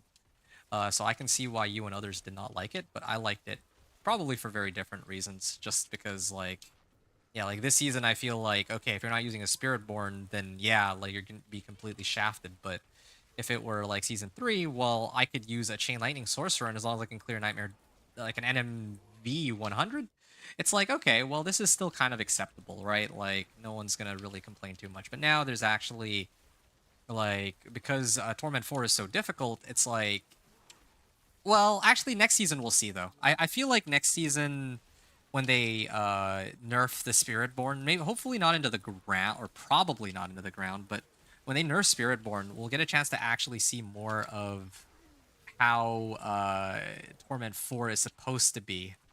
Like when you can't just you know face roll your way to pit 100 as a Spiritborn and then you know laugh at everybody else who's struggling to even clear pit 80. It was the season where Blizz got hit hard and for doing the big nerf hammer.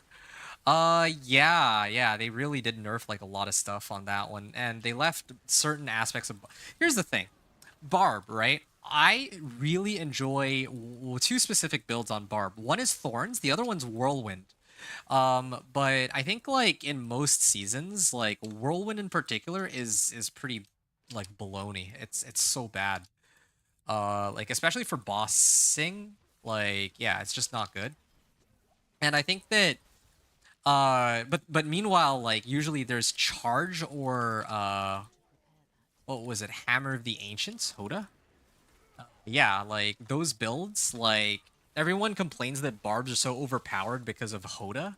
There's always one barb build each season that just really takes the cake. I think it was like Hoda for like season 2 and 3. And then finally their solution to Hoda being busted is that they nerfed Hoda into the ground by removing the thing that allowed it to stack damage.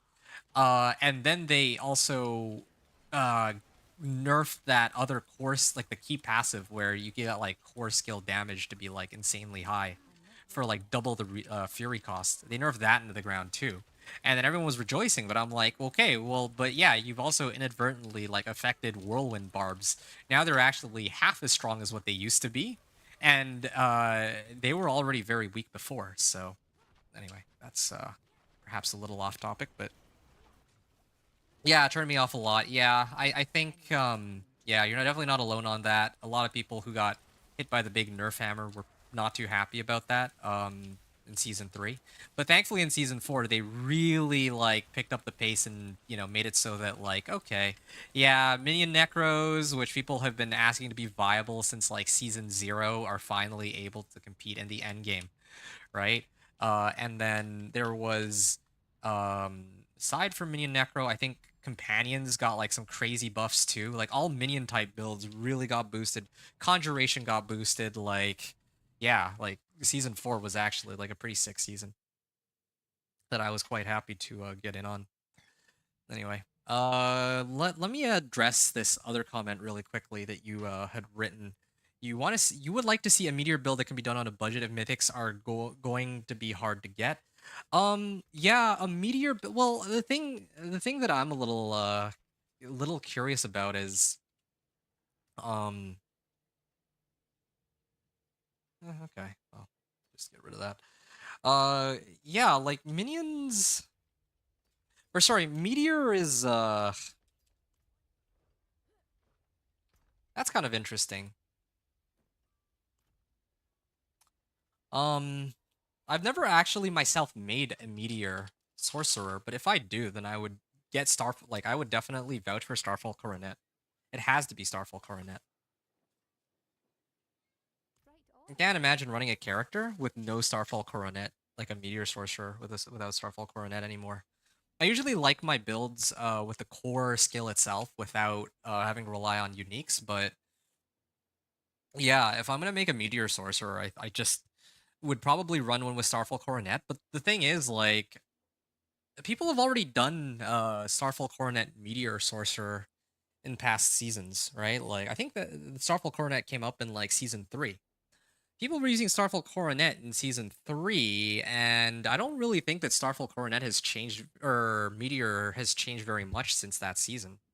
So I guess what I'm trying to say here is, um, I could do a Meteor build that doesn't require like mythics. That's fine, but I think my issue with doing that is that I don't really think that people have too much to really gain from that.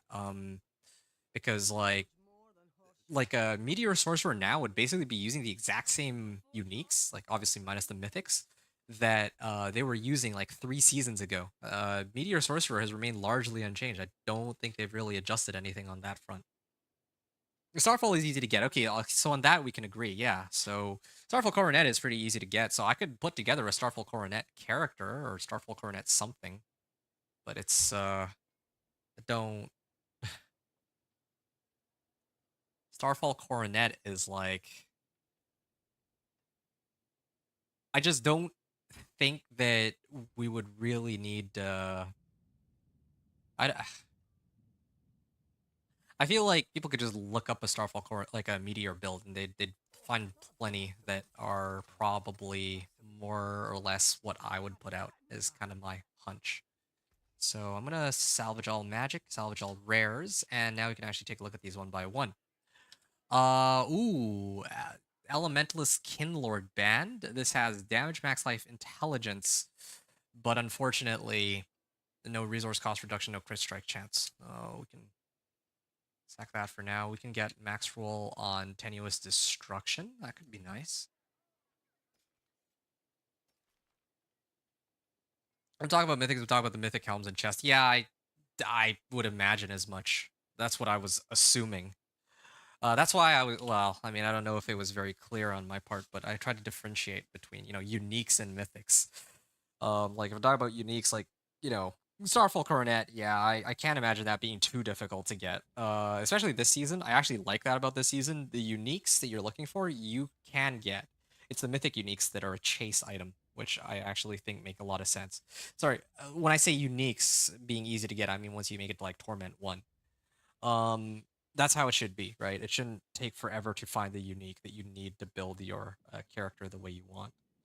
Yeah, okay. You're kind of inspiring me with this discussion. Yeah, I could kind of see myself doing like playing a sorcerer, getting all the gear for a meteor sorcerer, especially once they do sets, right? Like you go to your wardrobe and you can like gear up your character chain lightning and you have like a set of items associated with it, and then you move on to the next set, which is going to be like incinerate or something.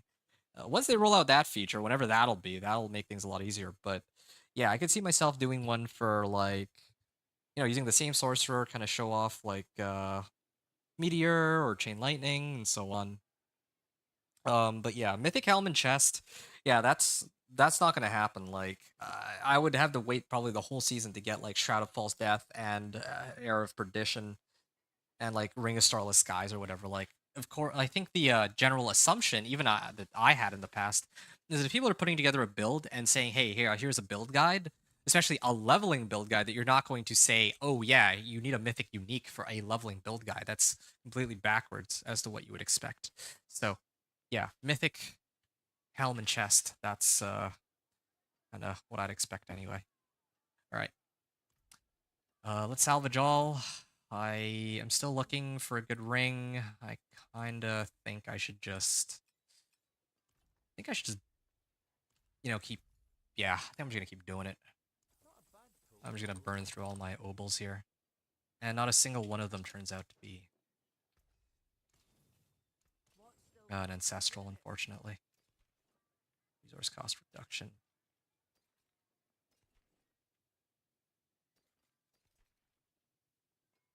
Ah, shoot. My hammer sings on your return. Okay, and rings. That exceeds my funds. Ah, no. Nope. No. No luck here. Better than Magic starting nothing. and rares, and yeah, I guess I can salvage these. Why not? All elements is nice, but I don't need that. I do admit though, leveling with other core skills that are not incinerate are just a huge pain. Oh man, that's a good crowd illusion. Like the whole reason I do incinerate leveling every season is because I know that incinerate is freaking insane sort of skill, right, for leveling, but I I mean I could do a leveling build with with frozen orb. It's just that it's going to be vastly inferior. Yeah, like especially for bossing. So, I don't know how that would work. All right. I'm going to keep going here. Keep going and I'm almost done. I think I probably have enough time to get just this glyph. Oh, no, no, no, no, no, no, no. Before I forget, I gotta masterwork this. Greetings. How shall I Let's guide you masterwork further? it. Yeah. Come on, cooldown reduction. There's a good one. Cooldown reduction. Oh, it actually is cooldown reduction. That's crazy. First try, this Tal loop rolls cooldown reduction. That brings my teleport down to 4.7 seconds. So I gotta keep pushing that. Or trying to push that. But triple masterwork cooldown reduction is like ridiculously difficult to pull off. You do incinerate for Sorc leveling. Okay, cool. You and me both. I guess like I think my issue, yeah, like I'm not surprised that you would use incinerate for Sorc leveling. Like incinerate is like stupid strong. Like I said earlier, I can't think of a skill that is that compares in terms of raw damage output relative to incinerate, right? If you're leveling. Um Which is why when we're talking about like this notion of like, oh, well, what are some like you want to see me do like leveling off meta with like off meta characters. I'm okay leveling with companion druid because it's like, yeah, companion druid leveling like yeah, companions are strong, right? But yeah, I don't know how I would level like leveling without incinerate would take a lot longer. Like a lot longer because it like resource costs are so annoying to deal with. Like I could, except for like I said before, I could do like campaign on normal and then it would be okay. But yeah, like if we're not counting campaign, then I'd have to consider that.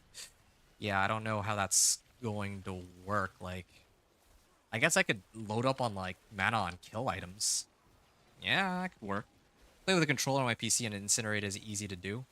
Yeah, no, that makes sense. Incinerate, I just feel like is easiest in general because it's so. Well, yeah, I think I mentioned before. It does.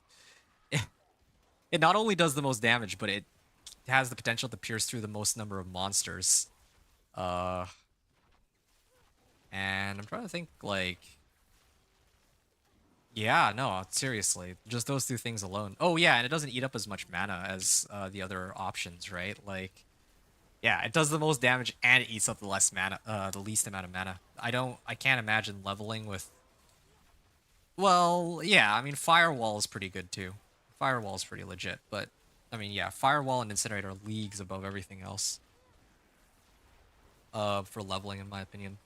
Like I tried leveling with Chain Lightning. That was awful. Maybe that's what I should do. Leveling tier list, but I mean, the only reason why I should even consider doing a leveling tier list video is like, I need time I to mean, prepare. the pit exists, or pit leveling exists right now. Like, you can like level a character from 1 to 60 just by having somebody run them through the pit. Like, 20 minutes you're done, right? Like, so, making like a leveling tier guide right now feels kind of useless, but yeah, that could be really fun in the future. Just do like a run with every sorcerer build available 1 to 60 just as an experiment and then see how long it takes. Yeah, I don't know if I'd have to include the I need quest line on time that to one though. prepare for this. Leveling with CL without the pants is hard. Oh yeah, no, it is very difficult. I tried.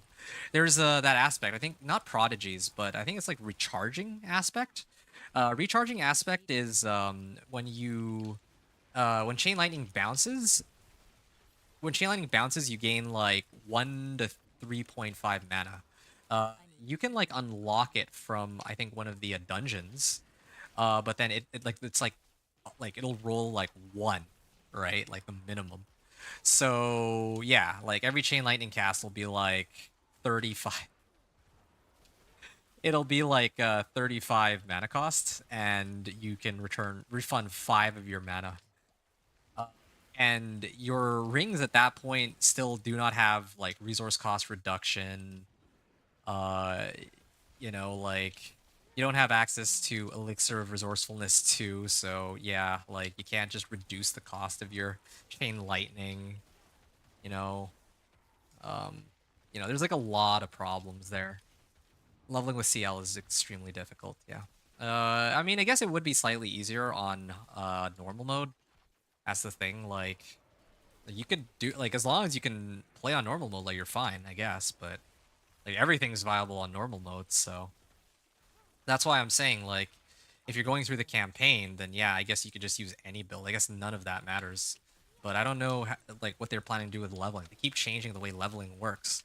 Uh, this season, I thought it was going to be strong. Like, I'm not ready yet. I thought it was going to be Hell Tides, right, before the PTR came in. And then people pointed out that actually, no, Hell Tides into Strongholds would be the best because they reworked the way Strongholds work. I'm like, okay, cool. So Strongholds are the way to go. And then it turns out the Vessel of Hatred campaign's leveling is like insane. So yeah, I went and chased that. And then now, like, people are just getting boosted 1 to 60 through pit. Okay, at that point, that shouldn't even count as a leveling method, but it 100% counts as a leveling method. So, yeah, like, you weren't able to do that before, like, in any capacity. Like, you couldn't do that with Nightmare Dungeons either. But yeah, they're probably getting rid of that, though. I can't imagine them keeping that. That's completely absurd. That is actually a completely absurd way of leveling. Like, at this point, you're just not even really playing the game. I know that like some people would actually get angry over hearing these words though. Like some people are like, "Oh yeah, this is a great way to no, this is a like I hate having to go through the game and level alts and yeah, having this method exist for leveling a new character is good. It's like the best thing they could have possibly added and I hope they don't remove it." And I think that personally I think that's kind of ridiculous. Like I can understand the sentiment. Like as somebody who leveled 5 separate characters, uh, to 60 this season, I completely understand. But at the same time, like at that point, you're just skipping through one of the core parts of what the game, like how the game works. Like level 1 to 60 is part of the game, and you're just trying to like get rid of that. Like okay, fine, if you just want to like push through Torment, then I guess like whatever. But um, yeah, I just think that it's kind of a funny argument that some people had that, oh yeah, you should like they should actually keep it in next season. Like that's absurd. There's no reason to do any other thing in the game for leveling. Like why even bother having strongholds or anything else then? See how leveling was good when we had the affix life on hit? When Blizz took that away, the Starlight Codex became bad. Oh, I didn't even think about that possibility that you could use that aspect to boost your stuff. Things on your return. Yeah, that's kind of crazy. Hmm. Yeah, because I guess you use life on hit, then you restore mana, and like with Starlight aspect, and that works out really well. I didn't even think about that. For me, like the most off meta sorcerer sort of build I came up with was ice shards. I think there was that aspect like where like ice shards pierce through monsters, and by itself, like ice shards is does an insane amount of damage because it's kind of like ice shards is sort of weird. Like incinerate, mm, chain lightning bounces, fireball explodes on contact with the first monster that it hits, and then it detonates in an AOE. But ice shards does the same amount of damage as a normal core skill for each of its shards. It's kind of like a crazy skill. I don't it's kind of an interesting way of balancing it, but no one uses it anymore. It used to be the go-to because, yeah, like vulnerable damage used to be its own separate damage bucket. But ever since they got rid of that, no one uses ice shards anymore. But I think that ice shards actually is, if I could rank it, like incinerate at S tier, firewall at A tier, and then probably I'd put ice shards at like B tier or something like that. Yeah, that could be fun. The sorcerer leveling the build tiers. But yeah, I don't know. I don't even. Again, like it would be weird to make this whole tier list video when I know that yeah, like hell tides aren't even the way to like level anymore. It's straight up gonna be like Vessel of Hatred campaigns. So like, yeah, if all the builds are able to clear the campaign in like 5-6 hours, then yeah, it's like what's even the point? It's not like in the past where if I did like a chain lightning sorcerer, I'd probably be beating the game, making it to like level 50 in probably 2 or 3 hours after my incinerate sorcerer, honestly. Because then I'm not with incinerate I'm not gated on mana, but chain lightning I would be. And then I'd also have to get, well, I mean, getting aspects is fine, whatever. Like you have to spend an extra 15 minutes to get aspects at the start of each leveling run. Like okay, fine. No big deal.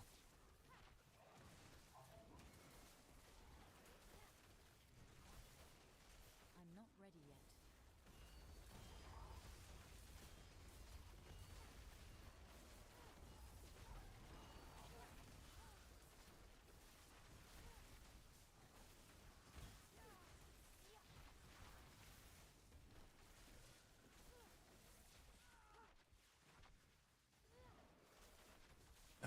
Okay. I also still have like 300 Obdicites. I feel like I've already ranked up most of my gear. I'd probably have to start leveling up my amulet next. at this point. Or my weapon. I need time to Or maybe get like a better weapon. I still have yet to find like a 2GA stick. It has the modifiers that I want. It'd be nice to get like a 2GA stick where it's intelligence and crit strike damage as the GAs. That would yeah, that would probably be it for me, I think. Yeah, but everything else is already. Or maybe I just masterwork all of my armor, for example. I straight up have not found like a substitute for this chest armor. +2 teleport, mana per second. Need like an ancestral chest armor to replace this with that has similar modifiers. I'm not ready yet. And like a GA roll. I have like one with like plus armor plus all resistances, but that's not what I'm trying to work with here. I need time to prepare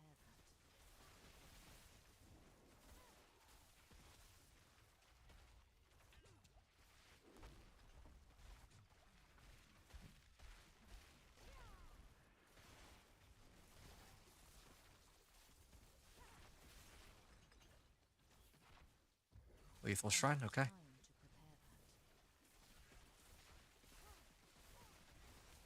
prepare that.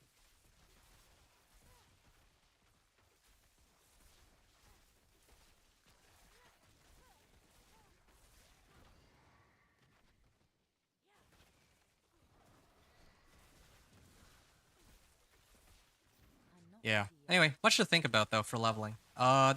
This or the next one is probably gonna be my last run, and then I think I'll probably stop there. Because I think I have to go pretty soon. But it has been a blast though, Anthony. It was been a pleasure. I hope that you've enjoyed your stay here. I hope that I see you again in the future. I really enjoyed our discussion. And again, I really appreciate all that feedback that you gave me regarding my videos. At least like what content that you'd like to see in the future, because again, yeah, like if I know that that you and others enjoy watching these leveling videos from like 1 to 60, I will absolutely keep pumping them out. And also more than that, knowing that yeah, like you'd love to see different builds and not just different classes is kind of good information too, since that's inspiration for me to like retailer my content so that like I don't do rogue or necro, I guess.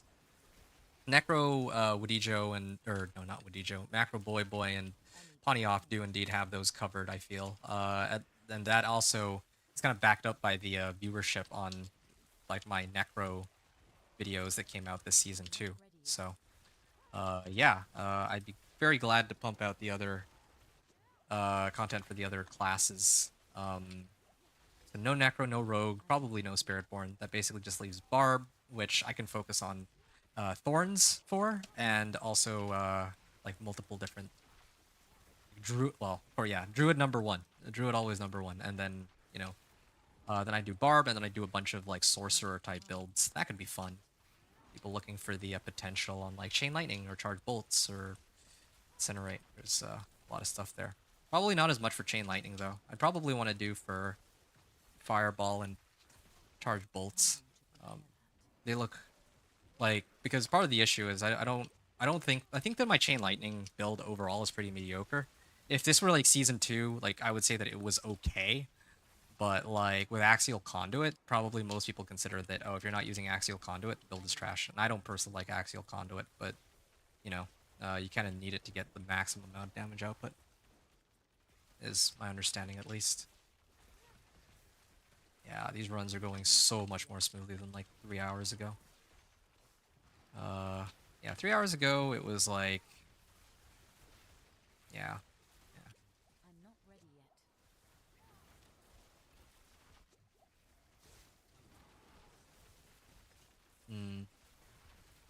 Okay. I need time to do that. Here we are.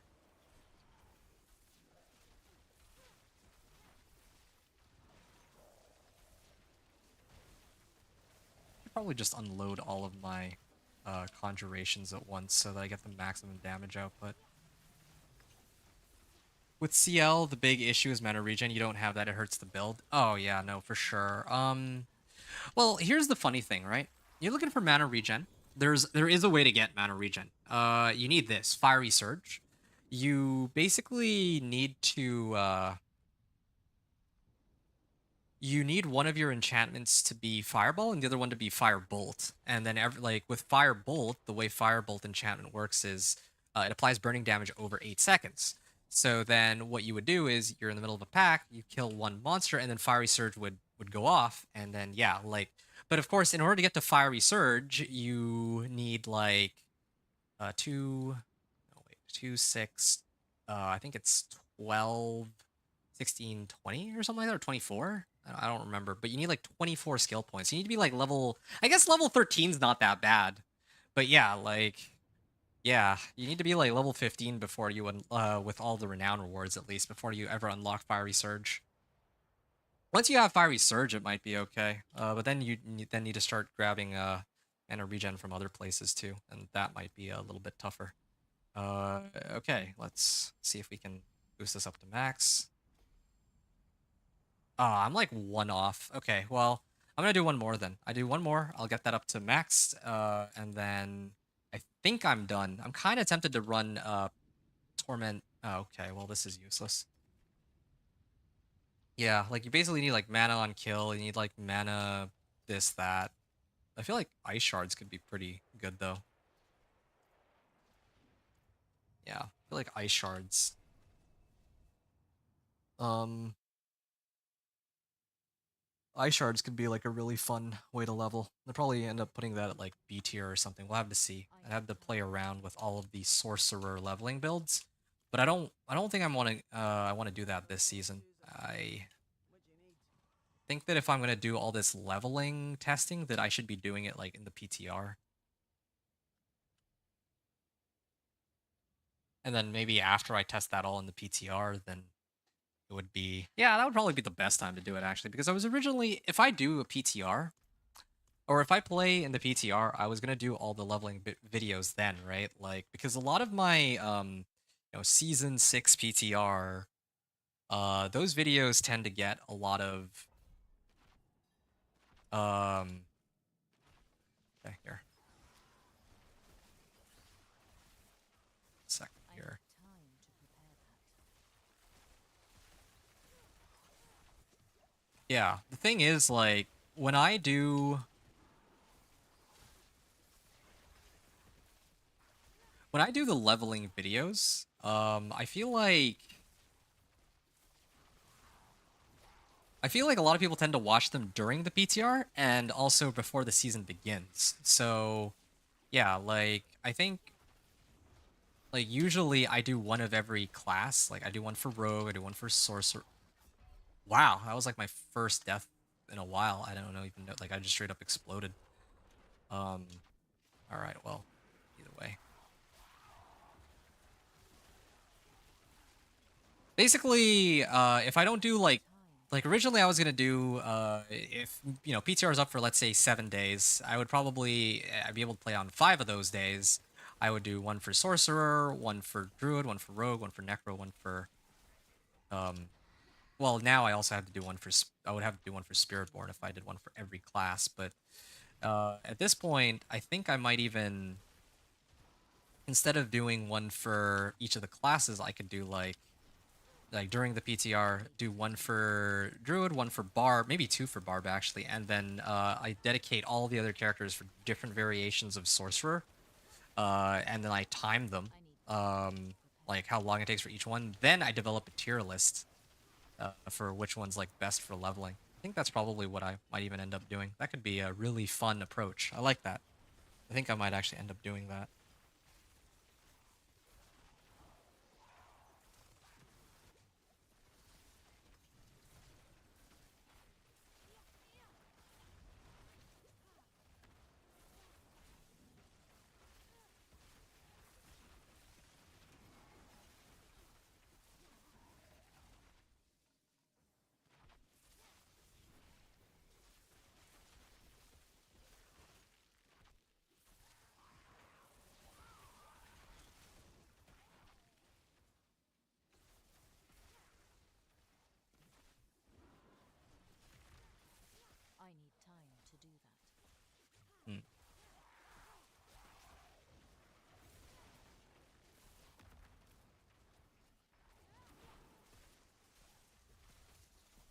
Oh, I looked away for like 2 seconds and again I died. Wow.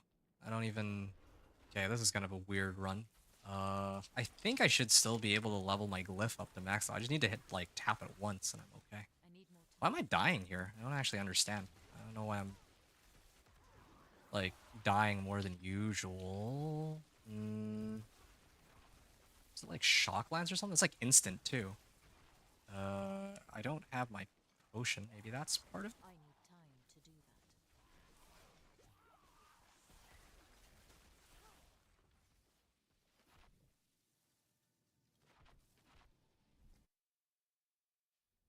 I need more time.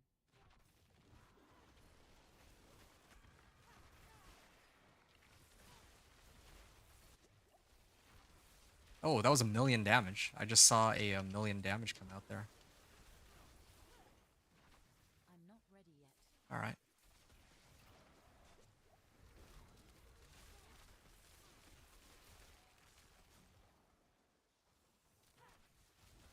I need time to do that.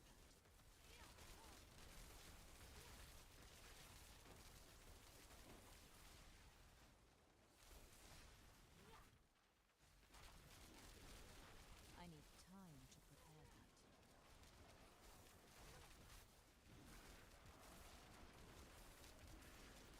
Right?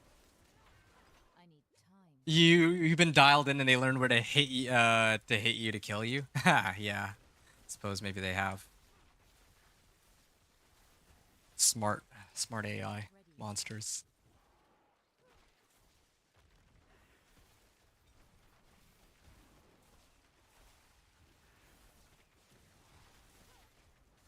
I need time to prepare that.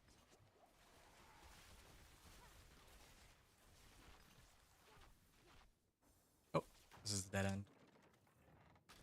I need time to do that. Where's he going? This one spider. This is oh, okay. Well, I have to back all around I this need way, time to looks do like. that.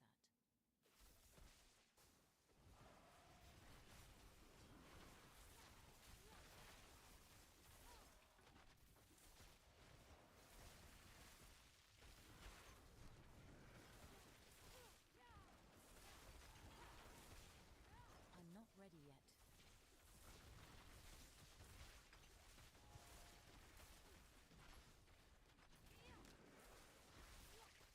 I need time to prepare that.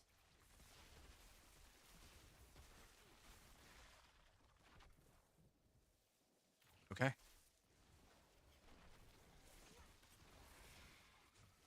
I need time to prepare that.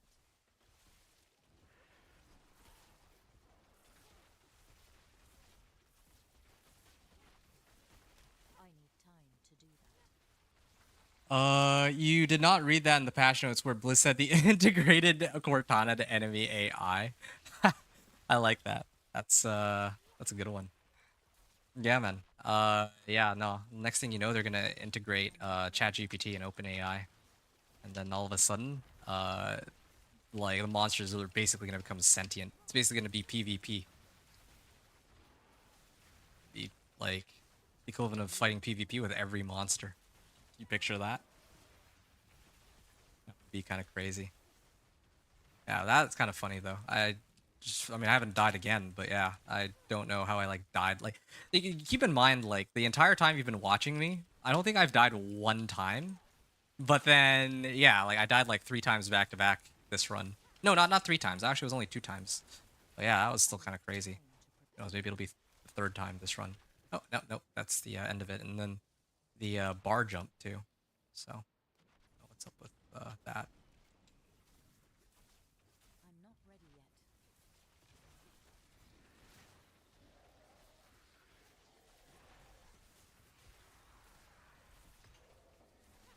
All right.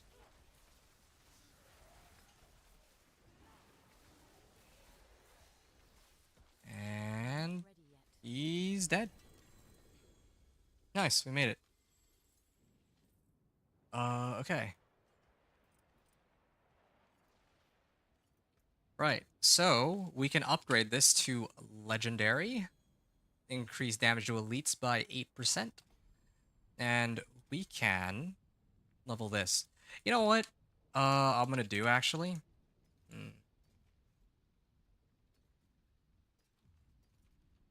Ooh, what is this one? This one has crit strike chance, total armor, and glass cannon.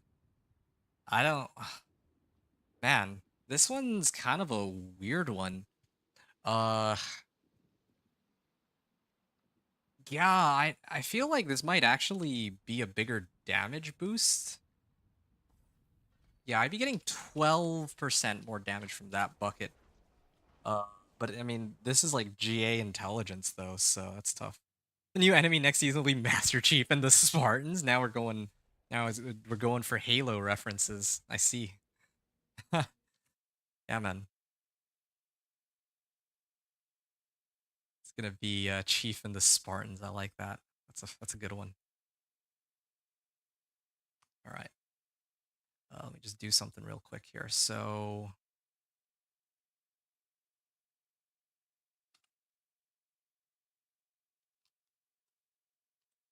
man, yeah, this video is still like the video um that I rolled out. Like, is it viable companion druid? Like, there's still more and more people watching it. Like, that's kind of crazy. Oh, hold on. Somebody commented on it recently. All right, let's see. What did they say? Mm. Oh, nice. This is a positive comment. Cool, cool.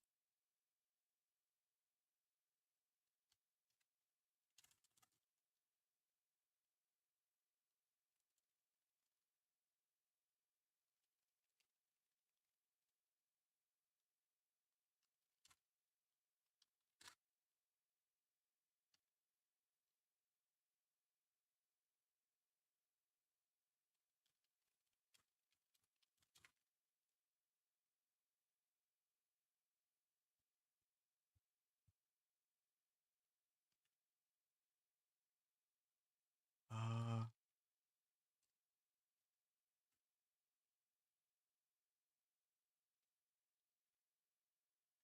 yeah, although somebody else disliked it. Kind of wonder sometimes. Like, yeah, some people dislike these videos, and sometimes I wonder why. I mean, like, maybe they think it's, yeah, I don't know. In this case, I'm actually not sure why, but whatever. That doesn't matter. Okay, that's like off topic. Sorry, I'm just chilling and looking at my stuff. I have like a little bit. Microsoft is the new booze of Blizz. Yeah, yeah, yeah. That's yeah, man. They're the overseers now. Okay, so I have, I think, just enough time to do one more tier 45 with my newfound glyph that boosts my damage to elites.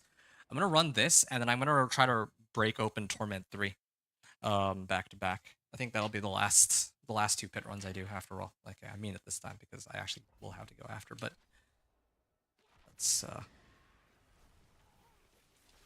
oh. I hate these damage reduction monsters. I might actually have to.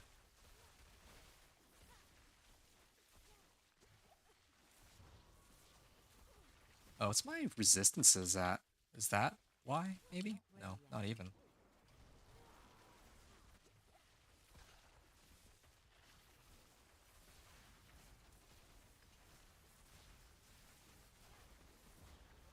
Ow.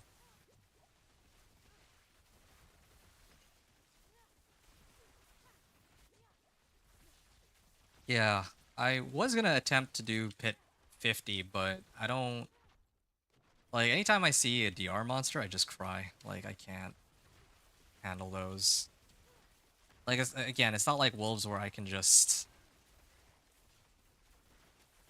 It's not just like I can target them with wolves, even through like a pack of monsters. As long as I can get like my mouse cursor generally over them, the AoE damage from Storm's Companion will kill them. Chain Lightning actually is not good for that. Maybe Fireball. If I could get like Fireball, that could work. Be really good. I was like that before where I would say just one more, just one more. Next thing I know, it's the next day. Yeah, but the thing is actually a definitive stopping point here, and it's not sleep. I actually have to go somewhere. But yeah, I don't have to go quite just yet, but, I'm out of potions. you know, I should go soon. I should actually start getting ready to go. But I do want to finish this first, just because I did just unlock the glyph, you know? Like, I should at least try it, if nothing else. That's what I'm trying to tell myself, anyway. Who knows? Maybe I'll... I No, need no, time no! to do that. Ah, that was... I reacted too slow on that. I was going to try to teleport away from that. It's because I keep standing still. I keep standing still to try to proc Inner Calm. Hmm. I need more time.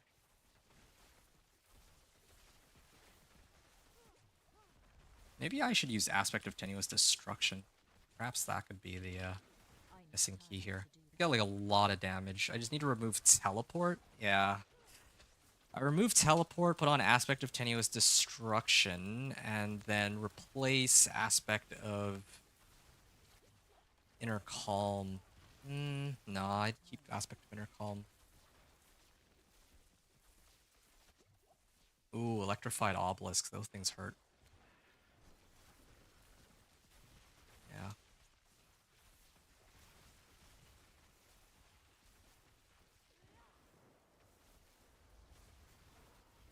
I'm not ready yet.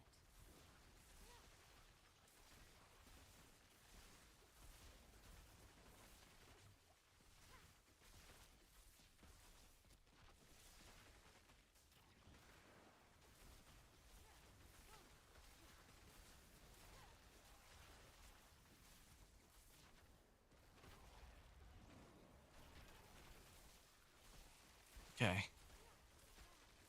Let's finish this. Almost there. Yeah, they added like a half a minute to my timer, so this should actually be closer to 11 minutes still.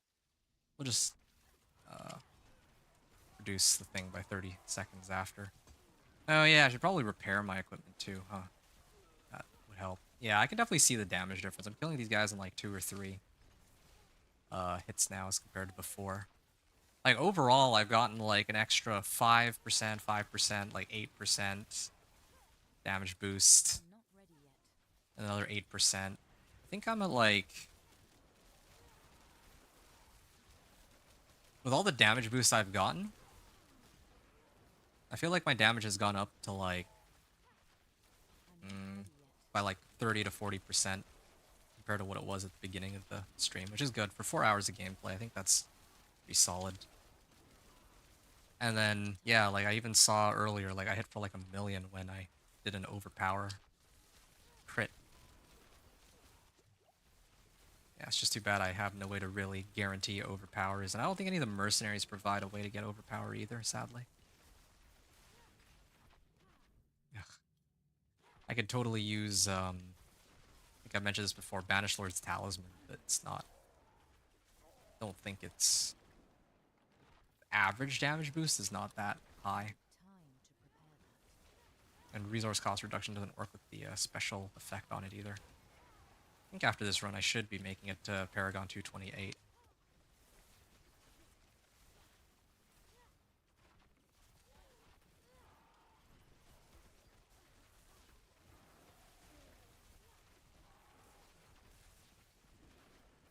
I need time to do that.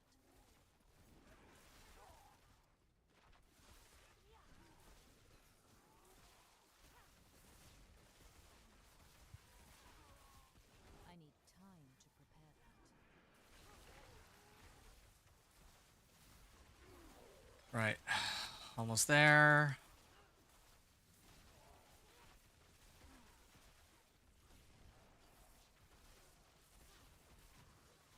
I need time to prepare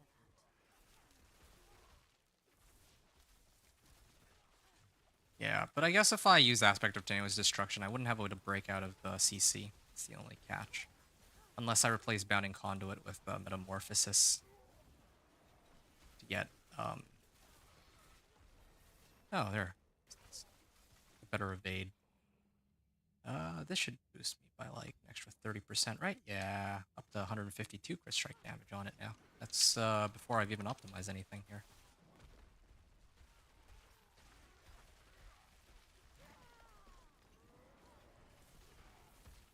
There we are. So I'm at this. If I didn't die, I would be at like 821.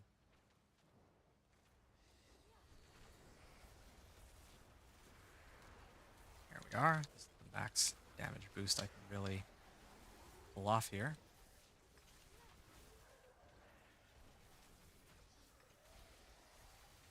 $962K, yeah.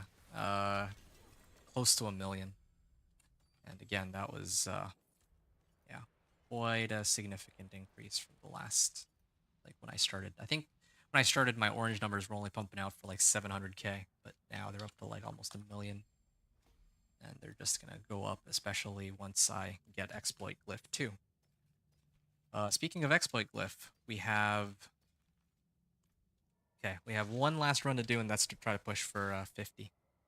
The mercs are just statistics. Yeah, it seems so. I don't know exactly how mercenaries work, so if I were to guess, I mean, I know that there's one that provides vulnerable. That's what I would use one of them for, but I don't know what other bonuses others would provide in such a way that it would actually help, like, a lot, you know? Alright, this is the final run.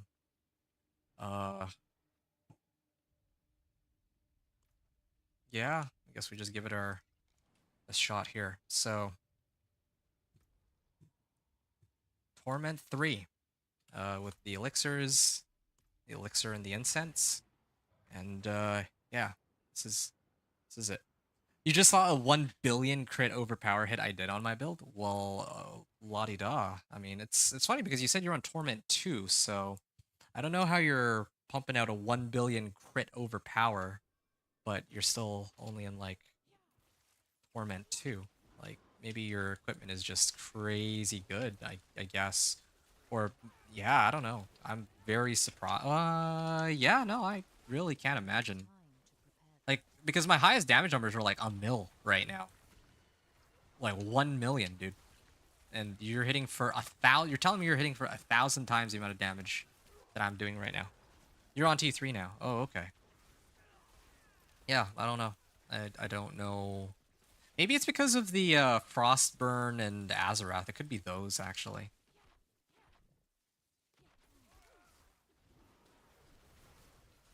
Okay, well. Yay, orange numbers.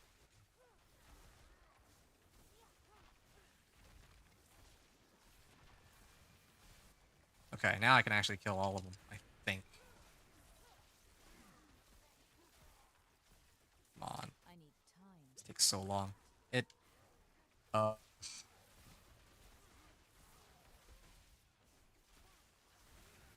I think I can kill this pack. It just takes forever to, like, clear all of them. And this is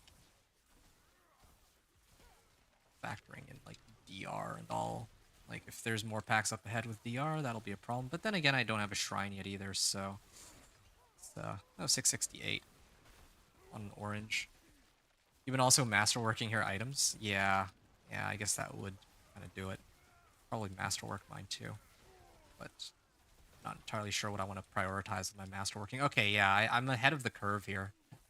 As long as I don't come across, like, a ton of more DR monsters, I can probably kill these guys.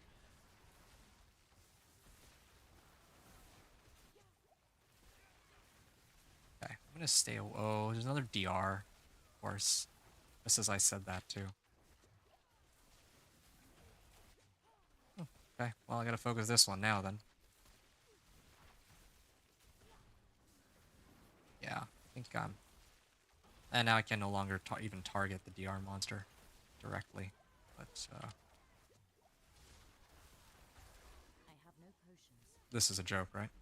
How tanky is this guy? I don't get it. Please, yes, there we go. That was a lot of potions that I had to burn through there. A lot of time. Yeah, I mean, like, I've been masterworking my items too, but usually when I masterwork my items, they don't get, like, a huge increase, you know? Like, it's big, but not, like, to the point where suddenly I'm going from like a million to like a billion or something like that.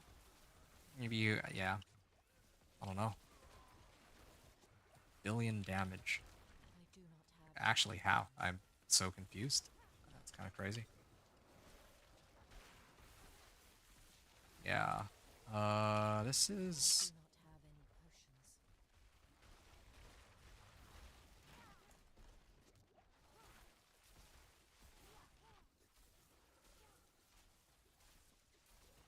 Ow.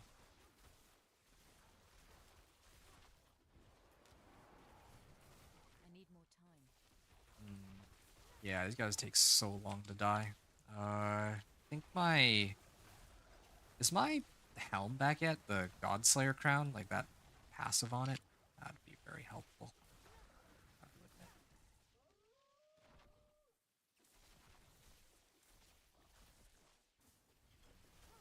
There we are. I need more time.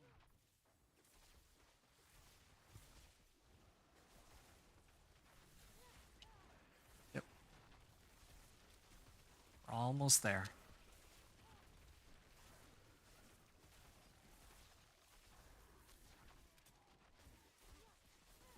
I'm not ready yet.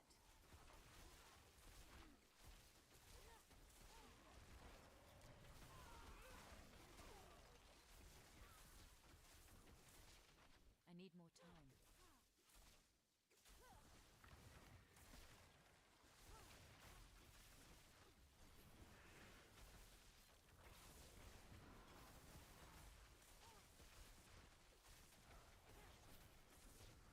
I'm not ready yet.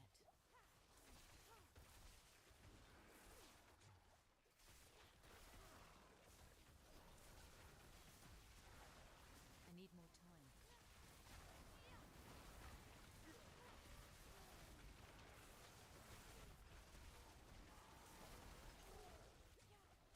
Frostburn, Azarath are big damage boosts for me. I have been freezing a lot of that, giving me the big damage numbers. You know what? That actually makes a lot of sense because you're using Storm Swell aspect. So, yeah, you boost your damage by 35%. Well, actually, it's not an amulet, so it'd actually be like 52%. And then you would actually boost it by another 15% after that. Yeah, that actually is a really big increase. Yeah. And then, like you said, Frostburn and Azarath themselves are big damage modifiers.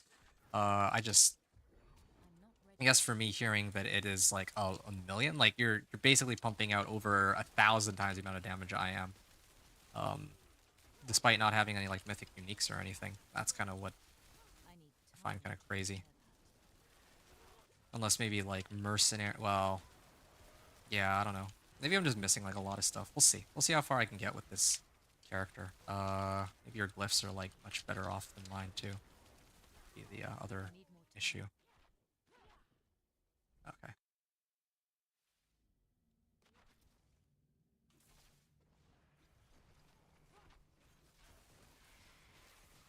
Damage I need more resistance. time. Okay, of course.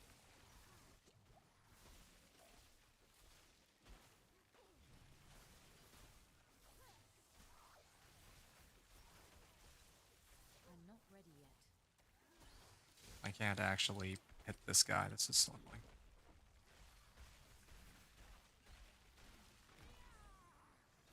Oh, dude. Yeah, see, this is what I'm talking about. This is the exact situation that I suspected would cause I need my more run to time. kind of take a nosedive in terms of pacing. Okay, well, it's not... yeah, it's not over yet. I'm just looking at the timer here. We still have a bit of time to pull this off, but it's just annoying that that delayed me as much as it did.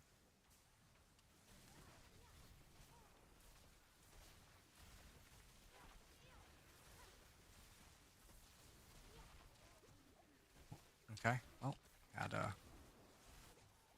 big pack here. Nice. We are actually doing quite a bit of damage.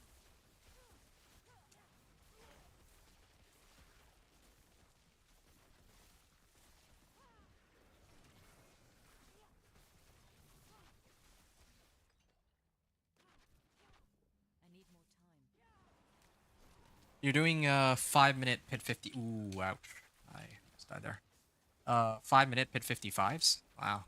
That's yeah, I mean in my case, I think the highest pit I can do in like 5 minutes is like right now I've been running well, I was running 45s. Probably like pit 42. Um yeah, that's cool. Seems you're doing pretty well with that. Is that your only character this season or do you have other ones, by the way? I meant to ask. Because yeah, like a lot of my time and effort went into putting together that companion druid, but yeah, like this chain lightning sorcerer is one that I just started working on like last week, like after I made it to Torment 4 with the companion druid, which I'm glad I did because I can do like whatever I want now with them. Everything up to Torment 3 basically, pretty comfortably. So if anyone asks for like help or anyone wants to run anything, I can actually Time. take part in it if it's not like Torment 4.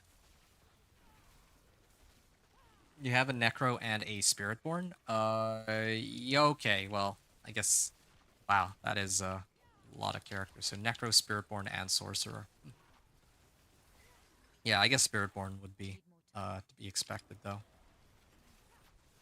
Why are there so many of these in these stupid dungeons? Like, why do they have to put DR monsters and Suppressor, like, everywhere? At least the Suppressor's not as bad as it used to be, but still. Be annoying.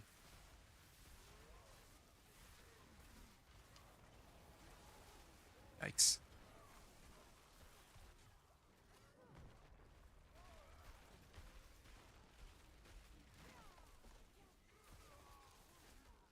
Mm.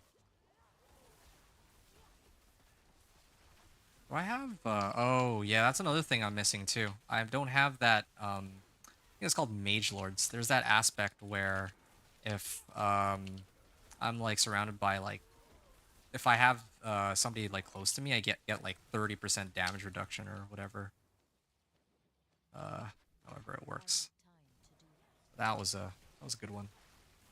It's the, multi-DR monsters I hate. Multi-DR? Don't know what you mean by multi-DR, but I see. Ow. Electrified Obelisk is another annoying one too, but I can almost deal with Electrified Obelisks, but it's a, like, damage reduction is just bad for most of the builds that I play. If I had Incinerate, I'd laugh in their face, you know, like whatever. Incinerate, you just sit in one spot and you just beam them. That's all you'd need to do. That would be it. There'd be no discussion there. But here, unfortunately, there is.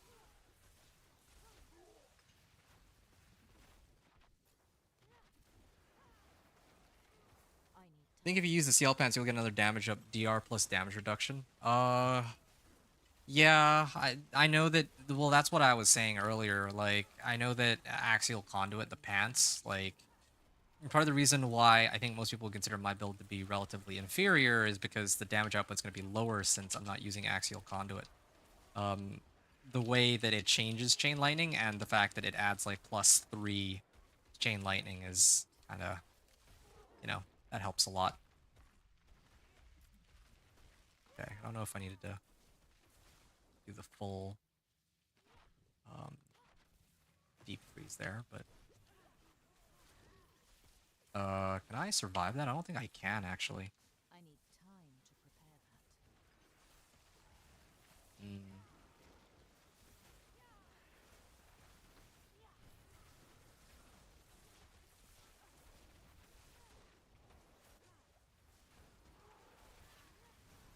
Okay, if I kill this pack, I think it should me to where I'm trying to go. No? Still need to kill some more? This bar is like it's weird and inconsistent. I don't know what's up with it. Sometimes it just uh, skittles all the way over to the end. Yeah, still have like 2 minutes to spare. Oh, should kill. Of course it's DR. Like, here, let me try to kill these guys instead while the DR monsters are all the way back there. There we go. Okay, I don't want to deal with DR. Okay, 2.5 minutes going into the boss. And yeah, we'll see how this goes now. So, Hydra. Ice Blades, Hydra. I'm gonna port in here. Here. Yeah, the boss fight is generally alright nowadays.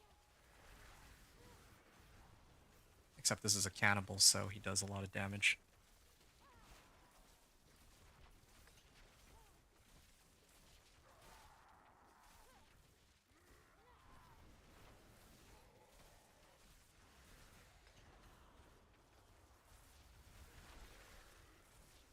Okay.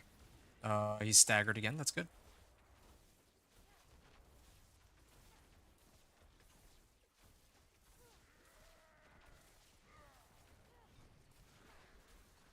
I'm not ready yet.